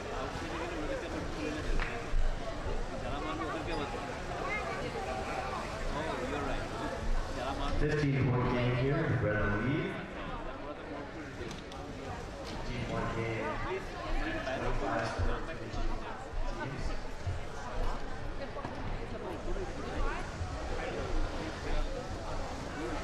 Less than a minute left.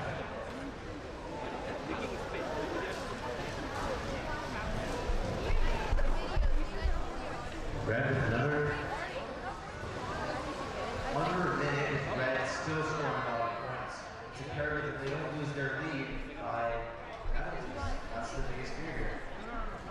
It looks like there are some artifacts stuck in 9725. Might cause some challenges.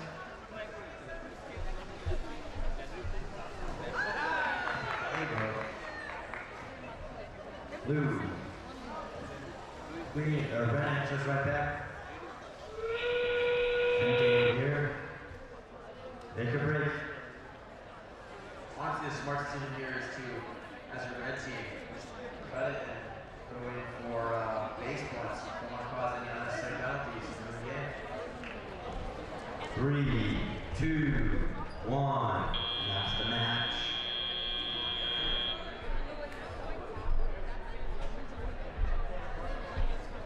You know, I saw a lot of friendly physicality. Robots going after their own team, you know? With that, saw, a lot of really good hits in neutral zone, overt penalties, and you're right, a lot of feelings fired. It's quite interesting. You know, in the autonomous phase, they work out of aiming at us for a bit. Following that, is like one of the qualifying averages, so that's it.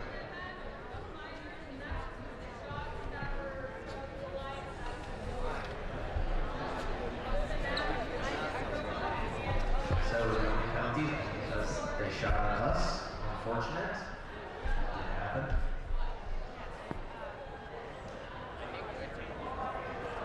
I'm not sure who shot at us. Do you know what team that was? I have no clue, but I know they did not hit us. If the team that shot at us was red, that might cause a bit of a problem, honestly. That might put blue back in the game. If it was blue,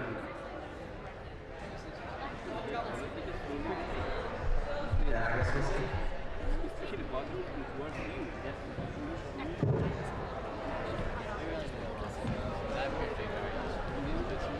Can we get a moment of appreciation for our volunteers?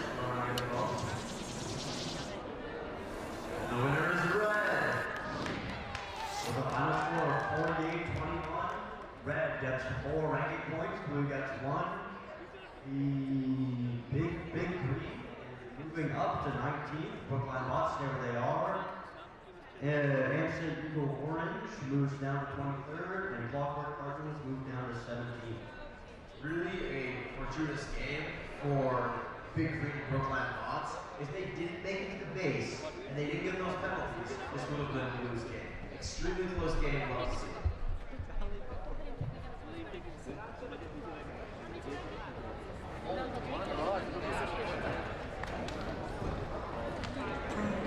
Coming up next, on the Blue Alliance, we have the Amstead Eagles Blue from Marlborough and Arc Lightning from Andover.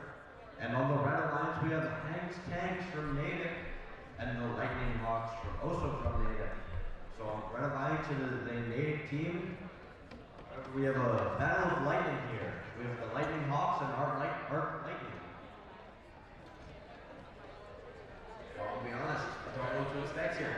Hanks Tanks and Lightning Hawks, 47 to 57 average, both incredible averages. However, Arc Lightning has just been so dominant today. A 73 average. Amstead Eagles Blue has a 28 average. Hopefully they can improve on that. This is also make or break for Amstead Eagles Blue as they're 0-3.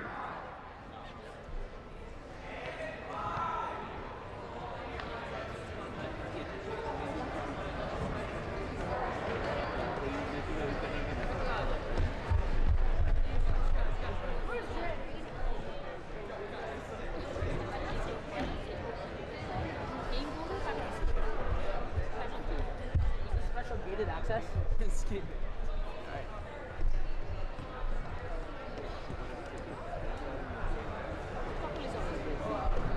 4-4-10. Keep your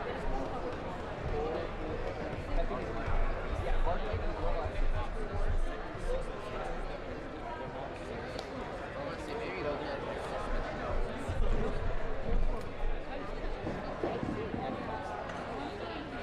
what is that rank?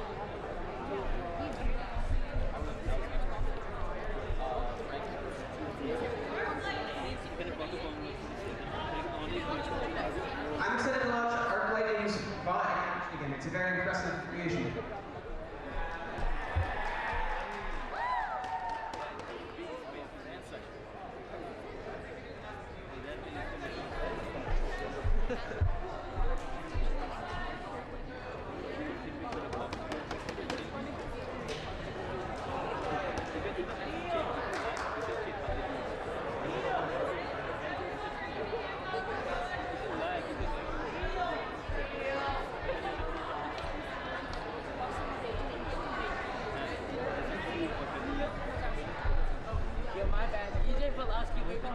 Pattern is 3 purple. Again?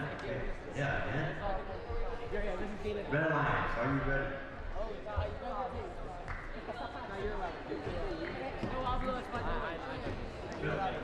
Red Alliance ready? Blue Alliance ready? Field ready?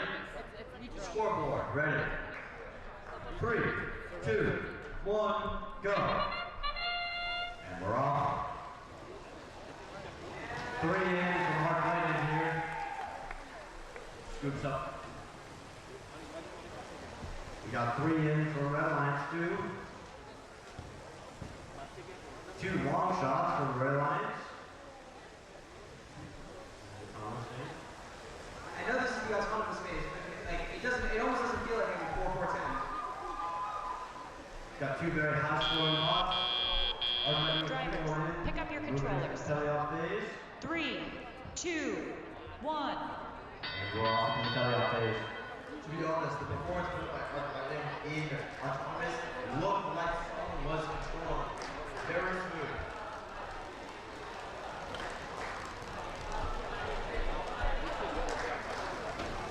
Hanks Tank appears to be playing some impressive box-out defense on Arc Lightning.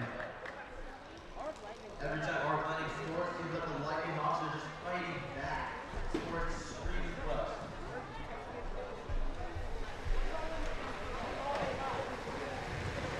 Three in from Arc Lightning there with the full ramp.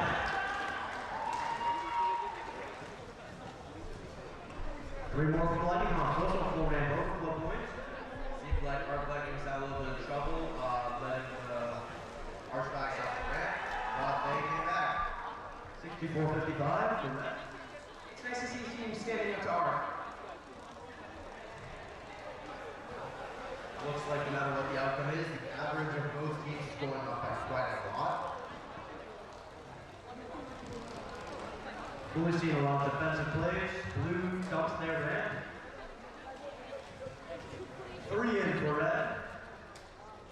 That's pattern points right there. Oh, no, it's not. A less talked about competitor, and Sable's Blue putting up quite a lot of points on their own. Really pulling their weight. To mid-air deflection with artifacts.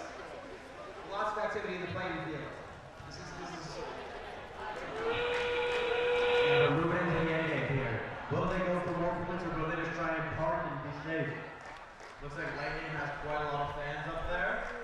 Lightning showcasing their vertical, going all the way up. Looks like stable right. They're going down. And that's the game. The bigger they are.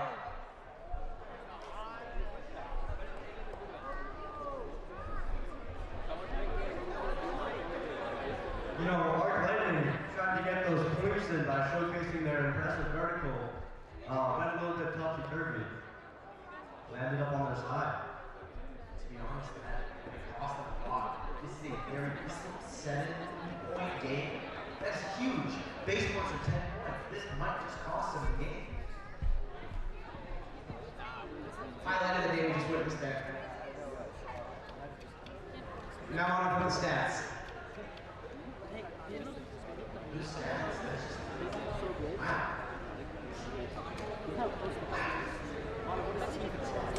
Not a lot of penalties, so it really could come down to the base points here. I think this is actually a very important lesson. I mean, they've been incredible this entire time, but going for so many points just lost them points.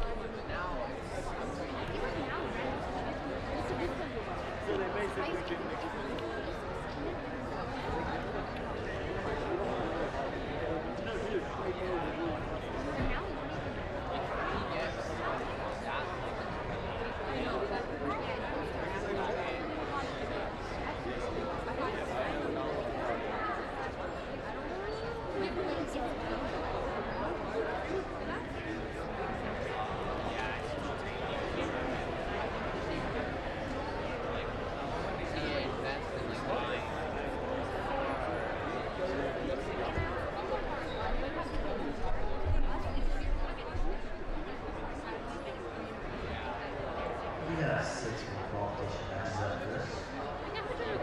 I know you guys are as excited as I am for the playoffs, right?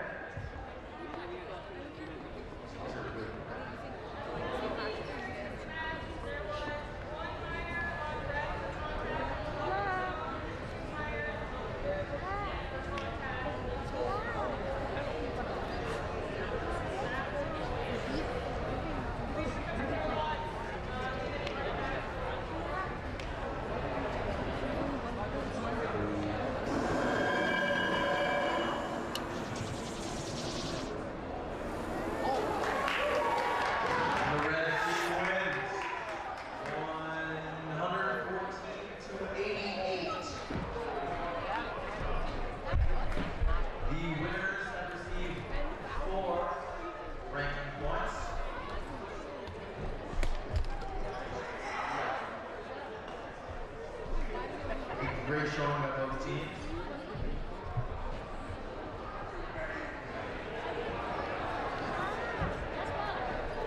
Up next for the Blue Alliance, we have McDuffie Mechanical Mustangs from Granby, and the Canton Deerhounds from Canton. For Red Alliance, we have the Yaki Bots from Longmeadow, and the Bot Mitzvahs from Waltham. On the stats. Well, we've seen a lot out of the Yaki Bots today, including the fact that they actually just took the highest average points with 121. So we're going to see what they can do here. However, for all of their high average points, their team high score is only 183. On the other side, with McDuffie Mechanical Mustangs and Canton Deerhounds, the Canton Deerhounds are one of the most underrated teams with a high average and a low ranking point. So we're going to see if they can flip around that well.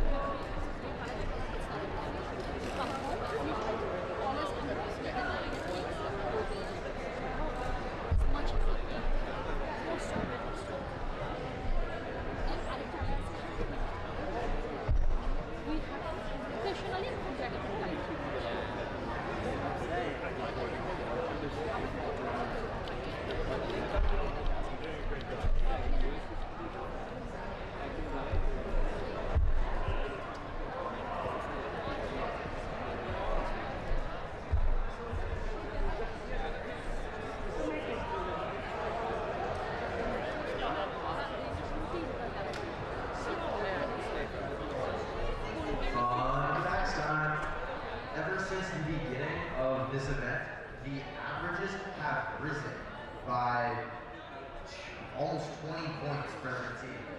Incredible showing. Look at that record.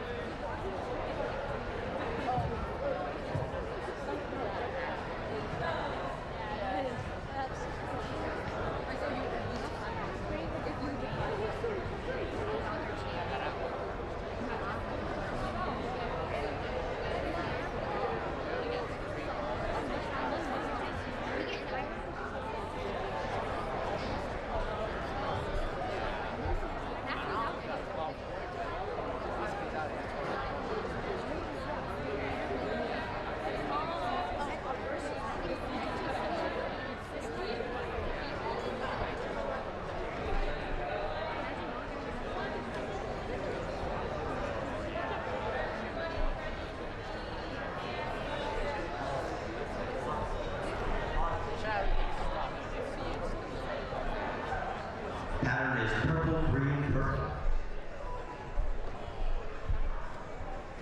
Red Alliance ready. Blue Alliance ready. Field ready. Scoreboard ready. 3, 2, 1, go.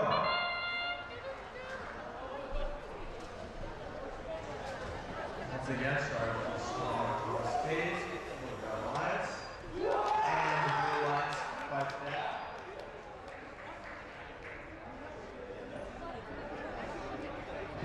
Still brings this game 9-8. And it looks like all the action will be getting to us next. Drivers, pick up your controllers. 3, 2, 1. Now for the teleout phase, which both teams specialize in.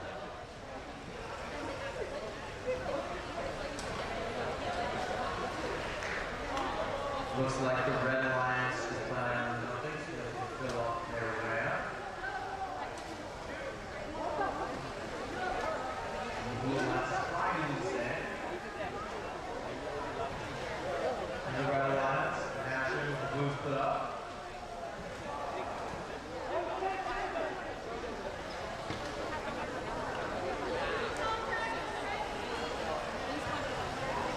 This is the Red Alliance is getting technical defense there by Blue.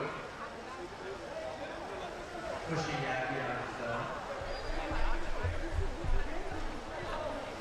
Now all four bots are in the very same area, pushing against each other. And Red Alliance scores 2 more.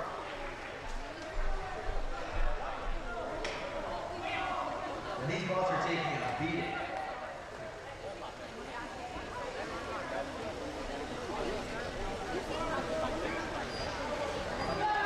Yeah, no, we have yet to see any penalties result in fighting.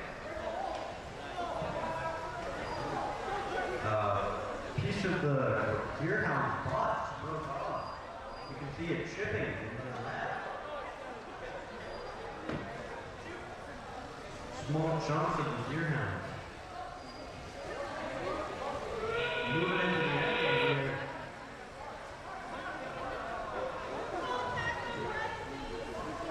Looks like we're finally getting those penalties I was talking about when we're fighting. And we're getting more. And in their struggle against the base. And that's the match.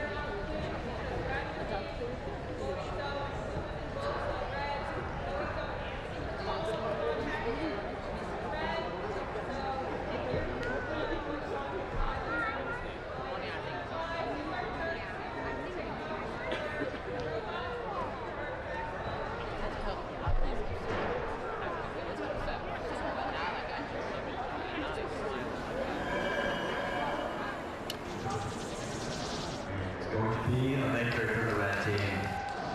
The final score 149-21.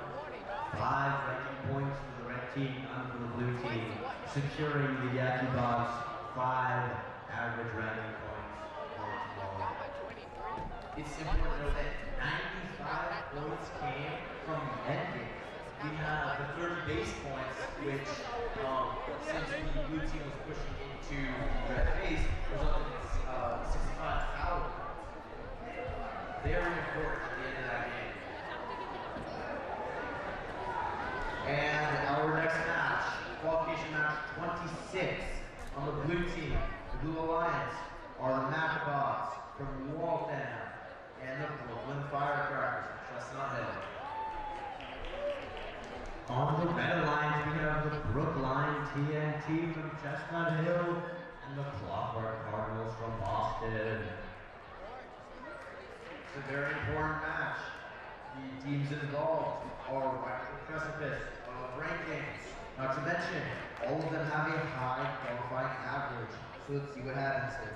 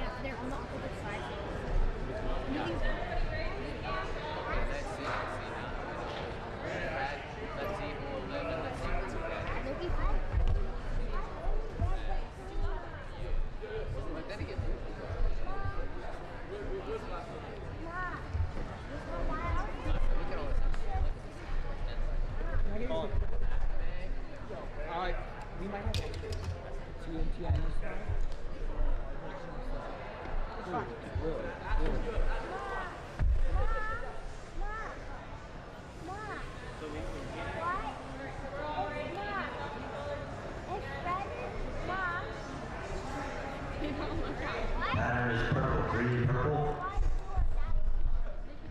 Red alliance, ready. Blue alliance, ready. Field, ready. Scoreboard, ready. 3, 2, 1, go. Into the opponent's stage. Red alliance trying to get some early points here. Ooh, couple of long shots. One goes in for the blue alliance. And that could be it for our action. Oh, no, never mind. One more for the red alliance. And I think that's it for our action. So moving into the telephone phase. Drivers, pick up your controllers. 3, 2, 1. Go. So tell that face.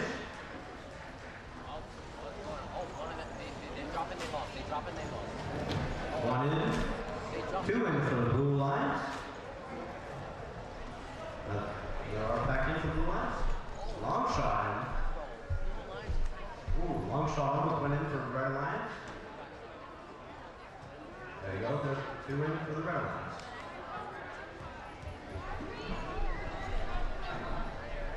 Got ball out of bounds there.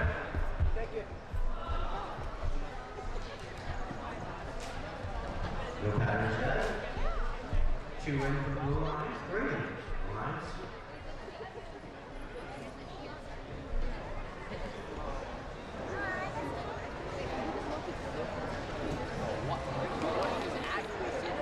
And blue red is old. Now goes low.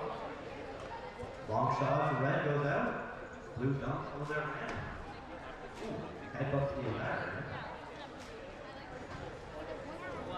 Long shot for red goes in. What a shot.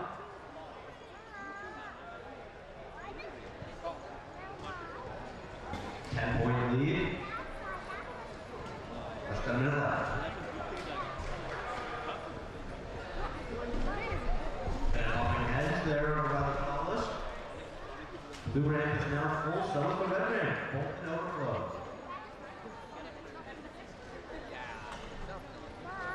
Blue dumps ramp. Then hits a ref on actually. Into the end. Another long shot for red goes in. 10 seconds left. 5, 4, 3, 2, 1. After match.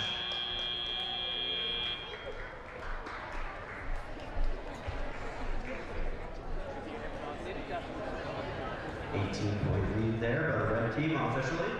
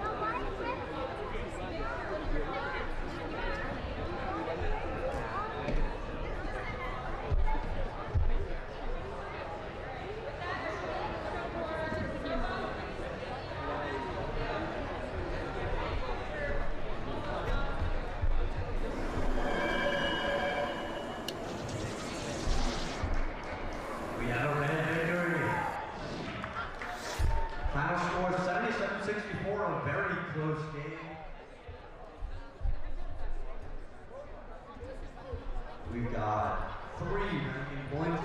Red team 1 for blue. Very close game. Those fouls really did.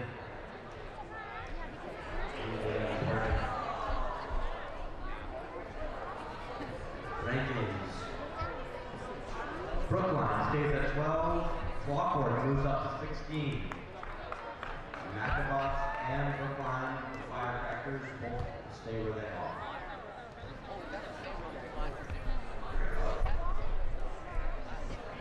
For the Blue Lions, we have coming up, we have the Art Hailstorm from Andover, and the Mechanical Monkeys from Lexington. For the Red Alliance, 2 very dominant teams that have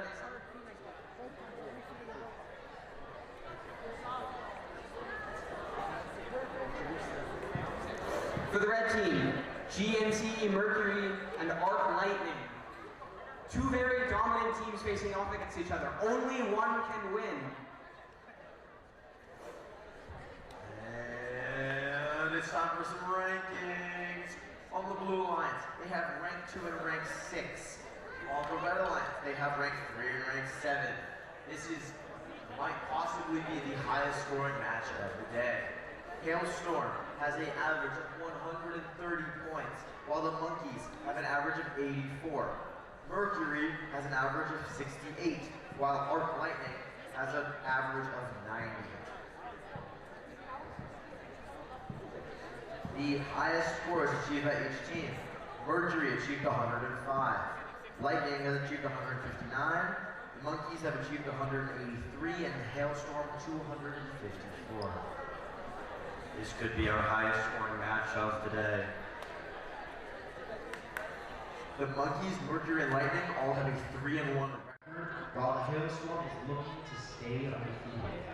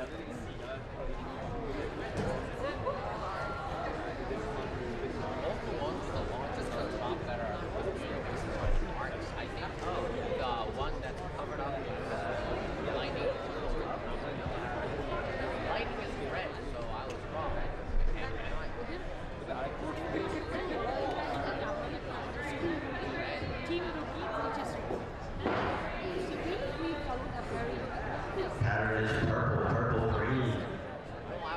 Colin, are you as excited as I am to watch this match? I'm pretty excited. Red lines, ready? Blue lines, ready? Field, ready. Scoreboard, ready? 3, 2, 1, go. Got a lot flying over the Red Apples. Really dumps their ramp. 2 more flying over. Need some fielders back there. You know, I predicted this was going to be a high-scoring game, and I think I was right. This is going to be a autonomous phase. New Orleans got a full ramp on the red side. I think that's the end of the action. Moving into the teleoff phase. Drivers, pick up your controllers. 3, 2, 1. 26, 24 here.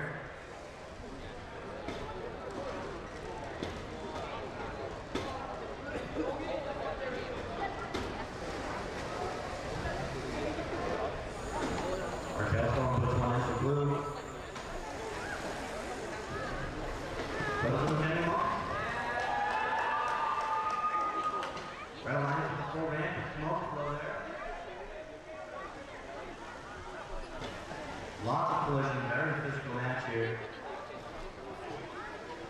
Our Lightning will be running for red. Our Hailstorm putting a couple in for blue.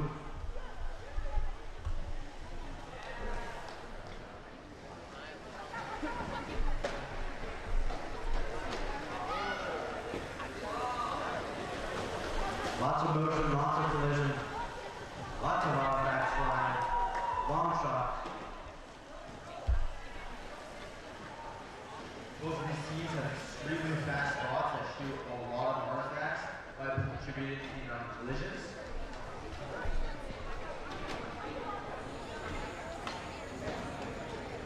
You know, just with the amount of bots, space that the bots take up, they really, they claim their rightful spot and they have to beat this.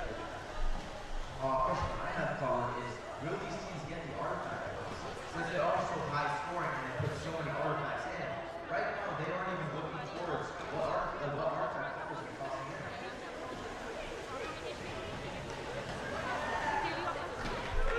Moving to ending here. Will they go for those final points or will they try and get the parking points?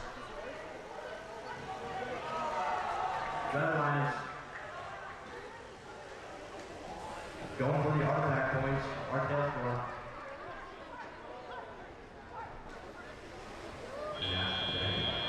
Match.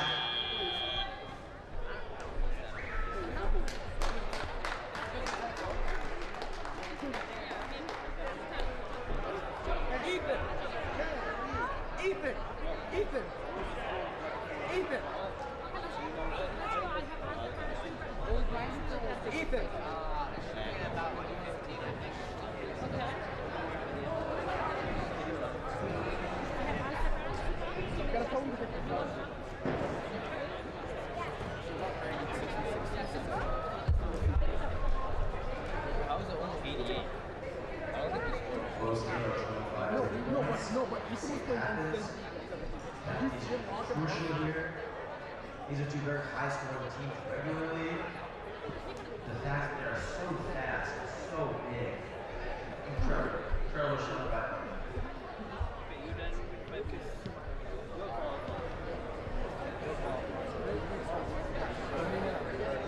Lots of artifacts flying in there.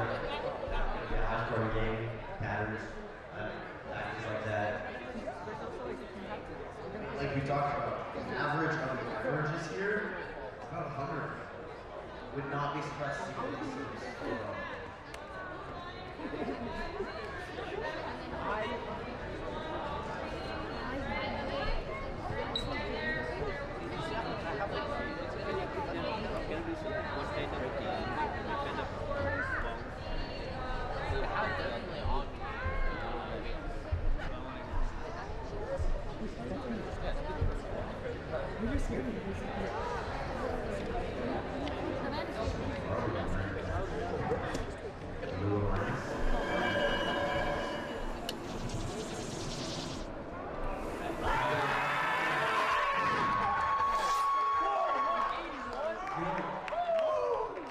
Final score being 181-76 red.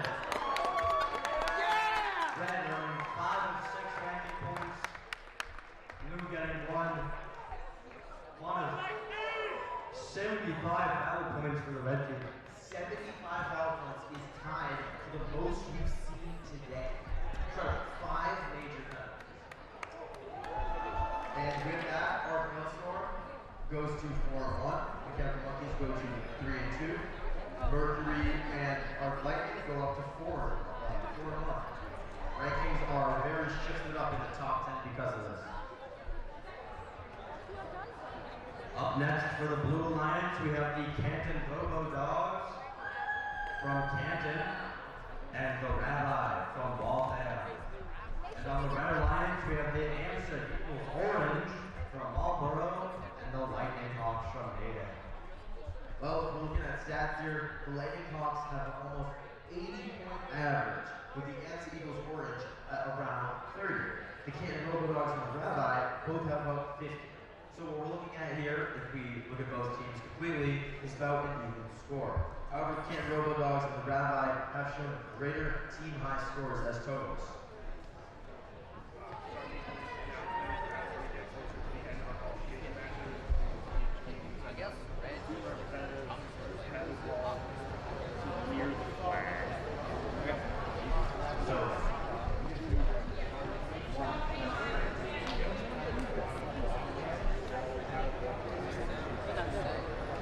Just an announcement for all team members, we need one representative from every single team to come into the gymnasium and go to the padded wall closest to the American flag for alliance selection.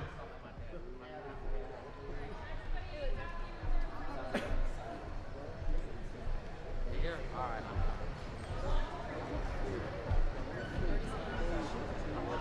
Forget it.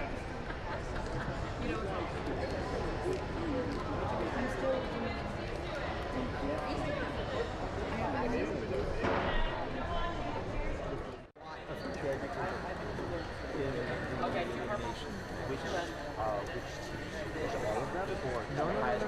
The ones that are picked that are actually going to playoffs. So we'll see how that plays out. So once they, well, those teams that are going to go to by the University of yeah.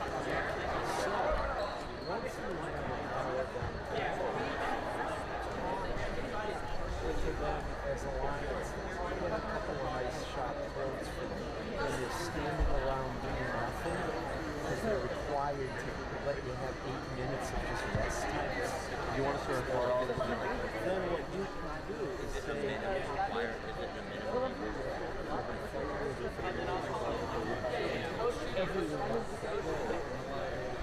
so what we end up doing, we won't interview them in public. But what you'll do is you will say to them, we interviewed the and also, without especially from the English, very much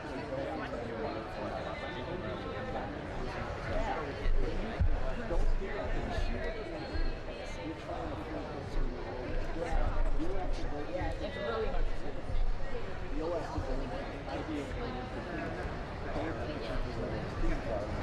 Pattern is green, purple, purple. Red Lines, ready. Blue Lines, ready. Field, ready. Scoreboard, ready. 3, 2, 1, go. And we're off the autonomous phase.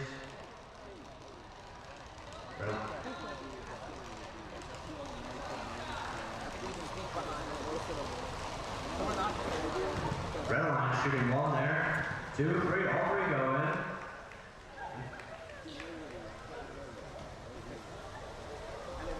And I think that's all the action we're going to see. 2 seconds left in the autonomous phase. And we're moving into telegraph. Drivers, pick up your controllers. 3, 2, 1. Here we go.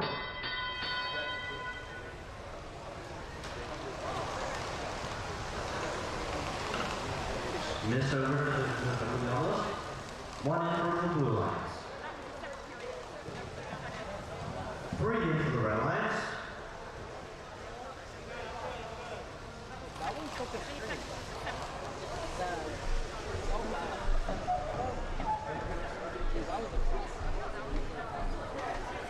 2 shots a bit short there.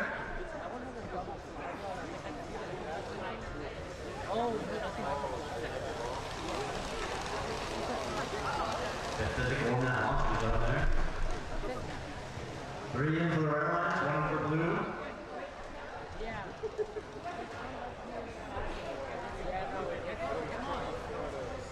It's a 4-point game here.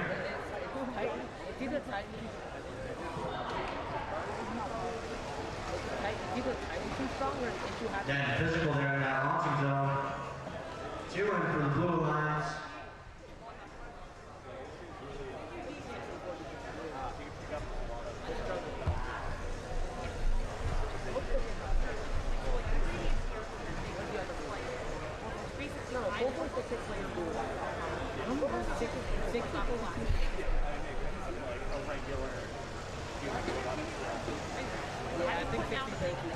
Three into the blue lines there, that's a full ramp.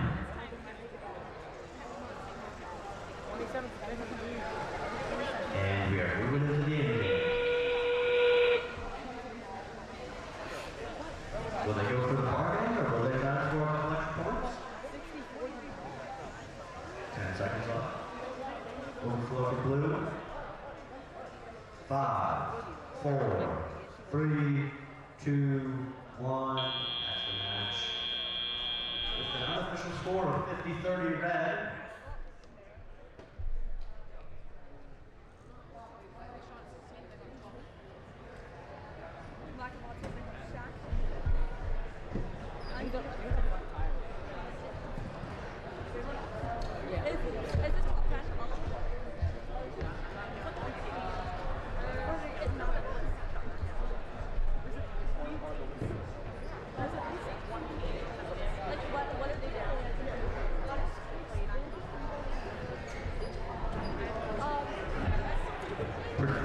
There, especially now.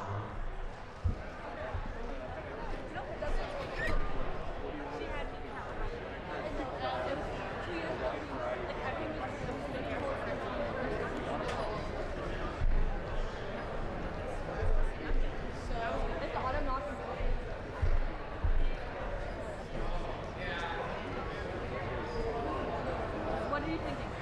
Yes, Captain.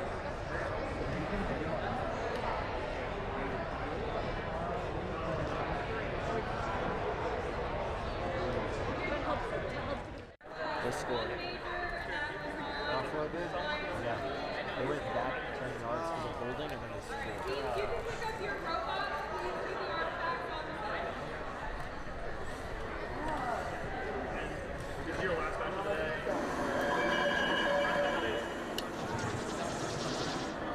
And we are going to have a red victory here.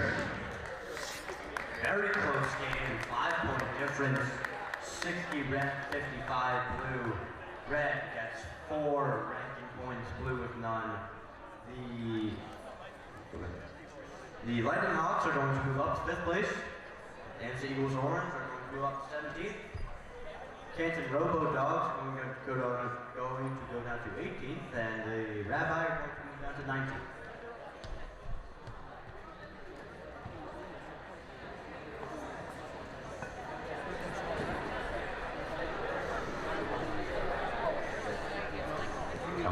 This is 29-30.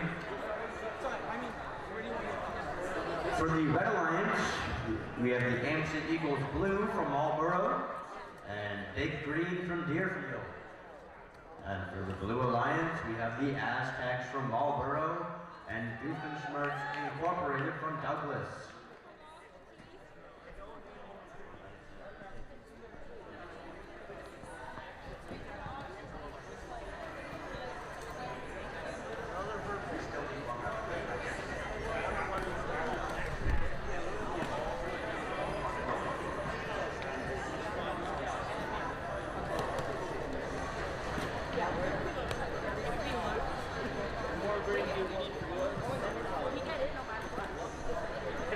Alright, here's Mom with the stats. Well, very exciting. Back in round 21, we had a new record.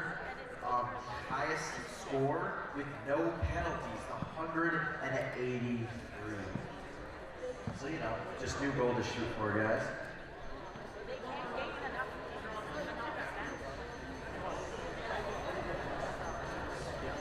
Speaking of, this is going to be an interesting game.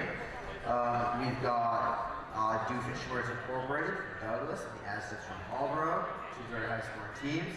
The Amstead Eagles Blue and Big Green, who have been trending upward in the late in the most recent games.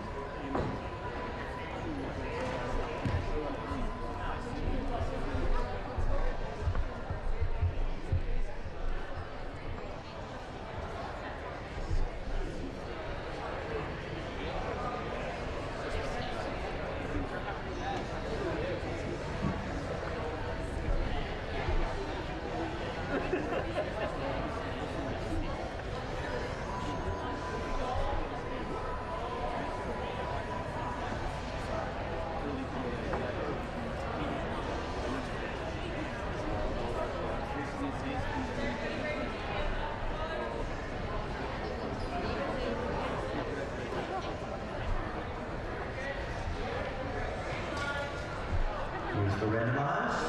Purple, green, purple is the pattern. Good. Red. Red Alliance, ready. Blue Alliance, ready. Field, ready. Scoreboard, ready. 3, 2, 1, go. Start the Thomas phase. Blue tries and a score green. They score another. 2 artifacts in the blue. Red team has yet to shoot. Blue team gets one more, but it doesn't cross through the gate. Whoever has to go through the gate into the red. Looks like this might be the end of Thomas. It is. Drivers, pick up your controllers. 3, 2, 1. And event teleoff phase. And all these teams are raring to go with very low autonomous score counts. And blue, keeping their lead up.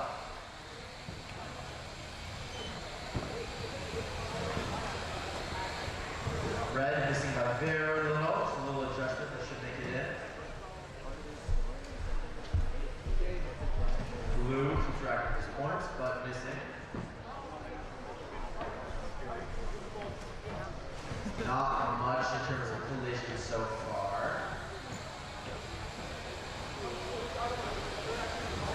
Blue is quietly racking up points, but red is making their way back. Blue's having it on their ramp. Another lob in for blue. 3 lob in for blue. 2 minutes left.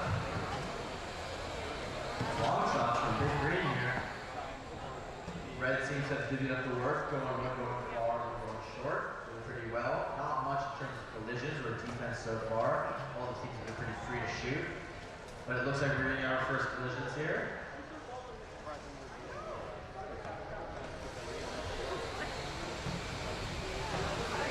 Big Green going for some more long shots.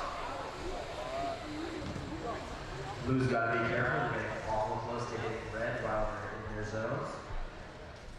So 30-point game here. End game now. As we've seen before, penalties and base points matter a lot in the end here. So we'll see what happens. And we're getting those contact penalties. Really something we need to avoid. Can you go for the points or you just go for those base points? 2, 1, and that's the match. As we saw there, penalty contact. Very important.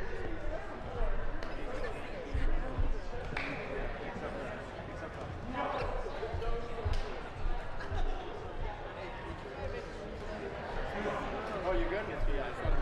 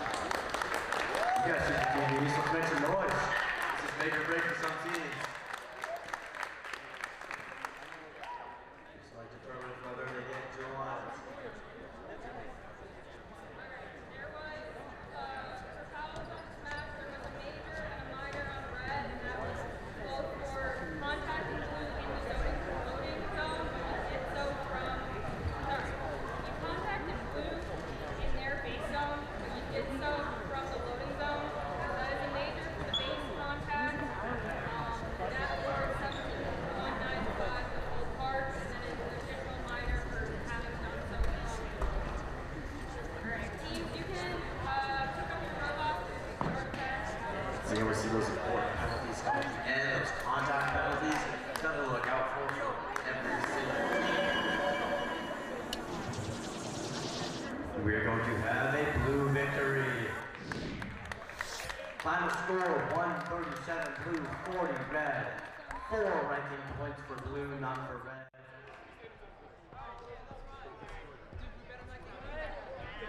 Aztecs are going to move up into 12. Doofenshmirtz is going to stay where they are at 7. Amsa Eagles Blue are going to move, or stay at 22. Big Green is going to move down to 21st. Yes. Just a reminder, if we could get all teams to send a representative to the wall closest to the flag, the American flag, for alliance selection. 1 representative from each team closest to the flag, wall closest to the flag.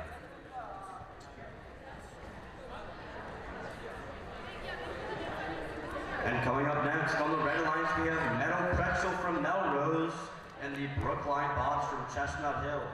That's on the red alliance versus the blue alliance, Windroad Robotics from Manchester and Hank's Tanks from Natick.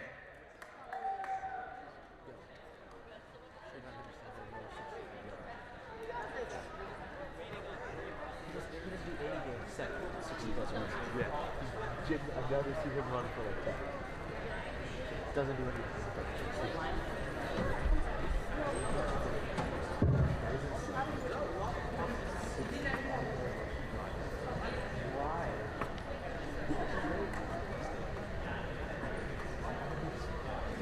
Where's the different colors? Where are the different colors? Green, highlight. Don't worry about that. Where are you at? That's what I'm doing, period. This is our final match of the qualifications. I did. Alright, here's stats. Or just an opinion. It's extremely important. Leaving 3-1, 3-1, 3-1, and 2-2 team. Sorry to cut you off, Mom.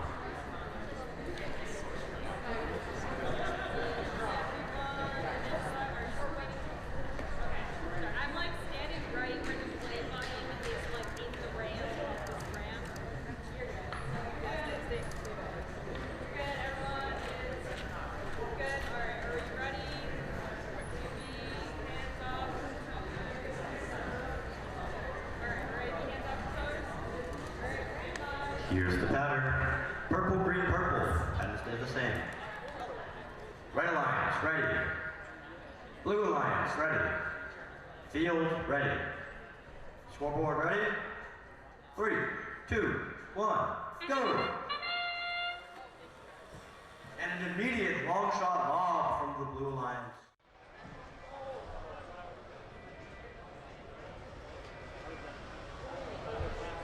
Another great catch by Xander.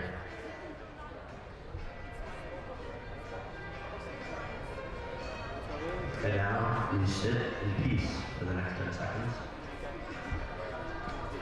Very triangle.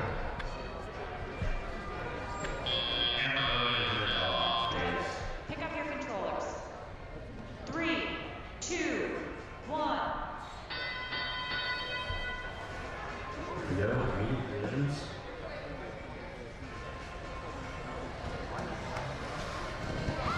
Let's spin their shot from the Blue Alliance. Red Alliance gets their scores too. Mama? For 4 teams that are extremely high scoring, all of them above around 50 in average point scoring. I mean, this very much may come down to the end game with those penalties we talked about. Also not super physical teams, but we'll see how they react in a stressful situation. Right now, the blue has a bit of a lead right now. Red is making headway though with 2 more.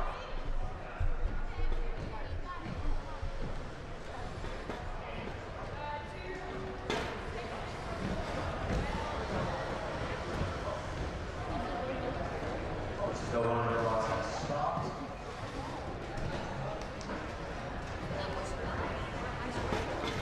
On red team. It looks as that that is Metal Pretzel. Brookline Boss doing their best despite their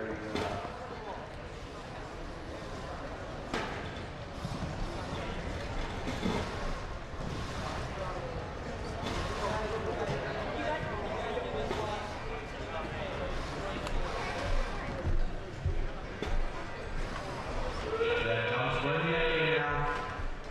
And like getting the qualifications. very close game, 40 to 34. Brookline Boss is doing amazing. Will they go for those final points or will they just go for the parking? 5, 4, 3, 2, 1, and that's the match. For the score is 36-33.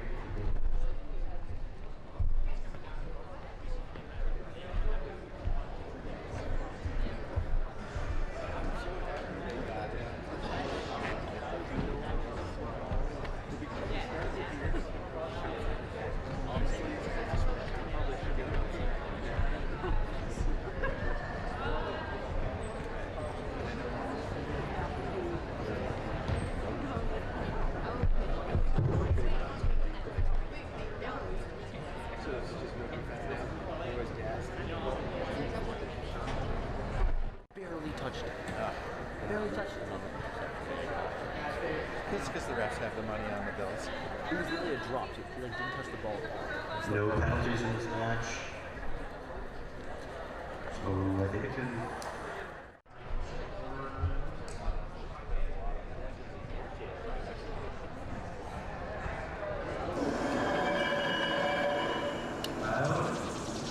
Here it is. Blue team. Final score 59-33. Blue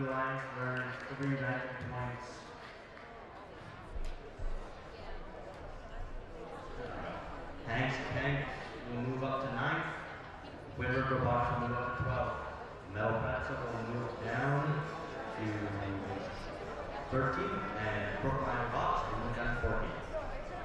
Now, I have that every team sends a representative to the wall closest to the flag, one representative for a line selection. Well, I mean, come on, I guess this really goes to show that you never know what's going to happen. You know, no pressure from the boss. Played amazing, but it's good to keep this one out.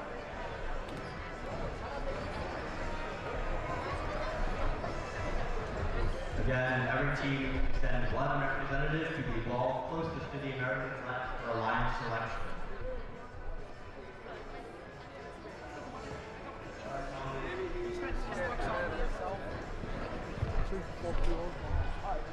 With that, I'll just go.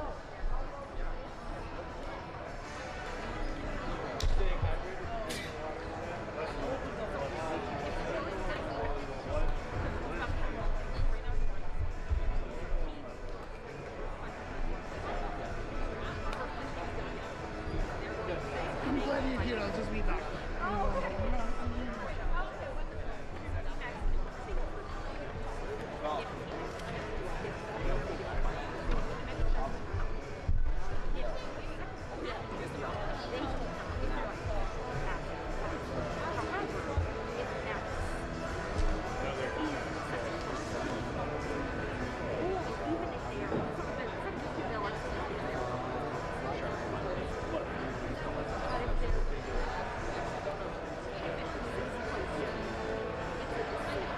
Just one reminder that we need one representative from every single team on the wall closest to the American flag for our line selection.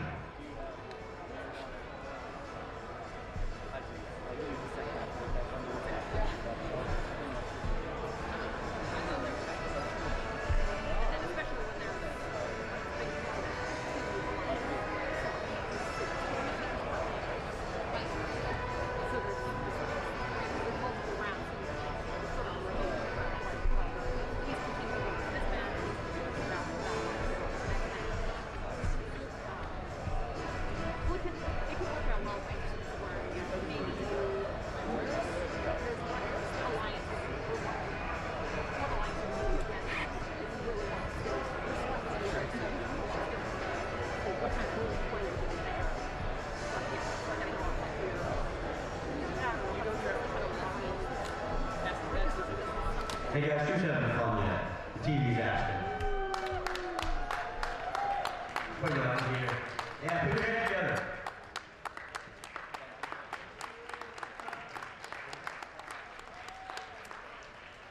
You guys made the TV happy. Good job.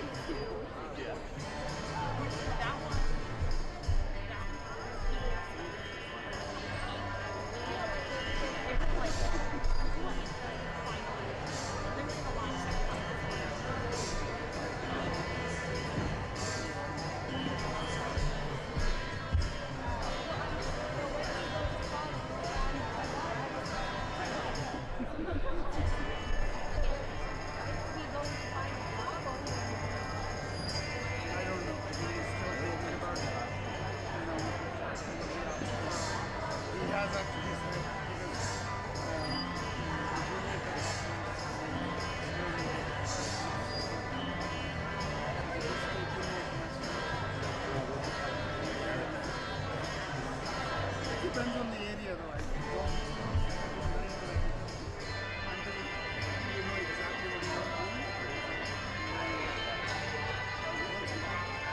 I don't mind if he wants to go.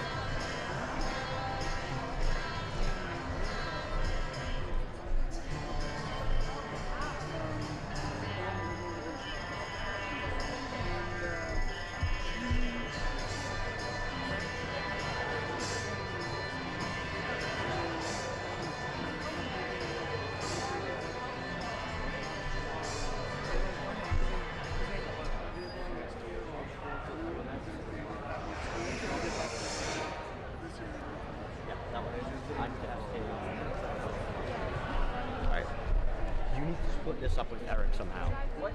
I want that to happen.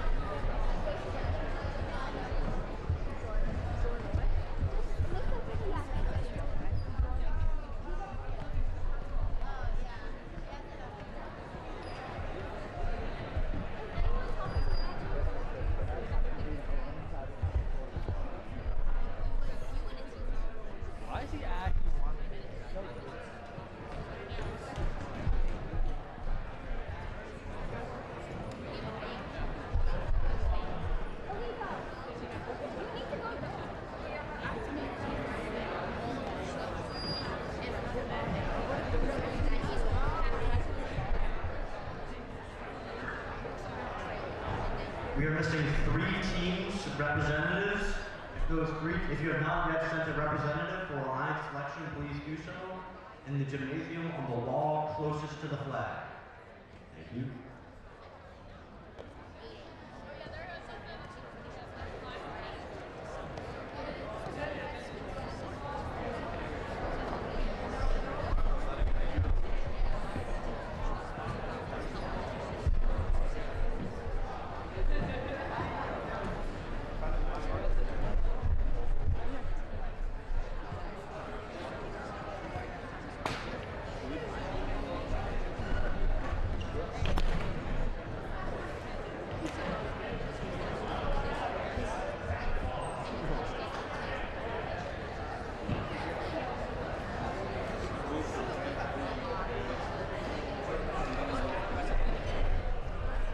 You're in the camera.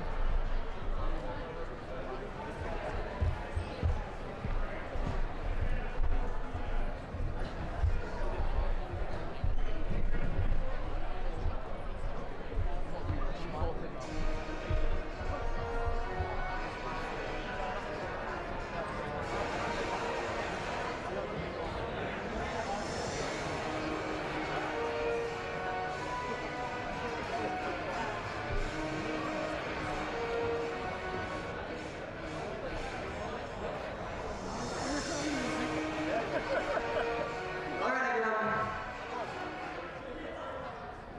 Wow, what a great day of qualification matches so far. It's now time to move on to the playoff portion of the competition. But first, with 24 teams competing today, we need to form the 6 alliances that will compete to become the D-Code presented by the RTX winners here at Ryken Robobowl. Here's how we select alliances. First, we will announce the top 6 ranked teams as alliance leads. Each of these teams will have a student representative, the alliance captain, join us on the field. The first selection will begin with the highest ranked team based on the performance in the qualification matches. After the number 1 ranked team makes their selection, the next highest ranked and unpicked team will then make their selection. We continue this process until we have 6 complete alliances. Each alliance will be made up of 2 teams. After an alliance captain extends an invitation to join their alliance, one representative from the invited team will join us and either accept or decline the invitation. If a team declines an invitation to become an alliance partner, that team may not be invited to join any other alliance. The declining team does not, however, lose the right to select if they become an alliance captain.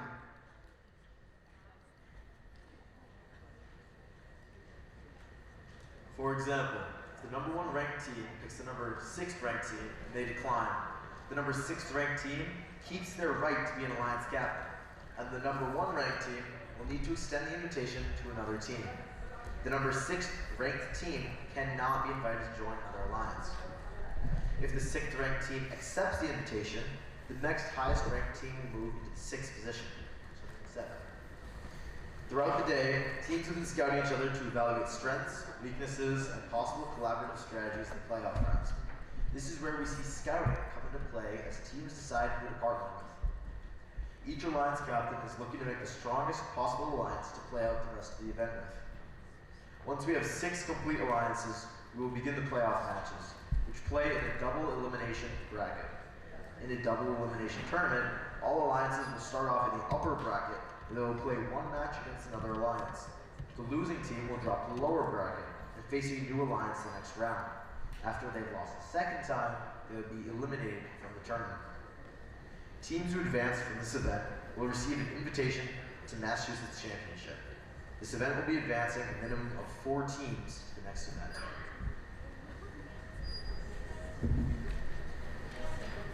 There's a lot on the line here. Let's meet the teams. Teams, please come on up here when you hear your name and when you hear your team number and name called. Please welcome the number 6 seed, Team 6308, Bat Mitzvahs from Gan Academy in Waltham.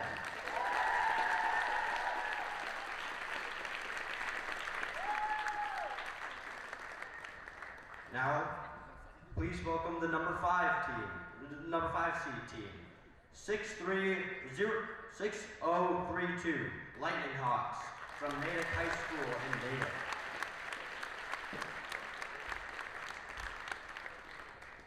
And now please welcome the number 4 seed, team 26413, GNCE Mercury, Weston High from Weston. And now please welcome the number 3 seed, team 10331, Arc Hailstorm, Schneider Electric, Punchard Trustees, and Andover Senior High School in Andover. Now please welcome the number 2 seed, team 4410, Arc Lightning, Schneider Electric, Raytheon, Punchard Trustees, and Andover Senior High School in Andover. And finally, our number 1 seed, congratulations to team 23256, Yaki Bots, Six Sigma Concepts, LLC Family Community in Long Meadow. Now our number 1 seed will make the first pick.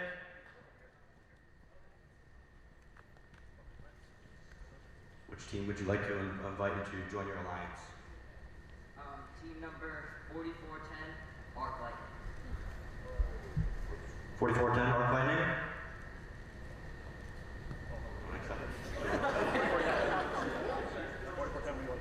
Do you want to accept or decline? 4410, Arc Lightning graciously accepts.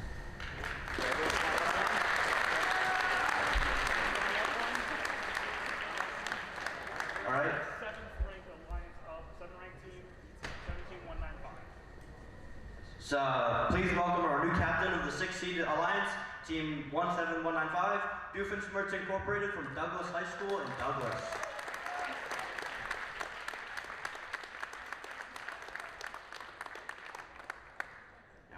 You're a 2nd seed. Which team would you like to invite to join your alliance? 26413 GNC Mercury.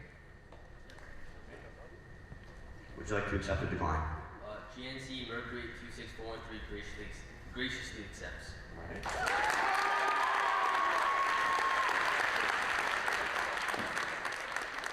All right. Now we need a new captain of the 6th seed alliance. Please welcome team 27809, Mechanical Monkeys from Family and Community in Lexington.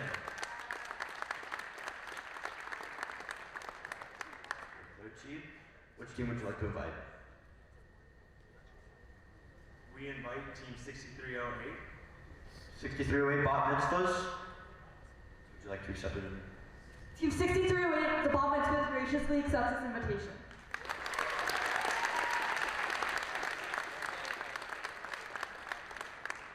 We now need a new 6th seed captain. Please welcome team 3737, Hanks Tanks from Cognex and Natick High School in Natick.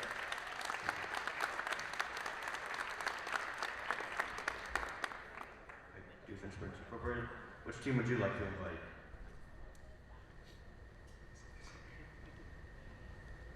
We'd like to invite team 27809 mechanical. Team 27809? Would you like to accept it? Team 27809, the Mechanical Monkeys, would like to graciously accept. All right.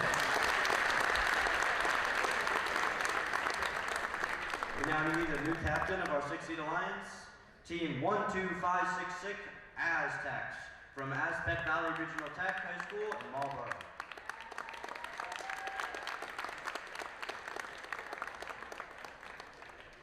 Thanks, Tank. Which team would you like to invite to join?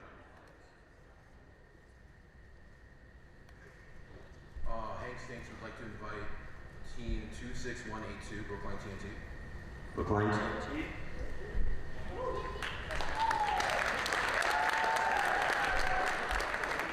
Team 26182, would you like to join this alliance? We graciously accept.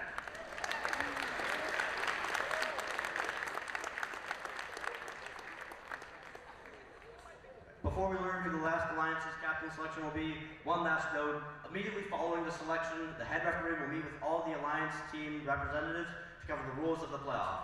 If your team is an alliance lead and you plan to have a different student who is on your drive team serve as your alliance captain during the playoffs, we will ask that you have that person ready to send down to the field immediately following alliance selection. Now, which team would you like to select?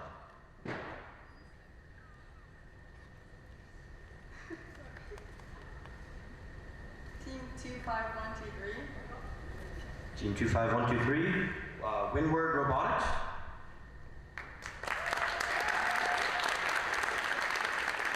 Team 25123, would you like to join? We accept. Yeah. All right, what the setting tournament's going to be? Let's hear a big round of applause for all the teams competing here today. Congratulations to everyone for putting in your best effort out on the field. At this time, we need each alliance to send their alliance captain to meet with the head referee to review our tournament rules. We are going to let the alliances talk strategy now and prepare for the playoff matches, which will begin at 4:20 p.m. Remember, awards will be presented during the playoffs, so stick around, cheer loud, and we'll see you back here soon.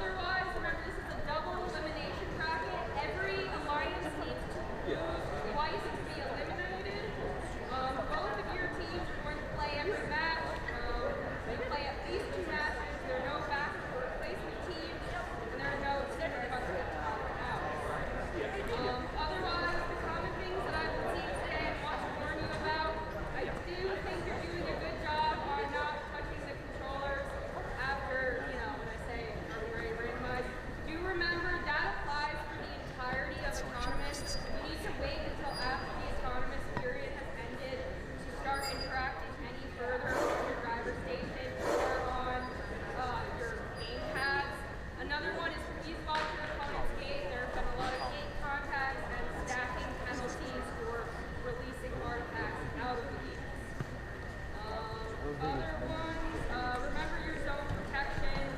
You have the secret tunnel loading zone for one alliance zone, and then your base zone protections are the last one you have awarded. Quite a few the whole partners. Anybody have any questions?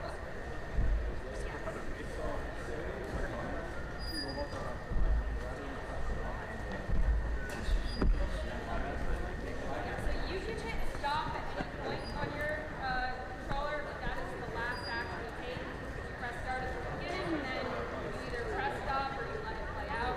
Yeah, that is a good point. Please be aware of this path. I feel protection for autonomous. You're heading over here. It is in your interest. Any other questions? Is this sweep wrestling? All right, good luck, teams. Please start bringing everything over here. You guys can take Qualifier.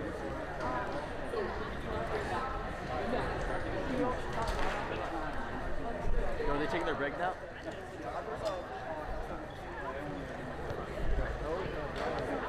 The double elimination bracket. Because it's a double elimination bracket.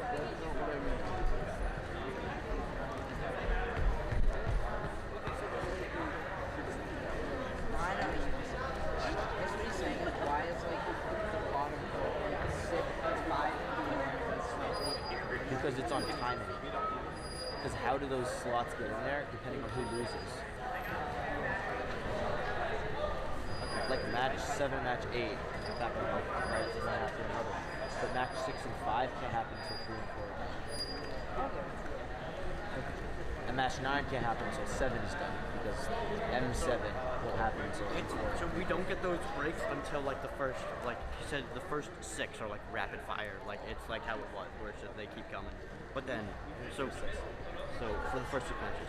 So if you're one team, you can't play within an 8-minute period. You have to have an 8-minute period. But it's a 10 minutes until.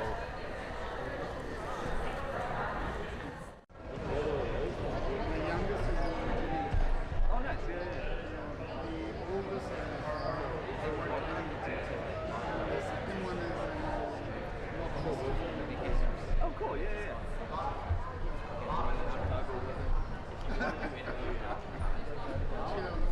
Yeah, that's fair.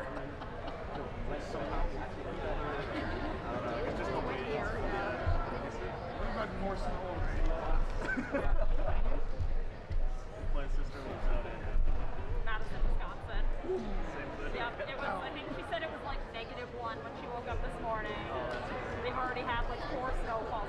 She moved there in January too. I really don't know what's wrong with her. Jump right in the kettle. Yep.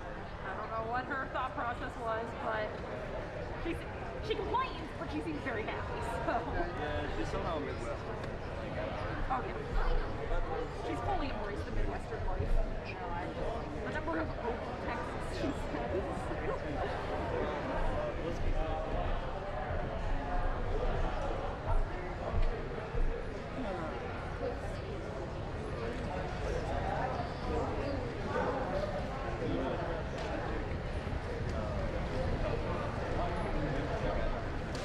Guy in the black shorts. Yes. He's the PD. Right? He's my dad.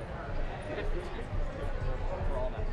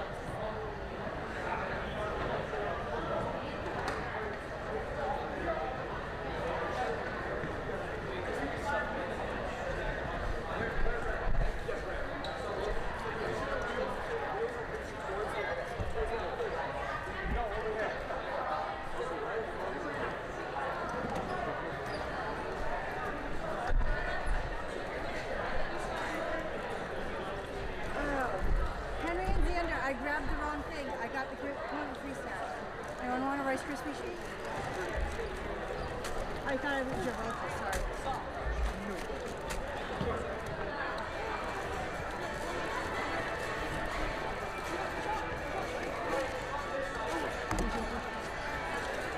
Thank you.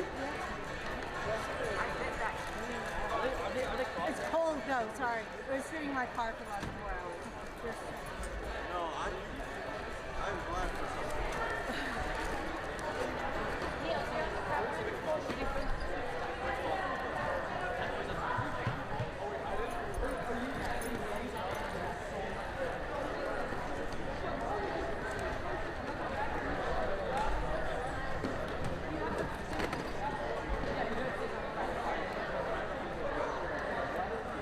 Wait, we have that.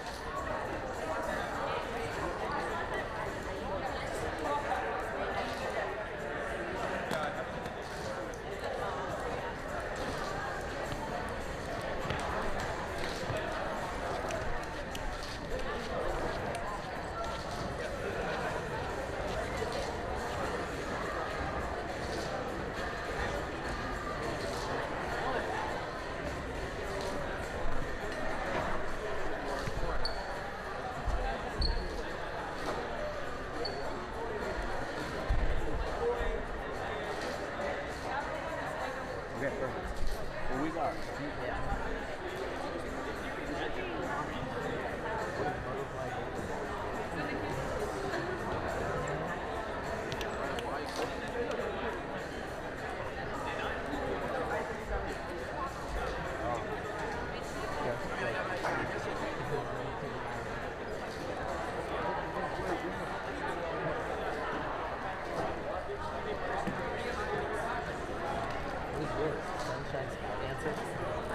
Butterfly golden tail. I don't want to be butterfly golden tail. If you can tell me something like this way, I'm like, hey, I really committed. Like, 37.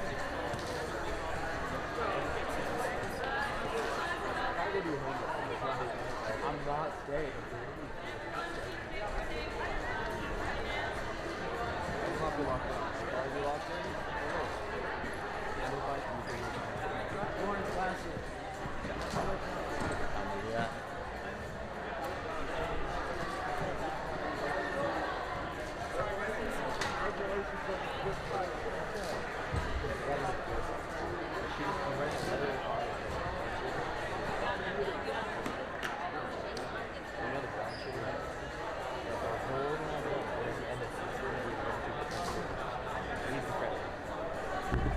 Anything for college.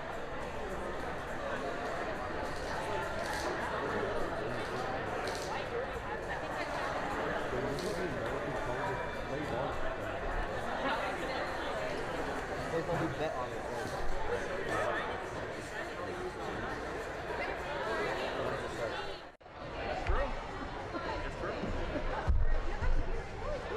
Alrighty, our first match in the playoffs. We have the Blue Alliance, Hanks, Tank. no, the top one was Oh, wait, the one that yeah. We're going. That is green, purple, purple. Lions 4 versus 5 here. Oh, yeah. Am I good? Red Alliance ready? Blue Alliance ready? Field ready? Scorekeeper ready? 3, 2, 1, go! We're off first match of the finals. 2 back-to-back shots from each team. I think these teams really take what we're saying into effect. Know that we can a lot better than autonomous, and that's evident by these teams. So you have the action, we're going to see who the autonomous. Blue's got the edge a bit here. 4 versus 2. Moving to tally off. Pick up your controllers. 3, 2, 1. And here we go. As we know, Juvenile Race Incorporated has been very strong tally off, but Brookline TNT has been our defensive player of the day.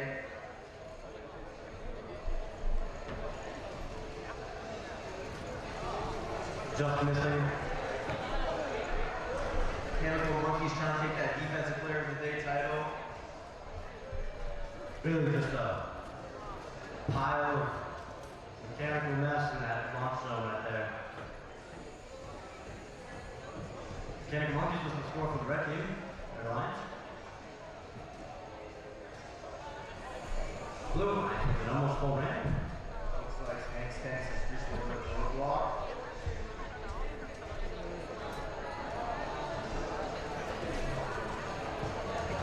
This is going to be enough. No, fun. We're back. We're alive. Blue team, full ramp. Going to dump. Shot in there next to the left. He's alright.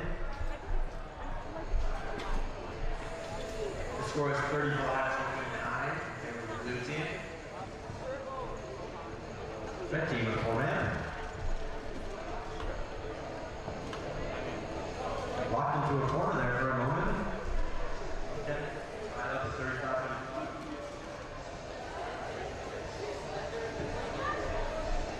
This kind of physicality is working great for them right now. We'll see how it helps them at the end.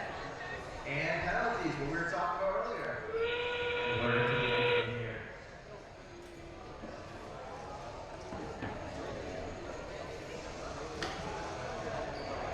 Seconds left. 5, 4, 3, 2, 1. That's the match. First one of the tournament. This is an incredibly close game. It's tied perfectly at 58-58. But that was beautiful. What I saw about the Mechanical Monkeys at the end there, they baited the other team into hitting them in their own section, gaining penalty.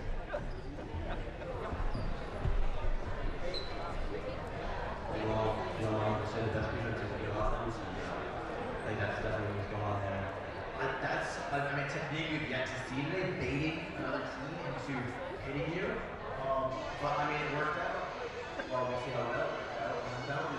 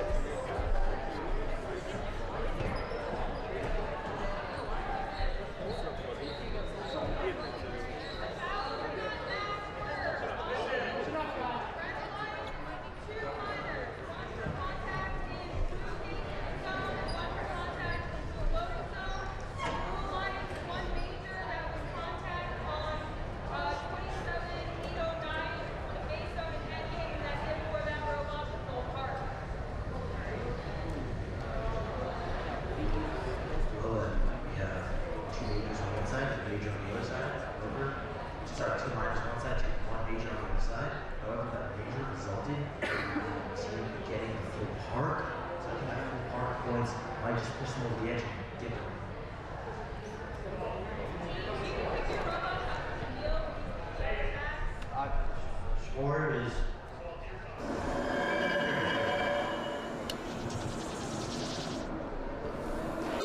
Blue wins with a final score of 76-73, a very close game.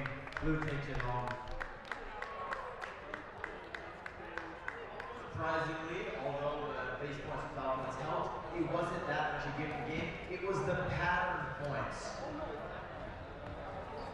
The Red Alliance actually had more base and foul points, but the pattern points, the 6 extra power points that Alliance 5 had, was great. Oh, and the artifact points, yes. With that, the winner of this is M3, and the losing Alliance is M6.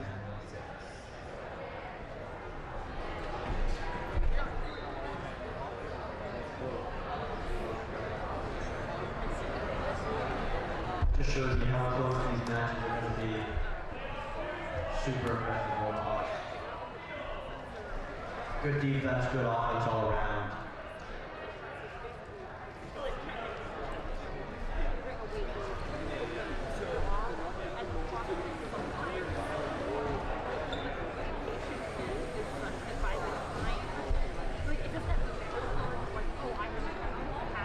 And on the blue team is Alliance 6, the Aztecs and the Windward Robotics. And for the red team, on Alliance 3, Bot Mitzvahs and Ryken Robobowl.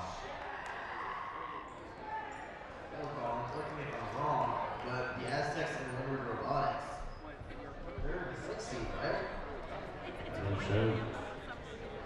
The Bot Mitzvahs and the Ryken Robobowl. That's a pretty high seed, you know, to the initial playoff. What do you think? Anything's going to go down? Really anyone's game, just really an all-in strategy, all in how you use your robot ability. Yeah, I agree, and I think that they can change is good, but if they completely change their strategy, it's going to be a problem here. I think the Aztecs picked the Windward Robotics because it's figured out as well, because either team is just going to put in the work. You want to stay forward now, because it's going to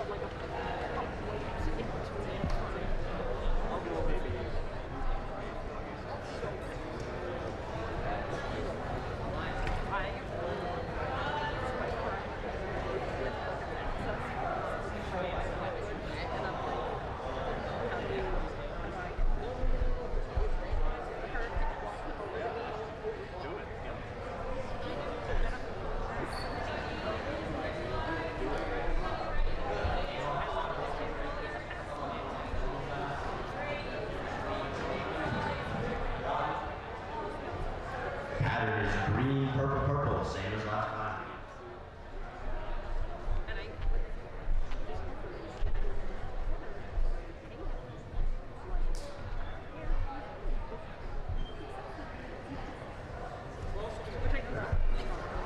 Red line's ready.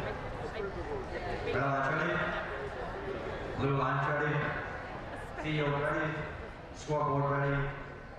3, 2, 1, go! And we're off. Attempted lob from the blue alliance.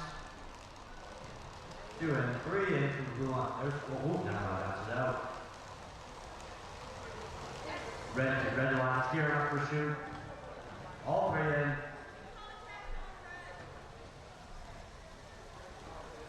And foul on red there for opponent's contact. Remove it until you please. Drivers, pick up your controllers. 3, 2, 1. Here we are. Although the blue alliance might have a little bit of edge in its honest, we know the line house process is wrong. Usually they're dominant, teleoff. We'll see how the Aztecs and the Robotics combat that. There's a ramp down for the red alliance. 3 in for the red alliance. Almost a full ramp for the blue alliance. And that's a ramp down. It's like the Windward Robotics are trying to get able to tackle that.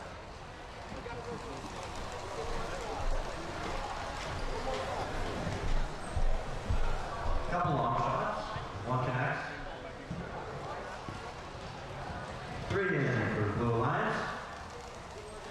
1 for the pattern there. Windward Robotics is playing defense. Pushing their opponent off.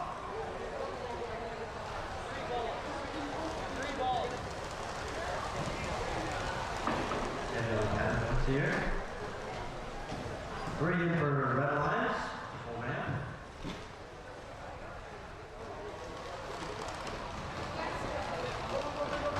Now. Ramp up from the red alliance. Go. Tie game.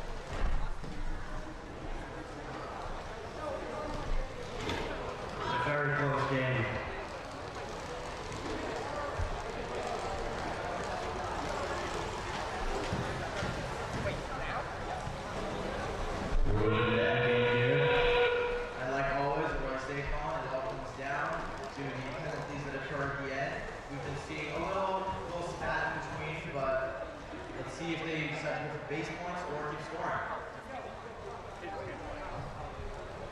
3, 2, 1. That's the match.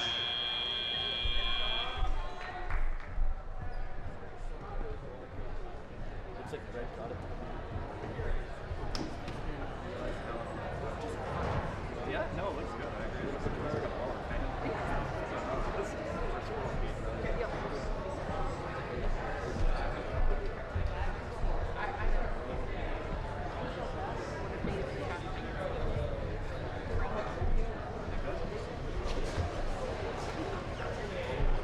Looks like red got at least one to be partial of the second robot.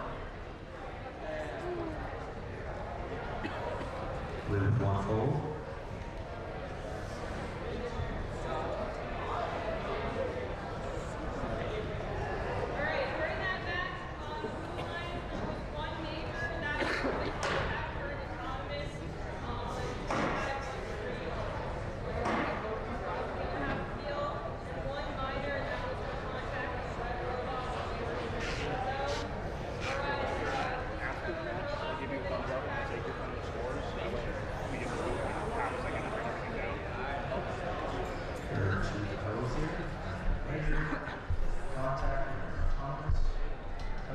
Here comes scores.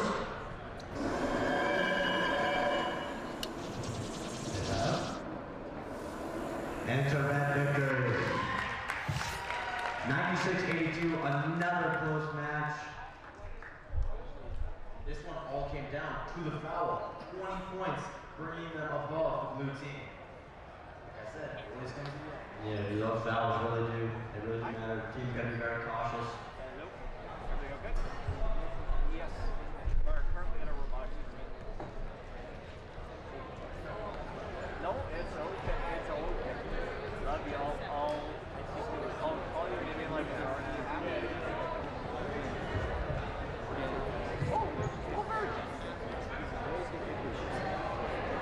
Talk to you soon. Love you too. Up next, with Alliance 1 on the Red Alliance, we have Arc Lightning and the Yaki Bots. And with Alliance 5 on the Blue Alliance, we have Hanks Tanks and Brookline TNT. Well, Colin and I took the liberty of going over to Yaki Bots, the captain of Alliance 1 and the #1 seed, the only undefeated team today. And here's what they told us. They said that they prioritized efficiency when they were building it. They were specifically spent a lot of time on the sorting system, which they're very proud of. They also spent a full month, an hour and a half to an hour, every single practice, working on the autonomous, which absolutely has paid off. They've been wonderful on autonomous. And the last thing they have to say to their fans is the H in engineering stands for happiness.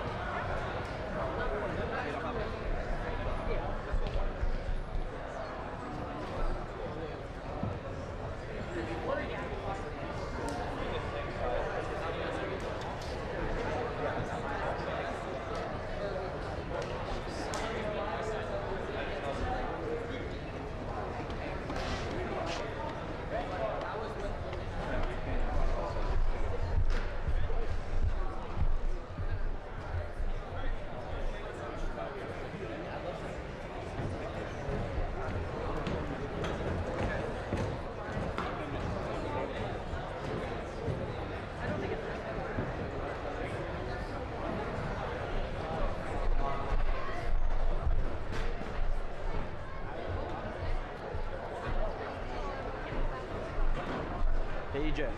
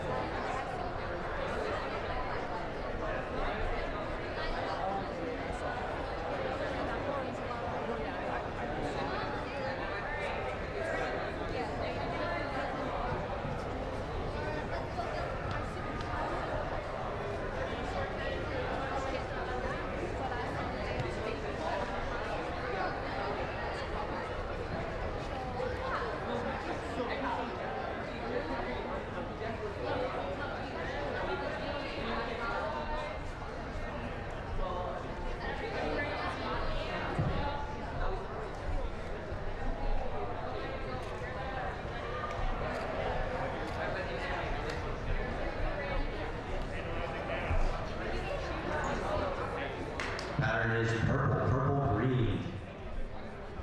Red Alliance ready. Blue Alliance ready. Field ready. Scoreboard ready. 3, 2, 1, go. And we're off. Couple long range shots. Mark Lightning. I think this is what we're going to see later in the playoffs. What we're seeing already is a really good autonomous by both teams.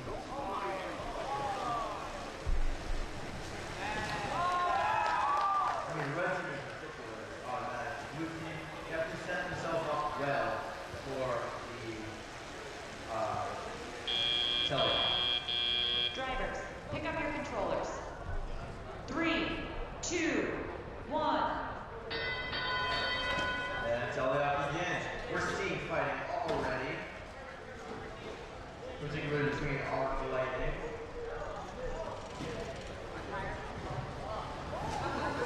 Alright, and Red gets in a couple, uncontested.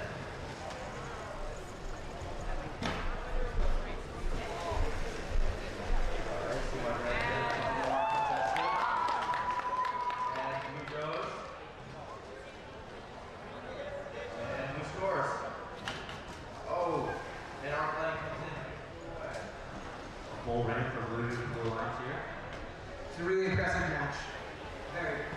Something I've noticed is Arc Lightning in particular has been awesome at shooting on the run.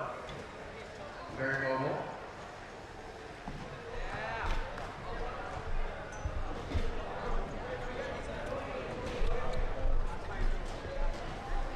Less than a minute now. Blue Alliance going for no point. 111 to 34, that team. But Blue is making a move, they just jumped. Still an opportunity here, still 45 left.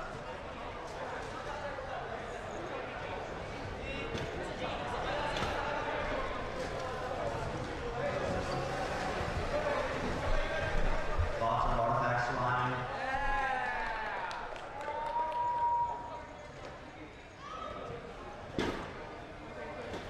Bit of a collision there to the wall. Early in the game now. Will these teams continue to go for as many points as they can get, or will they just go for parking? It's imperative not to get penalties here. This is huge. It looks like both teams are actually looking to score more points here. I think so many artifacts just went in that they started to knock each other out. That's what it looked like to me. And that's the match.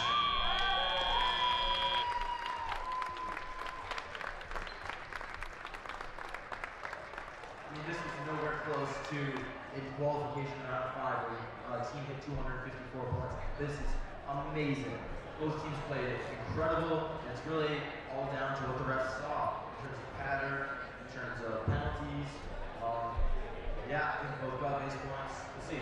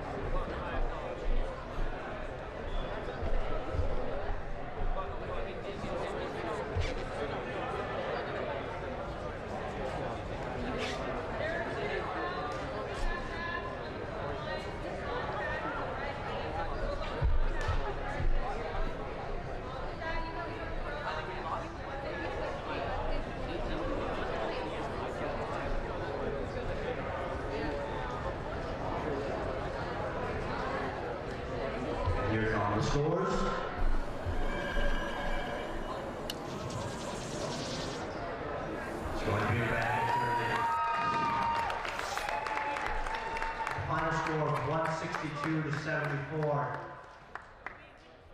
A lot of those came from the artifact points, just the consistency and agility of those blocks off the artifacts.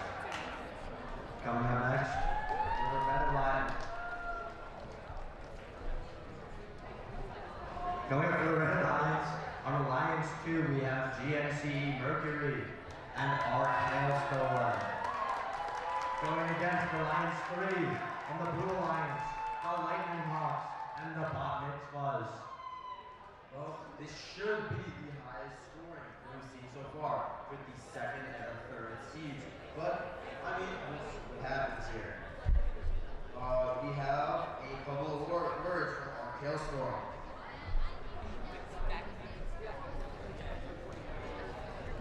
Alright, when we interviewed our Hailstorm, they told us that, well, they only lost once, but they allowed 75 points in penalties. So working on that is one of their top priorities. They were also blocked by their own team, and they were blocking their own team in defense. So they were engaged in a lot of friendly fire. So they're moving forward to work better with their partner, GNC Mercury. They were very proud of the modularity of their robot that was so simple to take apart and add back together and customize. The reliability and they focus on reliability and how to drive and tune. They didn't focus on any fancy mechanisms, just good old-fashioned hard work. And their message is thank you for everyone who believed in us from the beginning, and they wanted a special shout out to their coach Arias.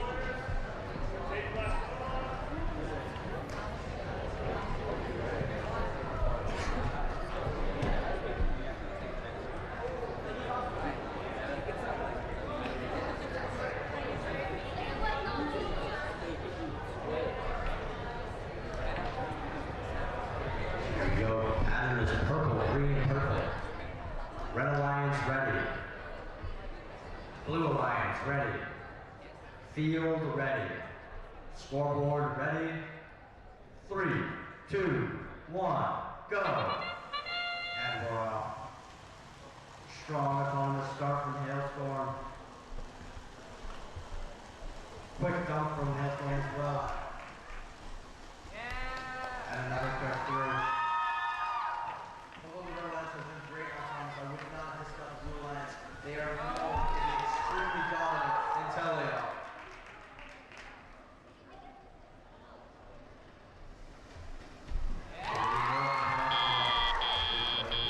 Drivers, pick up your controllers. 3, 2, 1. And off.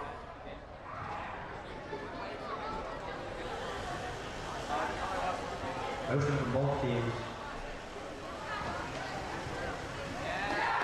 Lots of overflow though. Something I've noticed about these robots is most of them are very stationary and they need to be set before they can fire. However, very little defense is being played. And we start seeing defense. The counter to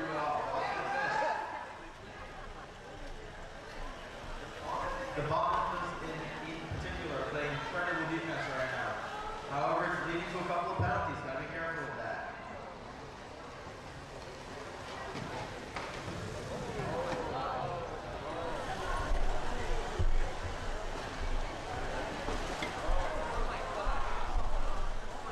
Hailstorm leading to a collision with their own teammate there, right? 79 to 16.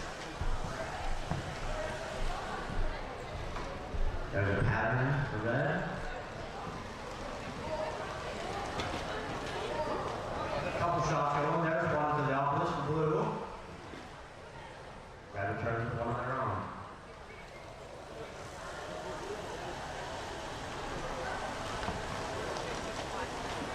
Long shot. Shrewsbury red.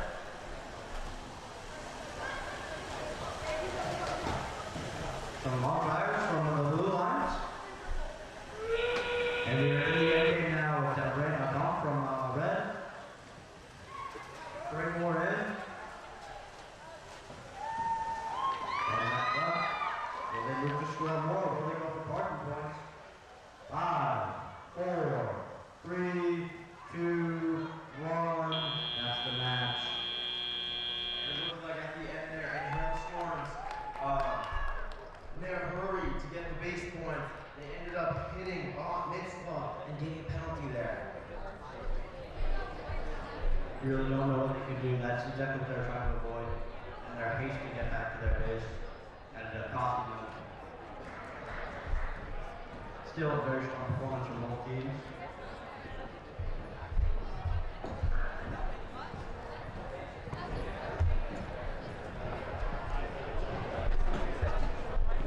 Such aggression that they actually ripped up the tape on the map.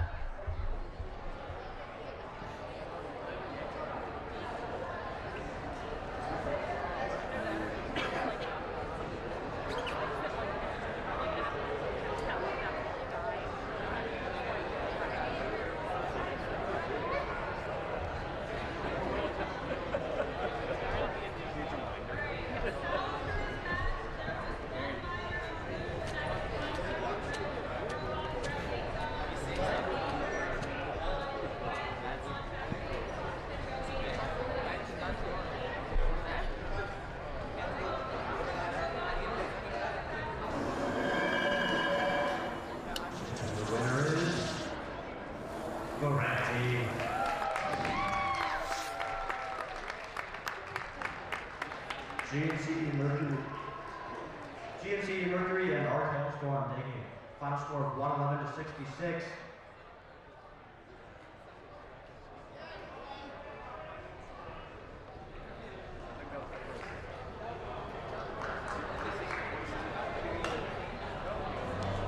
Up next is two teams that have won the playoff, Aztecs and Ryken Robotics for the Blue Lions, and Brookline TNT and Hank's Tanks for the Red Lions.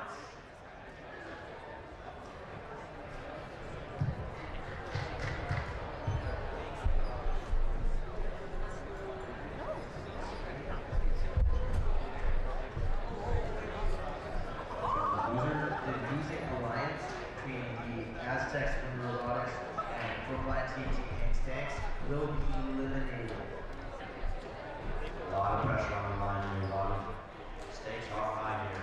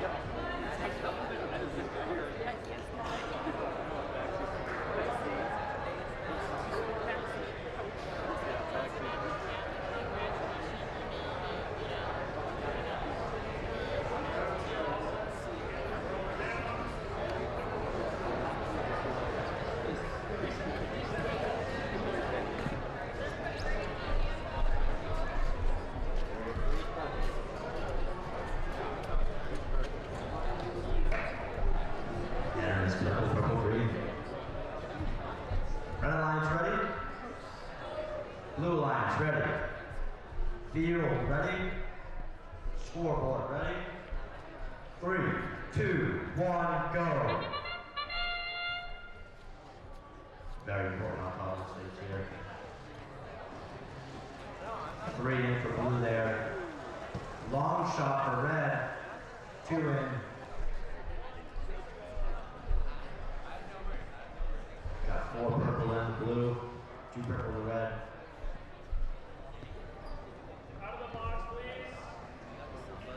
And that's going to be it for the action of our autonomous phase. We're going to move into our teleoff. Drivers, pick up your controllers. 3, 2, 1. Begins the teleoff phase. Oh, and already going at it. The Aztecs.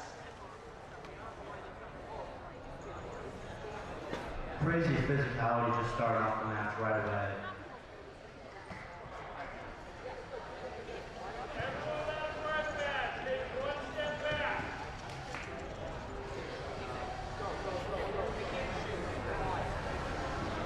Very slow game, not being very intensive physical. The Aztecs start to be.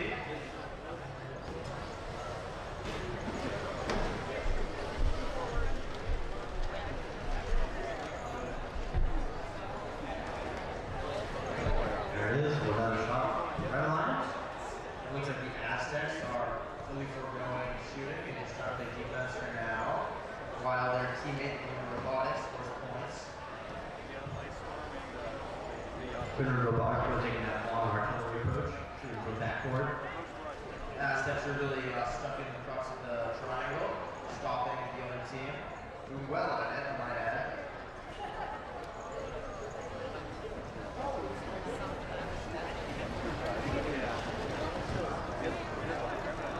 There's a full ramp to the red lines. Now getting overflow. Looks like Brookline TNT has found the solution to evading the Aztecs defense is by lining up on the glass and shooting. There's a ramp dump for red lines. Seeing some more defensive action. We're in the end game now. This is where things can get tricky. Fouls gotta be avoided. Oh, and it seems like the red is stuck here in the blue base. Blue base. 5, 4, 3, 2, 1, and that's the match. Very unfortunate for Brookline TNT to be stuck there. You know, it's a really close game. With those fouls at the end, it really is anyone's game here.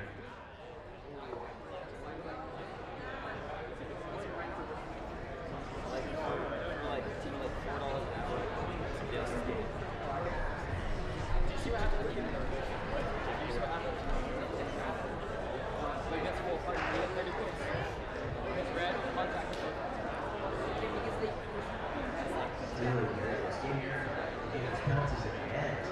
You go either way.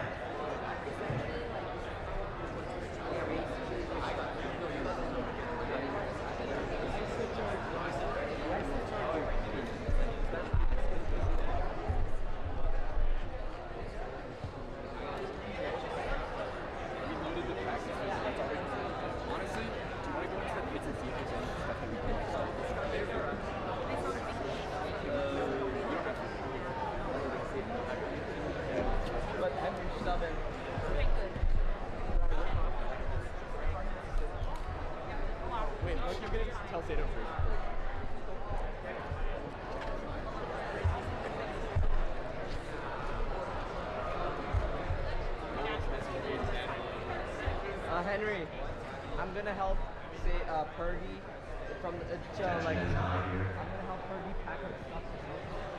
Thank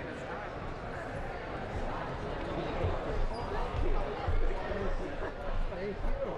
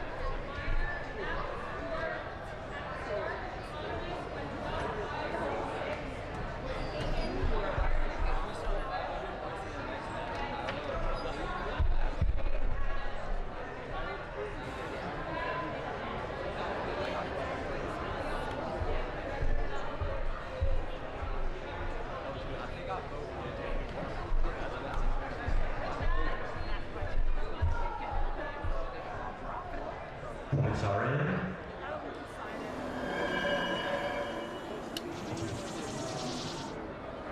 The winner is the blue team. Everyone, please give a huge round of applause to the Lions 5, Brookline TNT, Team 26182 from Chestnut Hill, and Hank's Tanks from Natick, Team 3737. A huge round of applause for them. Great performance by them today.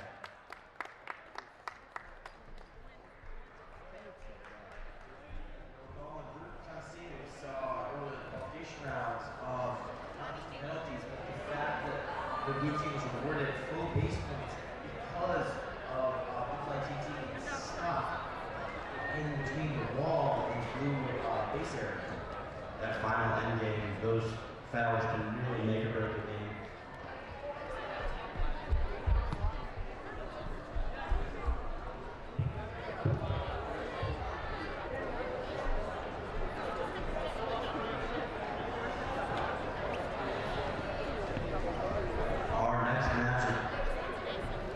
Our next match is between the Lions 4 of Blue Lions with Duke and Schmertzig and the Mechanical Monkeys against the Lions 3 on the Red Alliance with the Bot Mitzvahs and the Lightning Hawks.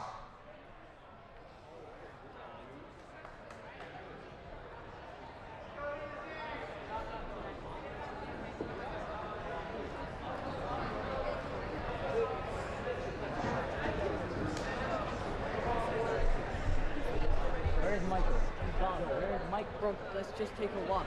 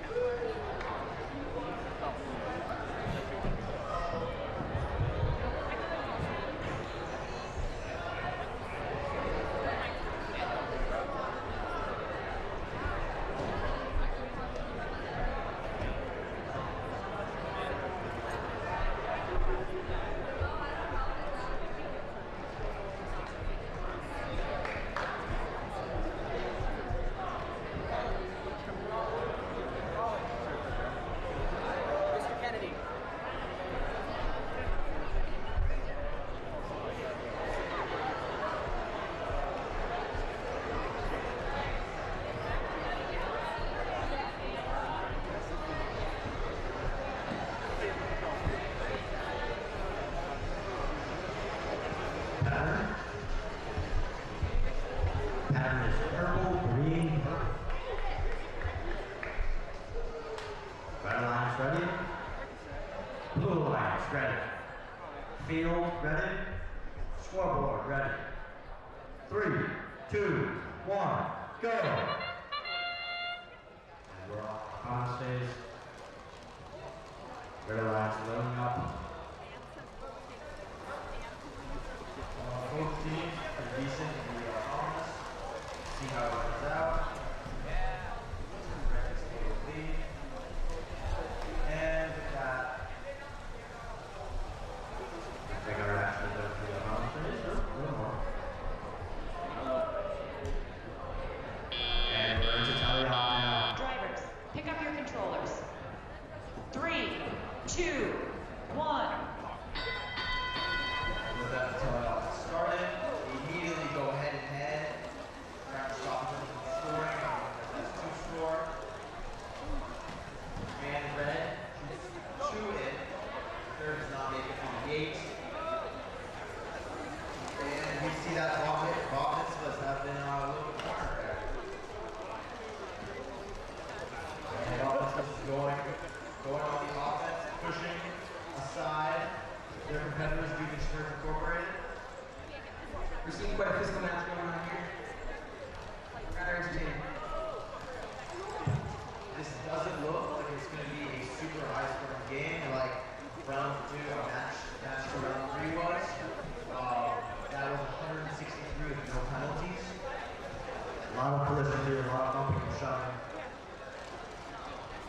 Some aggressiveness, but 14 favors for bold. And Rand was full.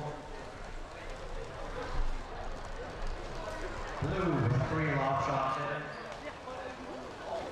Another shot. Misses. Overflow now on the red man. Left hand and left. 2 shots over, but Seems as though the mechanical monkeys have stopped down in their base. looks like a wire net just in the mechanical top, but they are inside their face, so that could be a rough one for that. Looks like we're seeing a robot wrestling match over here. Like Doofenshmirtz Incorporated has to keep the flame up. 10 seconds left in the end game. Both teams are playing faster. 5, 4, 3, 2, 1, and that's the match.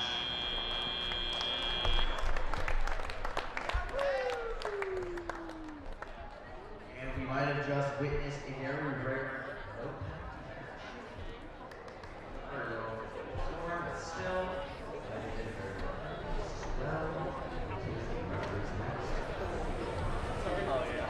Close. 6-43 for the score. Favor of red. Which is expected considering the problems monkeys are experiencing. We'll see if people share what's up. No, I gotta say it was a very fortunate spot to break down. Still helping the team.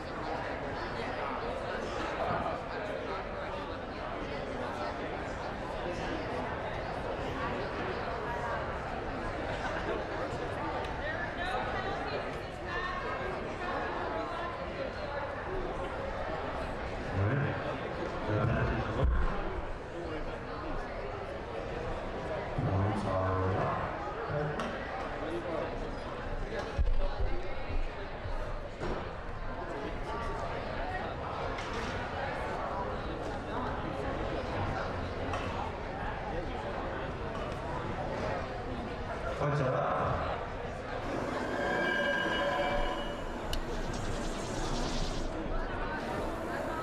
And our winner is red team, 71-48. Can I get a big round of applause for the Blue Alliance? Team 17195, Doofenshmirtz Incorporated from Douglas, and Team 27809, Mechanical Monkeys from Lexington. Please, can I get a big round of applause?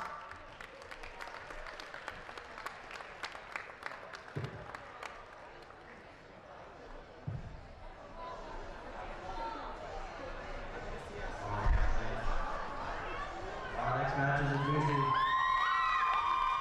On the Blue Alliance, Alliance 2, Arc Hailstorm, and GMC Mercury against the Red Alliance, Alliance 1, Arc Lightning, and the Yaki Bots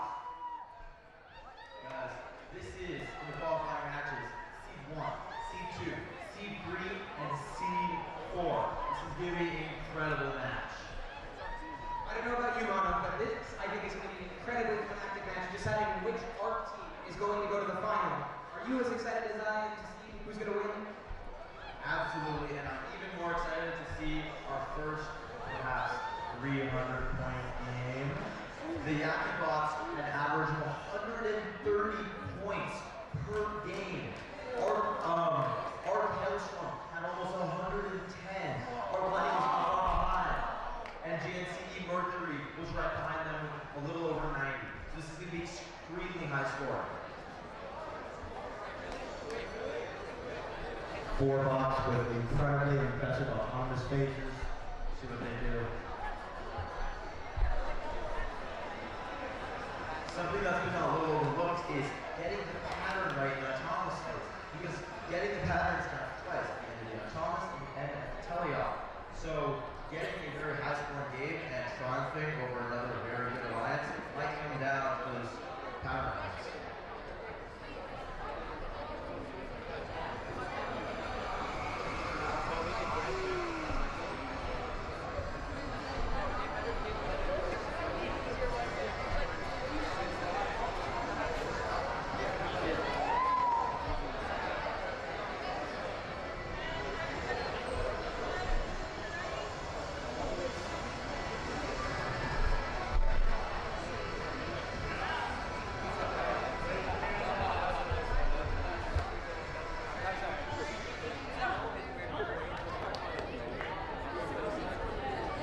Pattern is up. Purple, green, purple stays the same. Red Alliance, ready. Blue Alliance, ready. Field, ready. Scoreboard, ready. 3, 2, 1, go. Got chance from the fans. Both teams incredibly strong autonomous.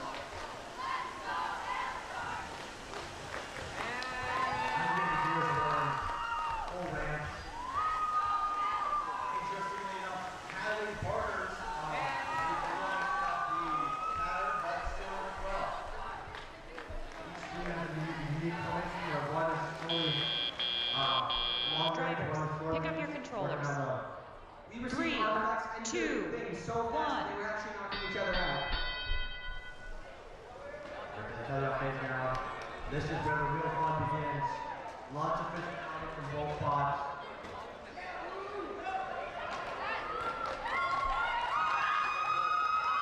Intensely physical match. After all, work from a couple robot, those who require standing still, shoot. It's very important that we're pushing our balance. A lot of these bots enjoy taking their space, doing what they want to do, playing their game.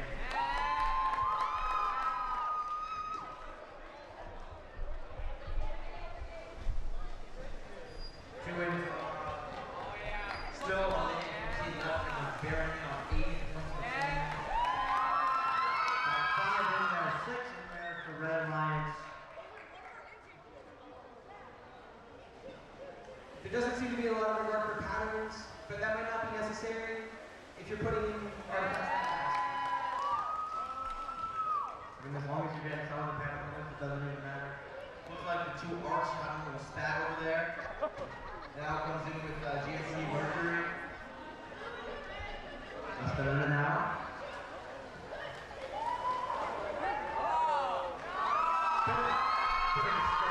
Bit of a skirmish there in the launch zone. I will say it's very fortuitous that almost all these bots have good pattern, since as we saw before in the mechanical monkeys.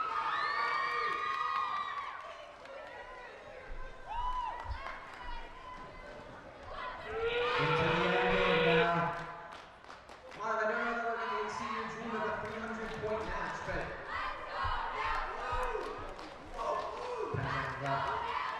Going with the 5, 4, 3, 2, 1, and that's the match. Unofficial score is 121 to 112, and a very close game. Well, Colin, I think not too many penalties.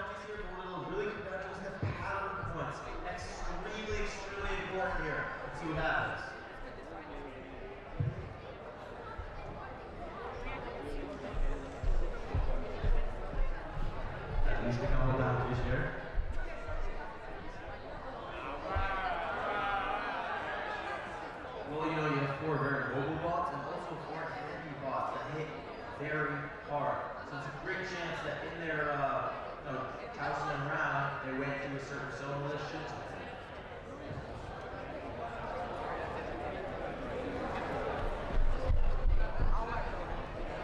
Oh, and do remember, the winner here goes straight to the finals, while the loser has a redemption round.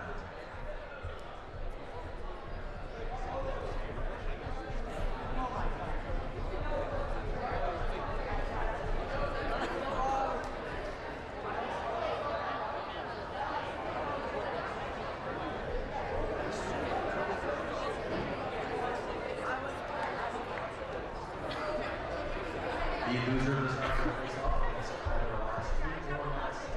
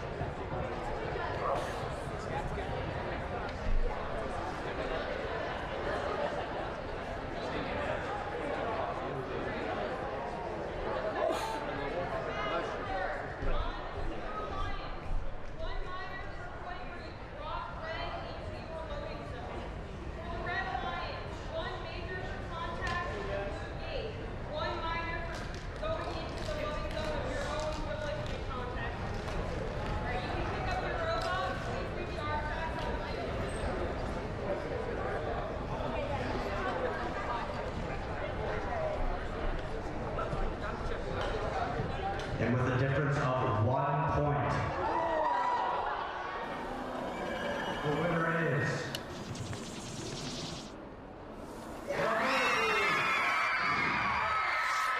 136 to 137. They are advancing to the finals. The team of Robotics from the TNC Mercury. Incredible match.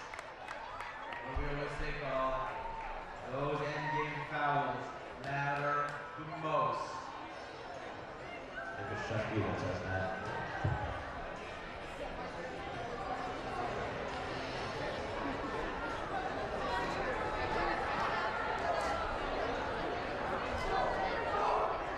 The winner of this next match will face by ARC Hailstorm and GFC Mercury.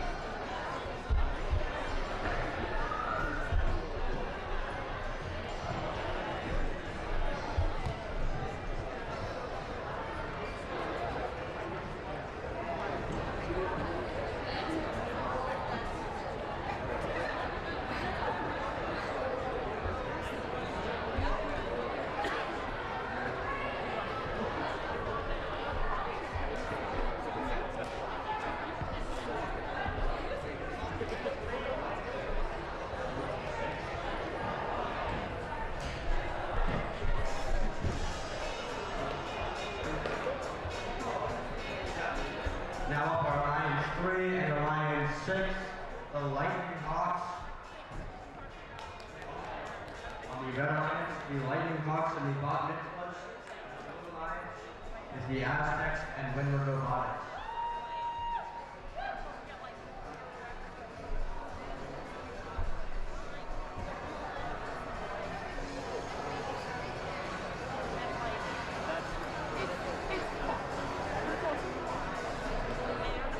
So before we give a count, I do say winner continues on. And then Red Alliance ready, Blue Alliance ready.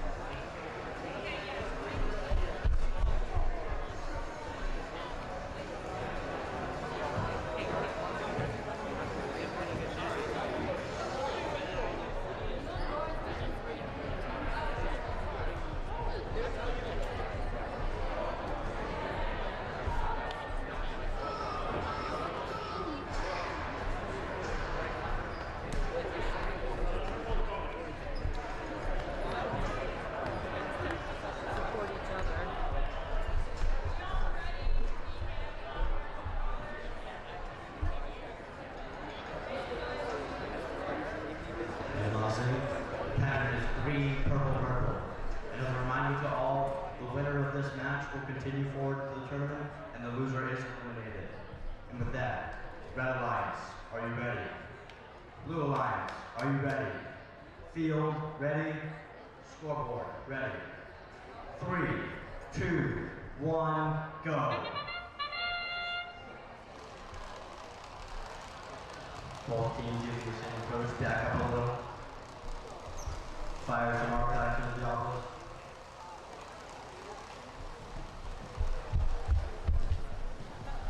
Three purples for each team into the office. One for blue.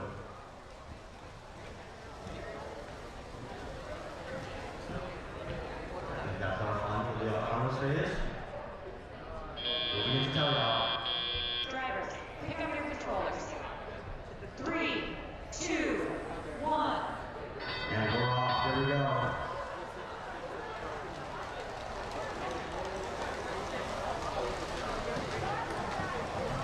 Fast fire toss into the red. One toss, not however.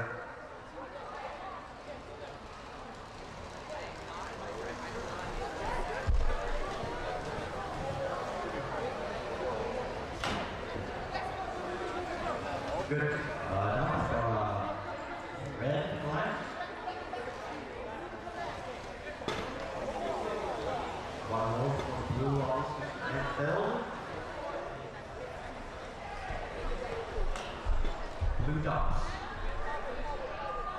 There's a foul there. Just over for the red.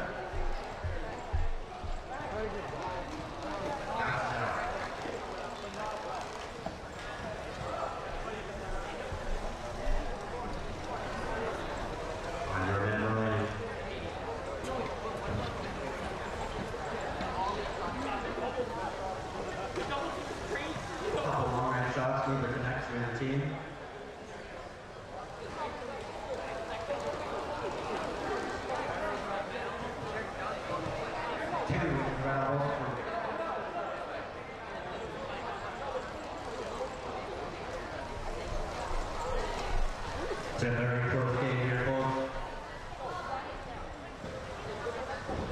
It looks like some rubber bands have fallen off the robot. Never good when parts of the robot fall off. We are in the end game now.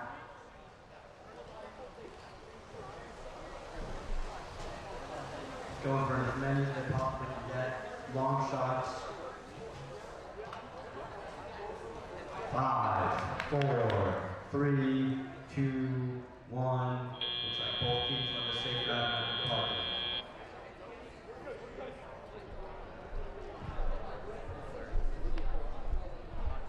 Let's see if those foul points make a difference. It's a 2-point difference at the end, unofficially. Red Lions is up by 2.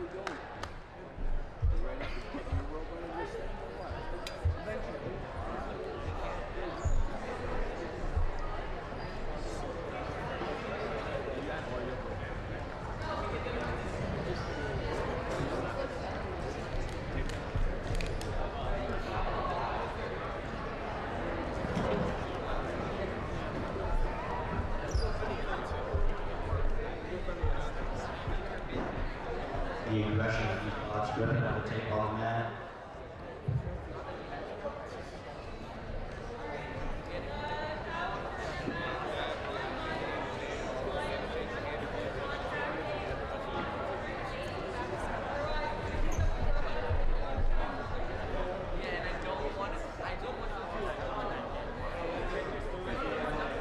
Points are up. There it is. The Red Lions have scored 69 to 60. Everyone, please give it up for the Aztecs and Women Robotics. Aztecs team 12566 from Marlboro and Women Robotics team 25123 from Manchester. Please, a huge round of applause for them and their efforts.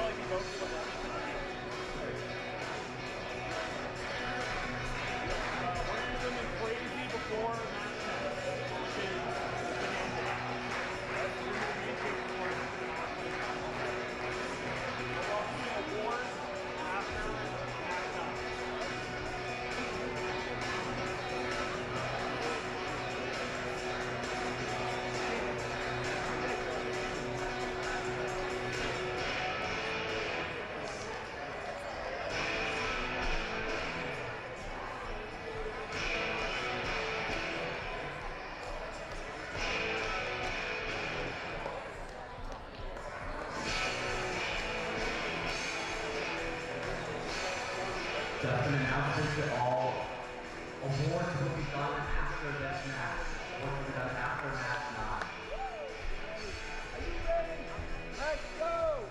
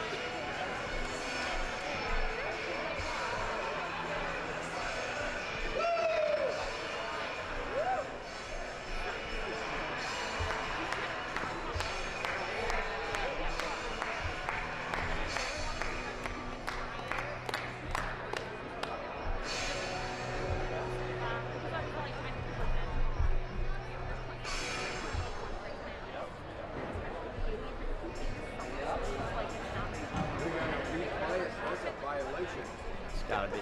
That's a DJ violation. Hey, what's up? Why did they play the lyrics not playing? They have like a specialized playlist or something. Yeah, but even the video, like they. Oh, that was just like the audio. The words were talking. It's just the music of it was so loud that it drowned out the words. That was just You're the a audio. robotics expert now. Yeah, You've done a really nice job. Cup of tea tonight, so I want that voice right on tomorrow, alright? Ladies and gentlemen, this next match will determine who goes to match 10 to face off against the Lions 2. Like the stakes, they will have to be the Lions 2 twice in order to be finalists. A lot of money on this one. Our teams are Alliance 1, Arc London, and the Yaki Bots on the Red Alliance. And Alliance 3, the Lightning Hawks, and the Bot Mitzvahs on the Blue Alliance.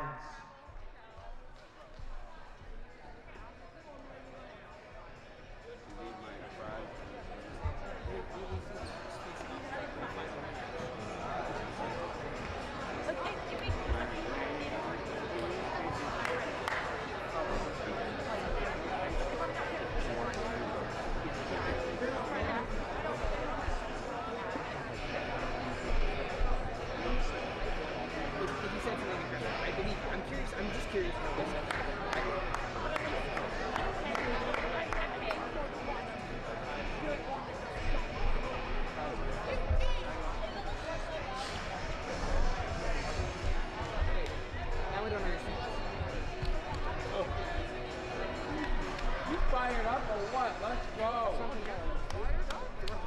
Come on.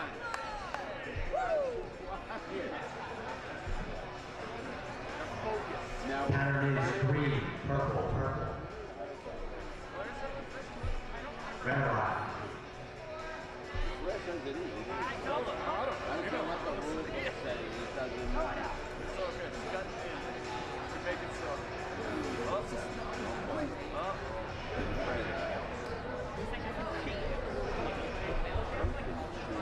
World. You can share people. You can change the world. Red Alliance, are you ready? Blue Alliance, are you ready? Field, ready. Scoreboard, ready. 3, 2, 1, go. Will we see the Autobots facing off in a decisive rematch, or will we not? Two very strong opponents for lots here.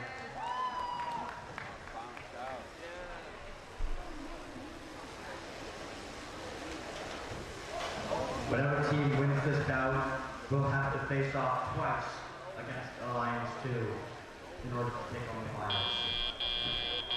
Drivers, pick up your Going controllers. to the teleop phase. 3, 2, 1.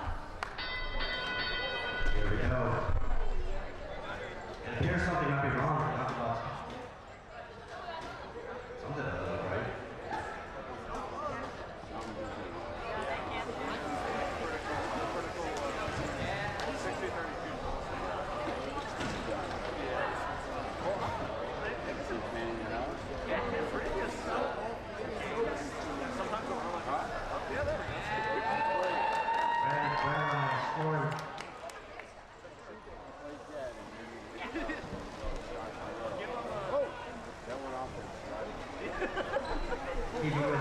Even with their teammate gone, Arc Lightning still putting in a tremendous amount of work.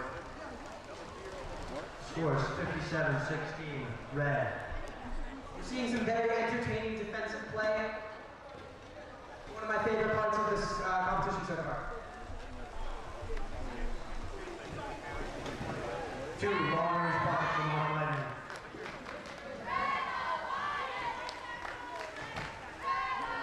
Incredible aim. Almost a full ramp to blue. Arc Lightning getting a shoving match there. Blue with the full ramp. Parts are flying off of the robots if you look closely. That was impressive. Maybe not flying, but parts are leading the robots. 20 seconds left going into the end game. Artifacts are flying into other people's control stations.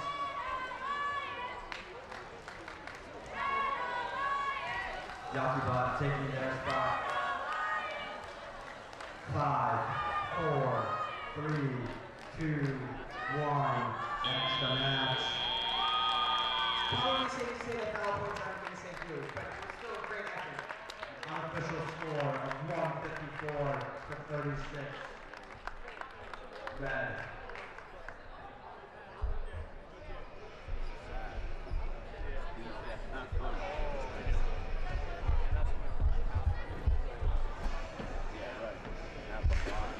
You're seeing a lot more passive play in that final game, not a lot of extra points. People are still on the base points. Nobody's playing super aggressive anymore. They really cannot afford those fouls.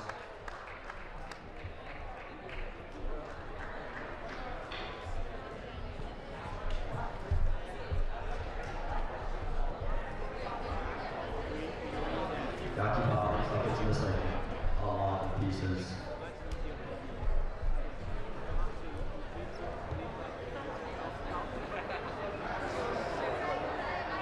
I think some maintenance will definitely be required before the final match.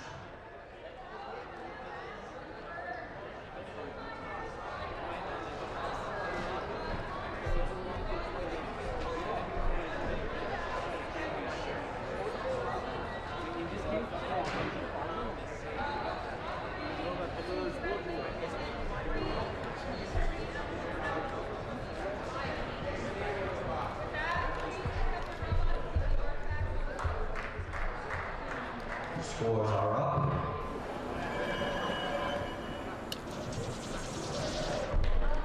And the winner is the Red Lions. The final score of 169 to 51. Please, everyone, a huge round of applause for Lightning Hawks and Robotics on the Lions crew. Team 6032, the Lightning Hawks, we made it. And the Robotics for Team 6308 from Walton.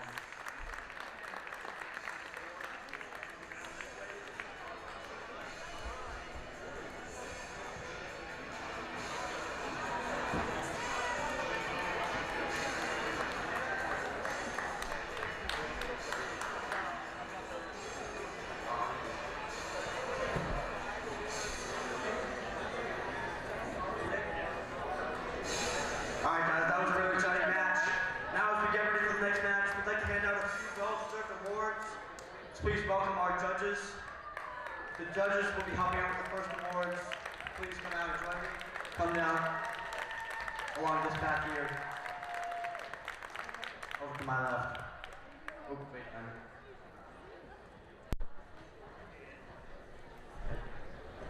If your team is named as winning second or third place, please stand to accept your applause from where you are seated in the stands. And will the first place winners of each award please come down to the field, going down to my left and all the way across to accept their awards. The Design Award. The Design Award celebrates a team that truly understands the industrial design, striking a balance between form, function, and aesthetics while meeting this season's challenge. This team's design process results in a robot that is efficient, effective, and inspiring the way it tackles the game. The winner is Team 6308, Bod Mitzvahs from Waltham, Mass.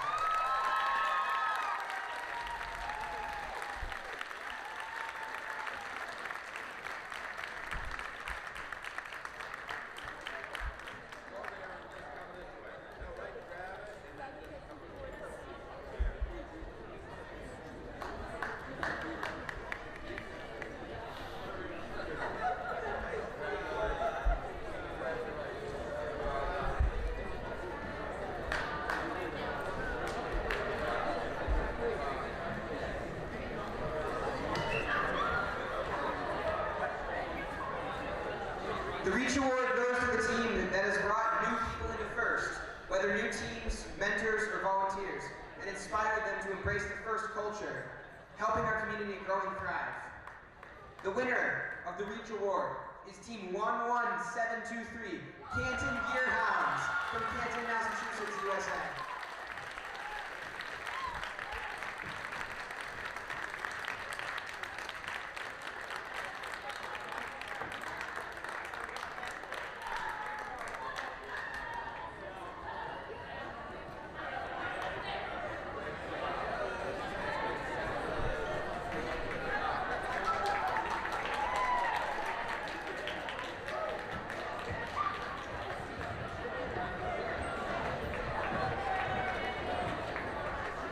Next up is the Control Award. The Control Award celebrates a team that uses sensors and software to enhance their robot's performance. With innovative solutions like an autonomous operation, smarter mechanical systems, or sensor use, they tackle game challenges with creativity and skill, showing how technology can push their robot to the next level. The winner is Team 4466, Rabbi from Waltham.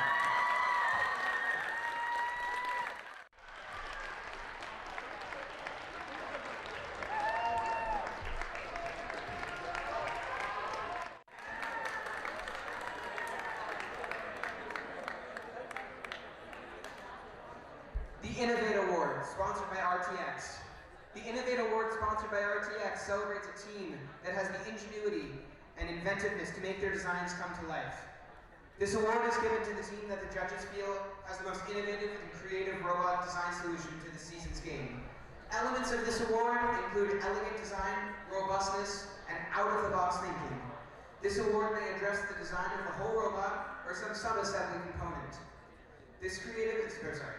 The creative component needs to work consistently. And the winner of the Innovate Award, sponsored by RTX, is Team 25123, Windward Robotics from Manchester, Massachusetts, USA.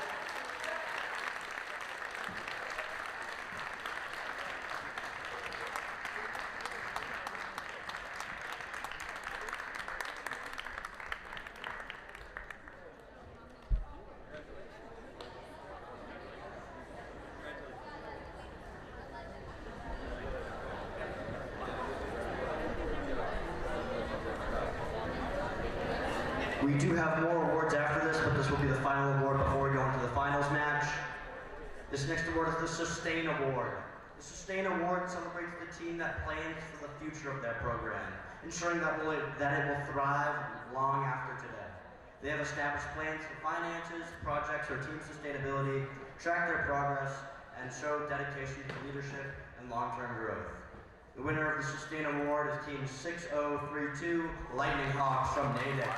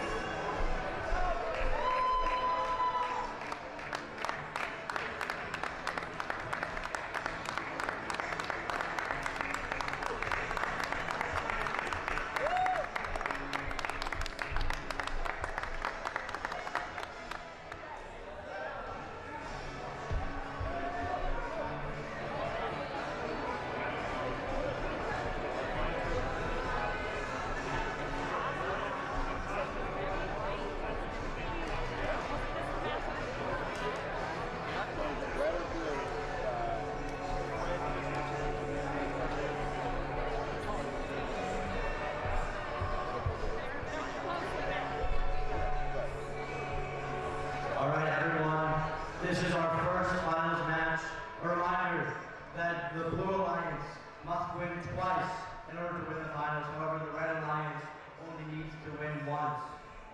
On the Red Alliance, we have Arc, Lightning, and the Yaki Bots. Wait.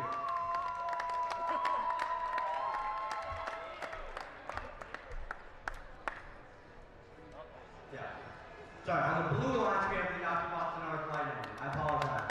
Blue Alliance is Yaki Bots and Arc Lightning. And Alliance 2, the Red Alliance, is Arc Hailstorm and GNC Mercury.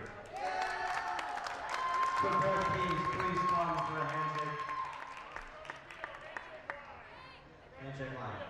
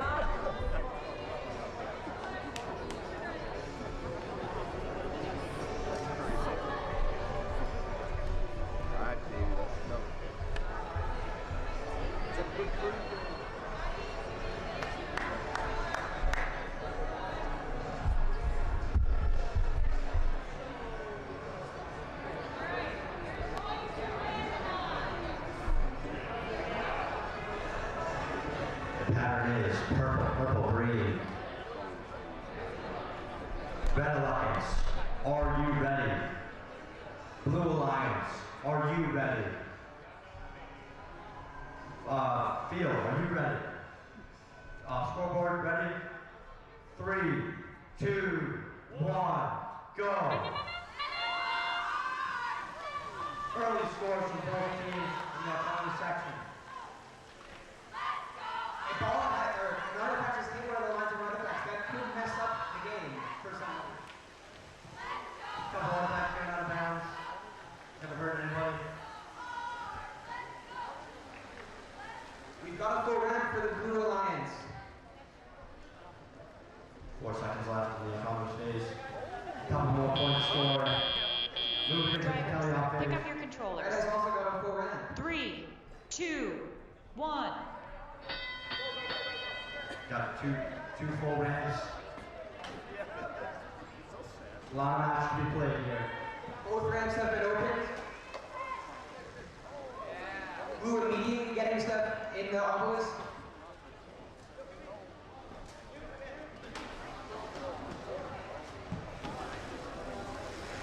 Some defense being played from GNC. But Blue Alliance overcomes the defense and still gets artifacts in the obelisk. Mercury's playing a defensive game here.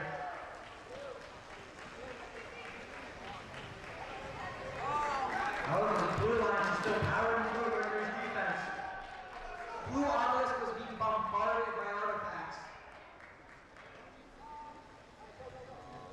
Seems like Hailstorm is trying to put in a lot of the offensive work. Mercury fights the defense.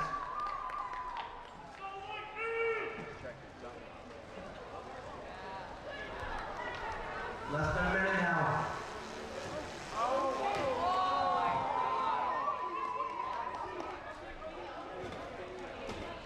Got a foul there.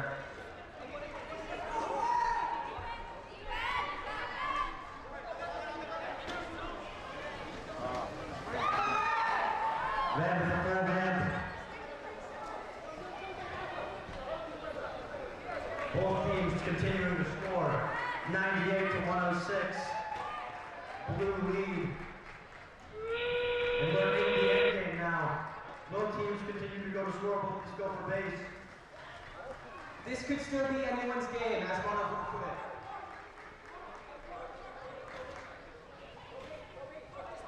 Five, 4, 3, 2, 1. That's the match.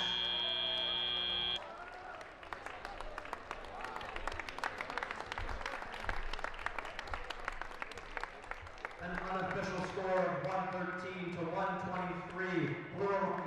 by 10 points unofficially.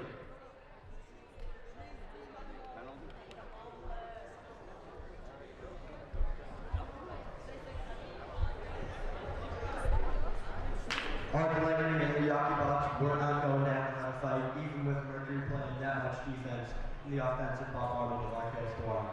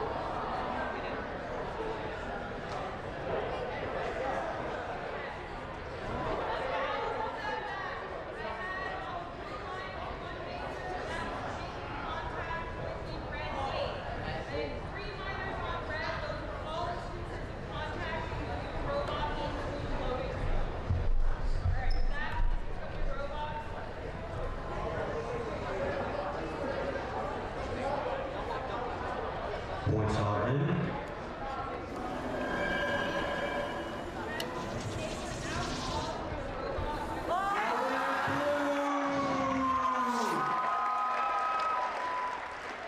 That means there will be one more match played. It will be a sudden death match. The winner is the finals round one for the Yaki Bots and Arc Lightning.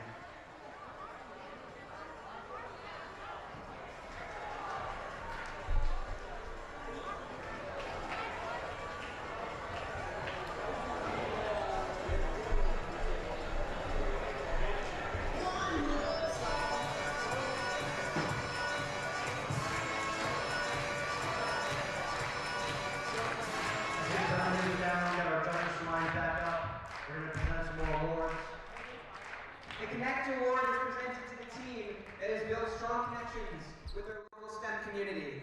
With a clear plan and intentional steps, they grow their skills and show how teamwork and community involvement drives success in FIRST. The winner of the Connect Award is Team 6040, Canton Robotics from Canton, Massachusetts, USA.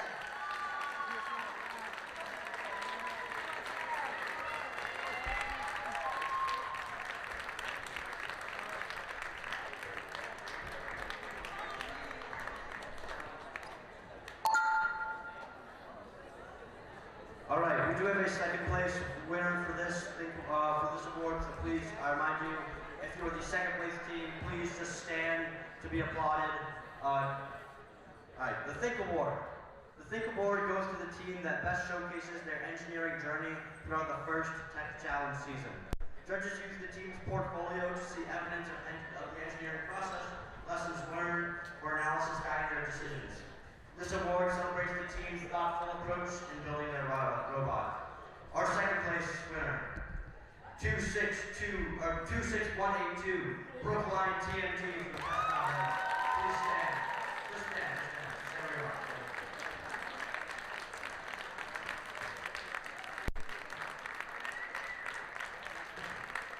And our first place winner, Team 12566, Aztecs from Marlboro.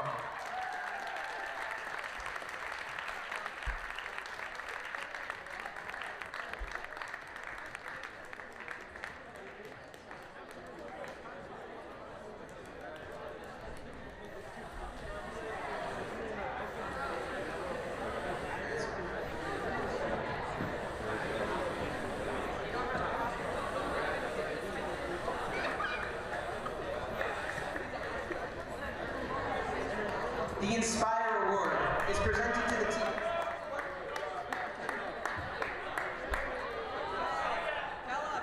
That's the big one. Now we're getting ready for the mental last match of the event. That is your bad.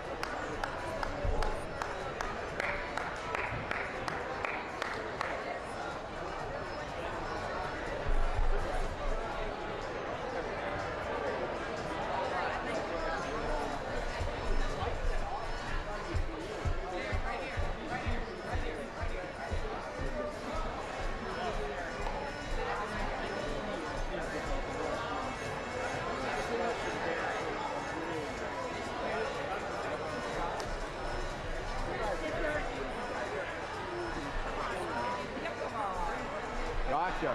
Gotcha.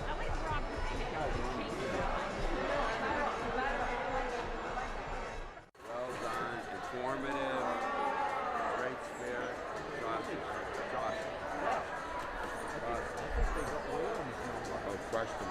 We're going to get them doing the football game first, so we'll square this whole thing away. All right, let's go. Tremendous. Really, really good. Hats off to this guy. Especially when I was just like, It comes down to the last match. It's pretty good.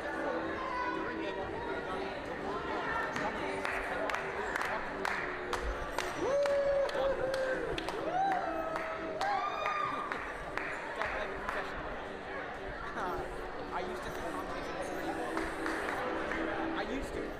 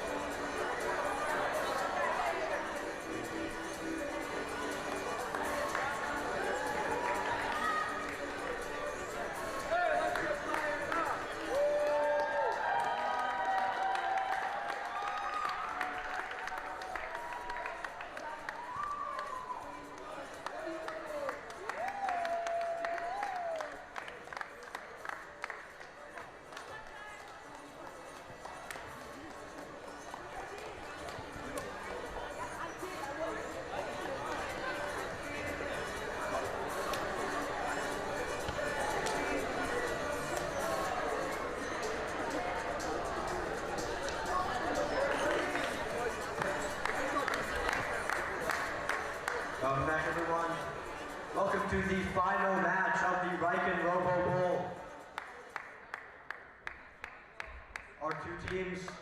You know them, you love them, the Yaki Bots and Arc Lightning on Alliance 1 under the Blue Alliance, and GNC, Mercury, and Arc Hailstorm under Alliance 2, the Red Alliance.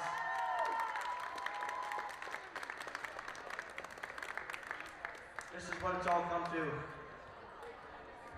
I know this isn't news to anyone in this room, but this does decide the winner of today's championship.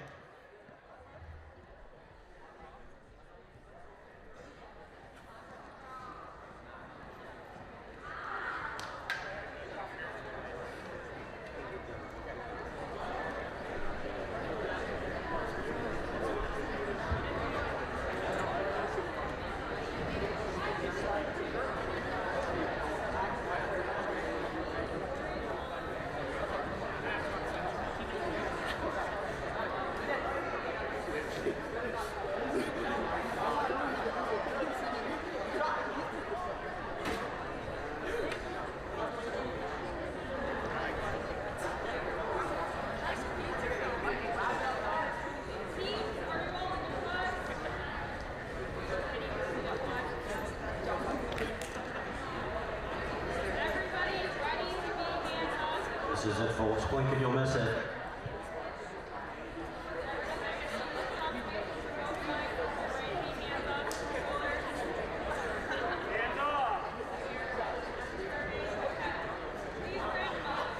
They're randomizing. Pattern is purple, purple, green. Our final pattern of the night. Red Alliance, are you ready? Blue Alliance, are you ready? Field, ready. Scoreboard, ready. Yep. 3, 2, 1, go! And we're off. Right off the bat, both teams scoring a tremendous amount of points.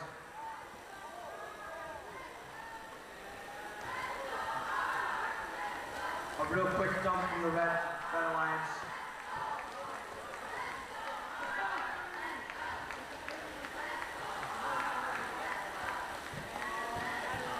If the red team will stick to their previous strategy, if they'll switch it up. Hailstorm putting in those final buckets. Drivers, pick up your controllers. Tell y'all. 3, 2, 1. And we're off.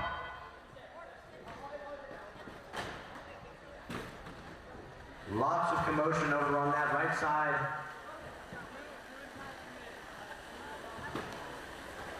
Two in for the Red Alliance, 3 in for the Red Alliance, 3 in for the Blue, 2 in for the Blue Alliance. Sorry, bounced out.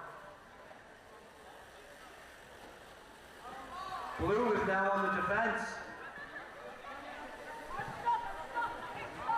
It's a 25-point game. Red's in the lead by 25. Full ram for Blue. That's a dump.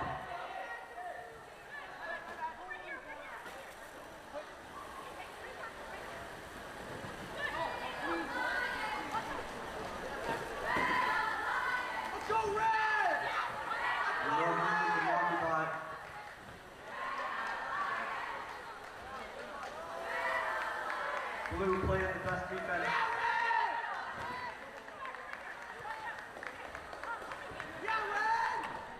Red scoring full hand stumping.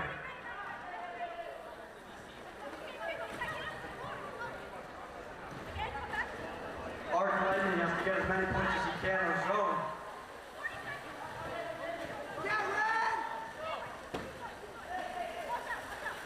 Very physical coming down to the end of this.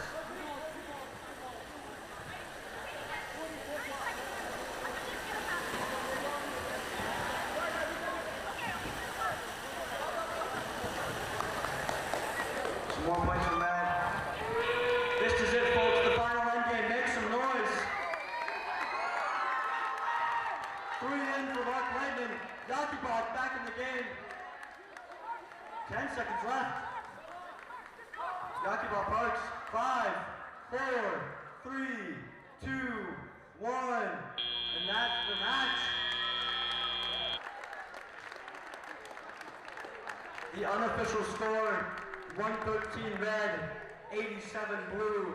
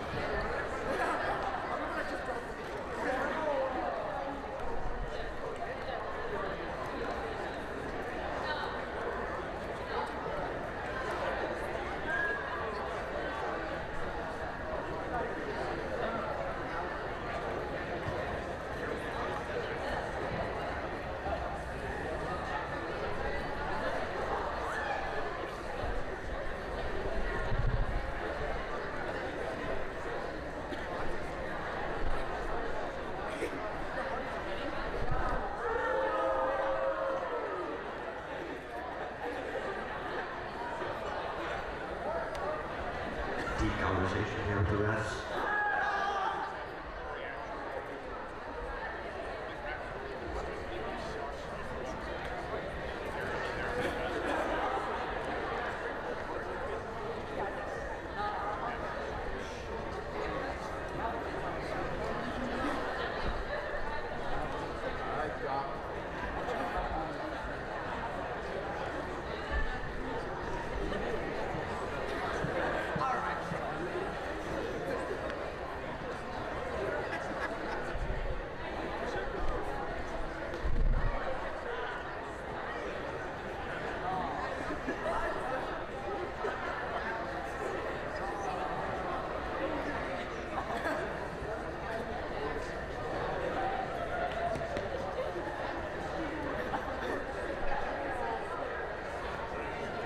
Teams in their huddles.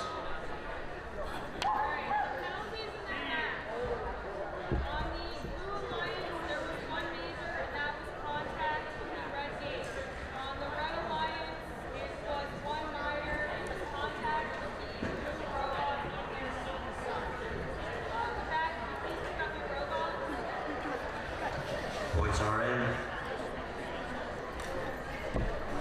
Scroll the marbles. The winner is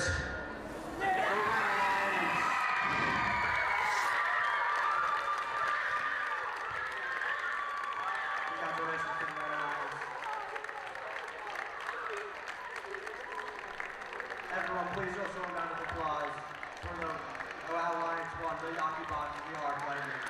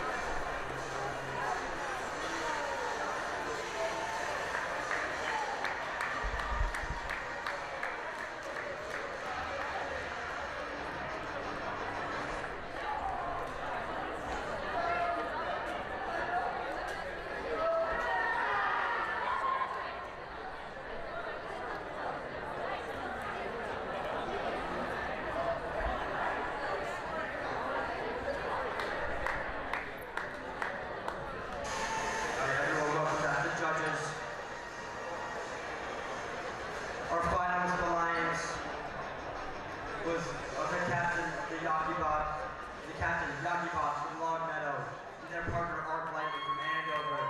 Please give it up for them.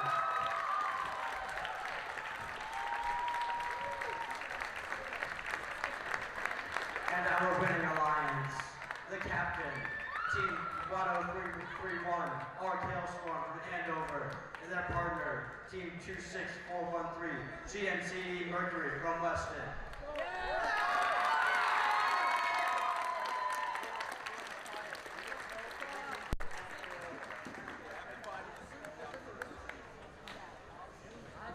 I am not a member of St. John's Robotics, so I didn't realize until after my mistake that the Inspire Award is a pretty darn big deal.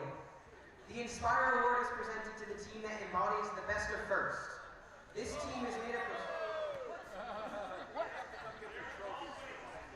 The finalist team and the winning alliance. Wow. So, yeah, but they have to come down and get their trophies. But it is a darn big deal. Finalist alliance, come down and get your trophy. Dr. Bots from Lucky Bots and Arc Lightning. Come down and get your trophy. Finalist alliance.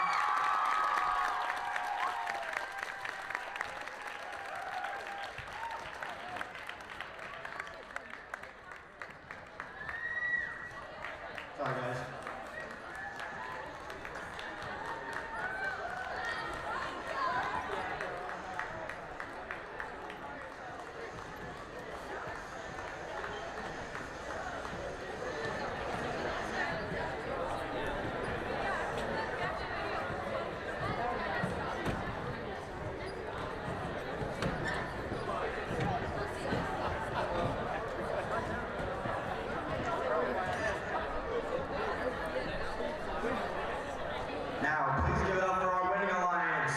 the captain, Art Hailstorm, and their partner, GNCE Mercury.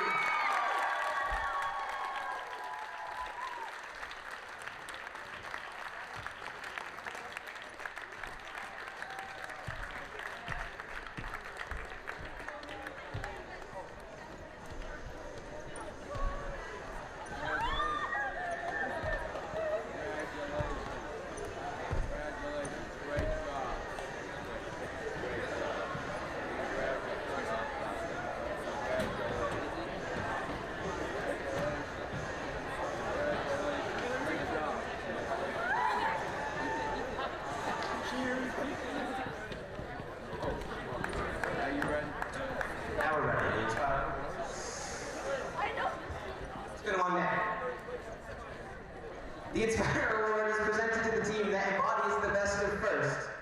This team is made up of strong ambassadors, role models, and gracious competitors. This team excels across judged award categories, works together to design and build their robot, and shares their experiences, enthusiasm, and knowledge with other teams, sponsors, their community, and the judges. Third place is Team 10331, Art Hailstorm from Andover, Massachusetts, USA.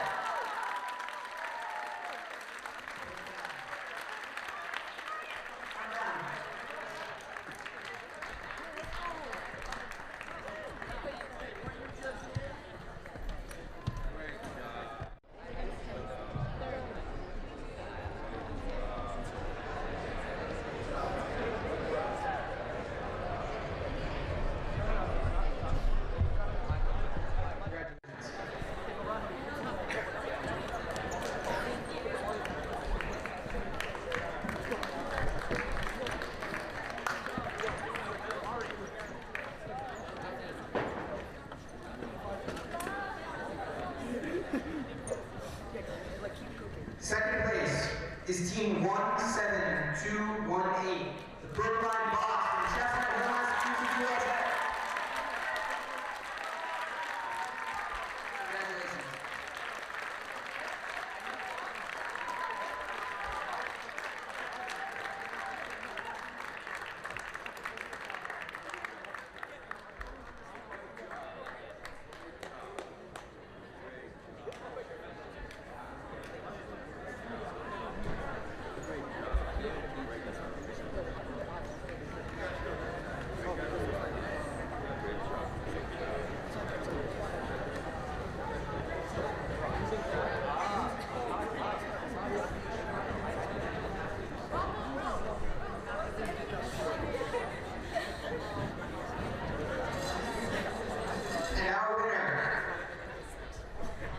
Our winner of the Inspire Award today is Team 441.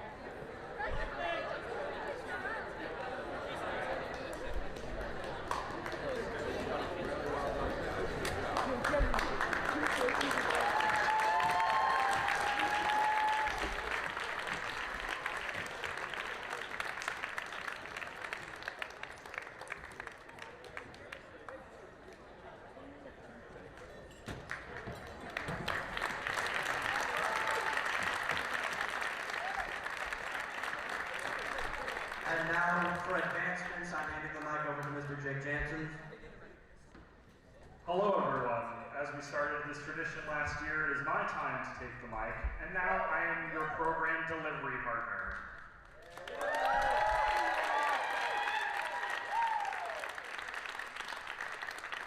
We have 4 teams advancing to the Massachusetts Championship today for this event.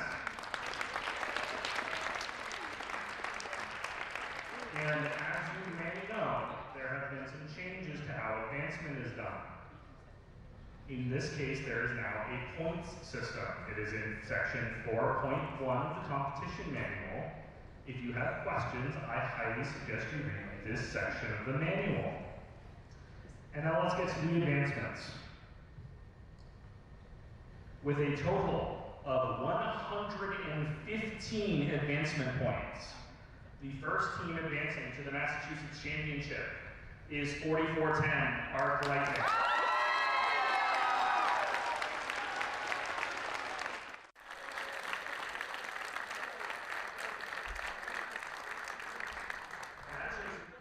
The 60 advancement points that comes with winning the Inspire Award. The next advancing team has 88 advancement points. The second team advancing to the Massachusetts Championship is 10331.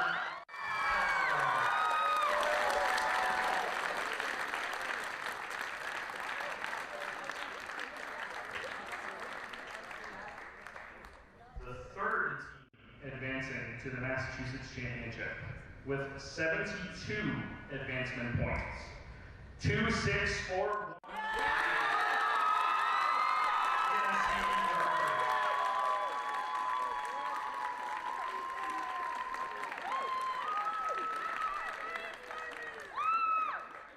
This fourth advancement team had 56 advancement points.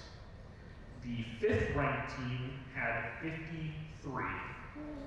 This information will be available on FTC events after the event. You can see a breakdown of how many points you got. The fourth team advancing to the Massachusetts Championship. 23256.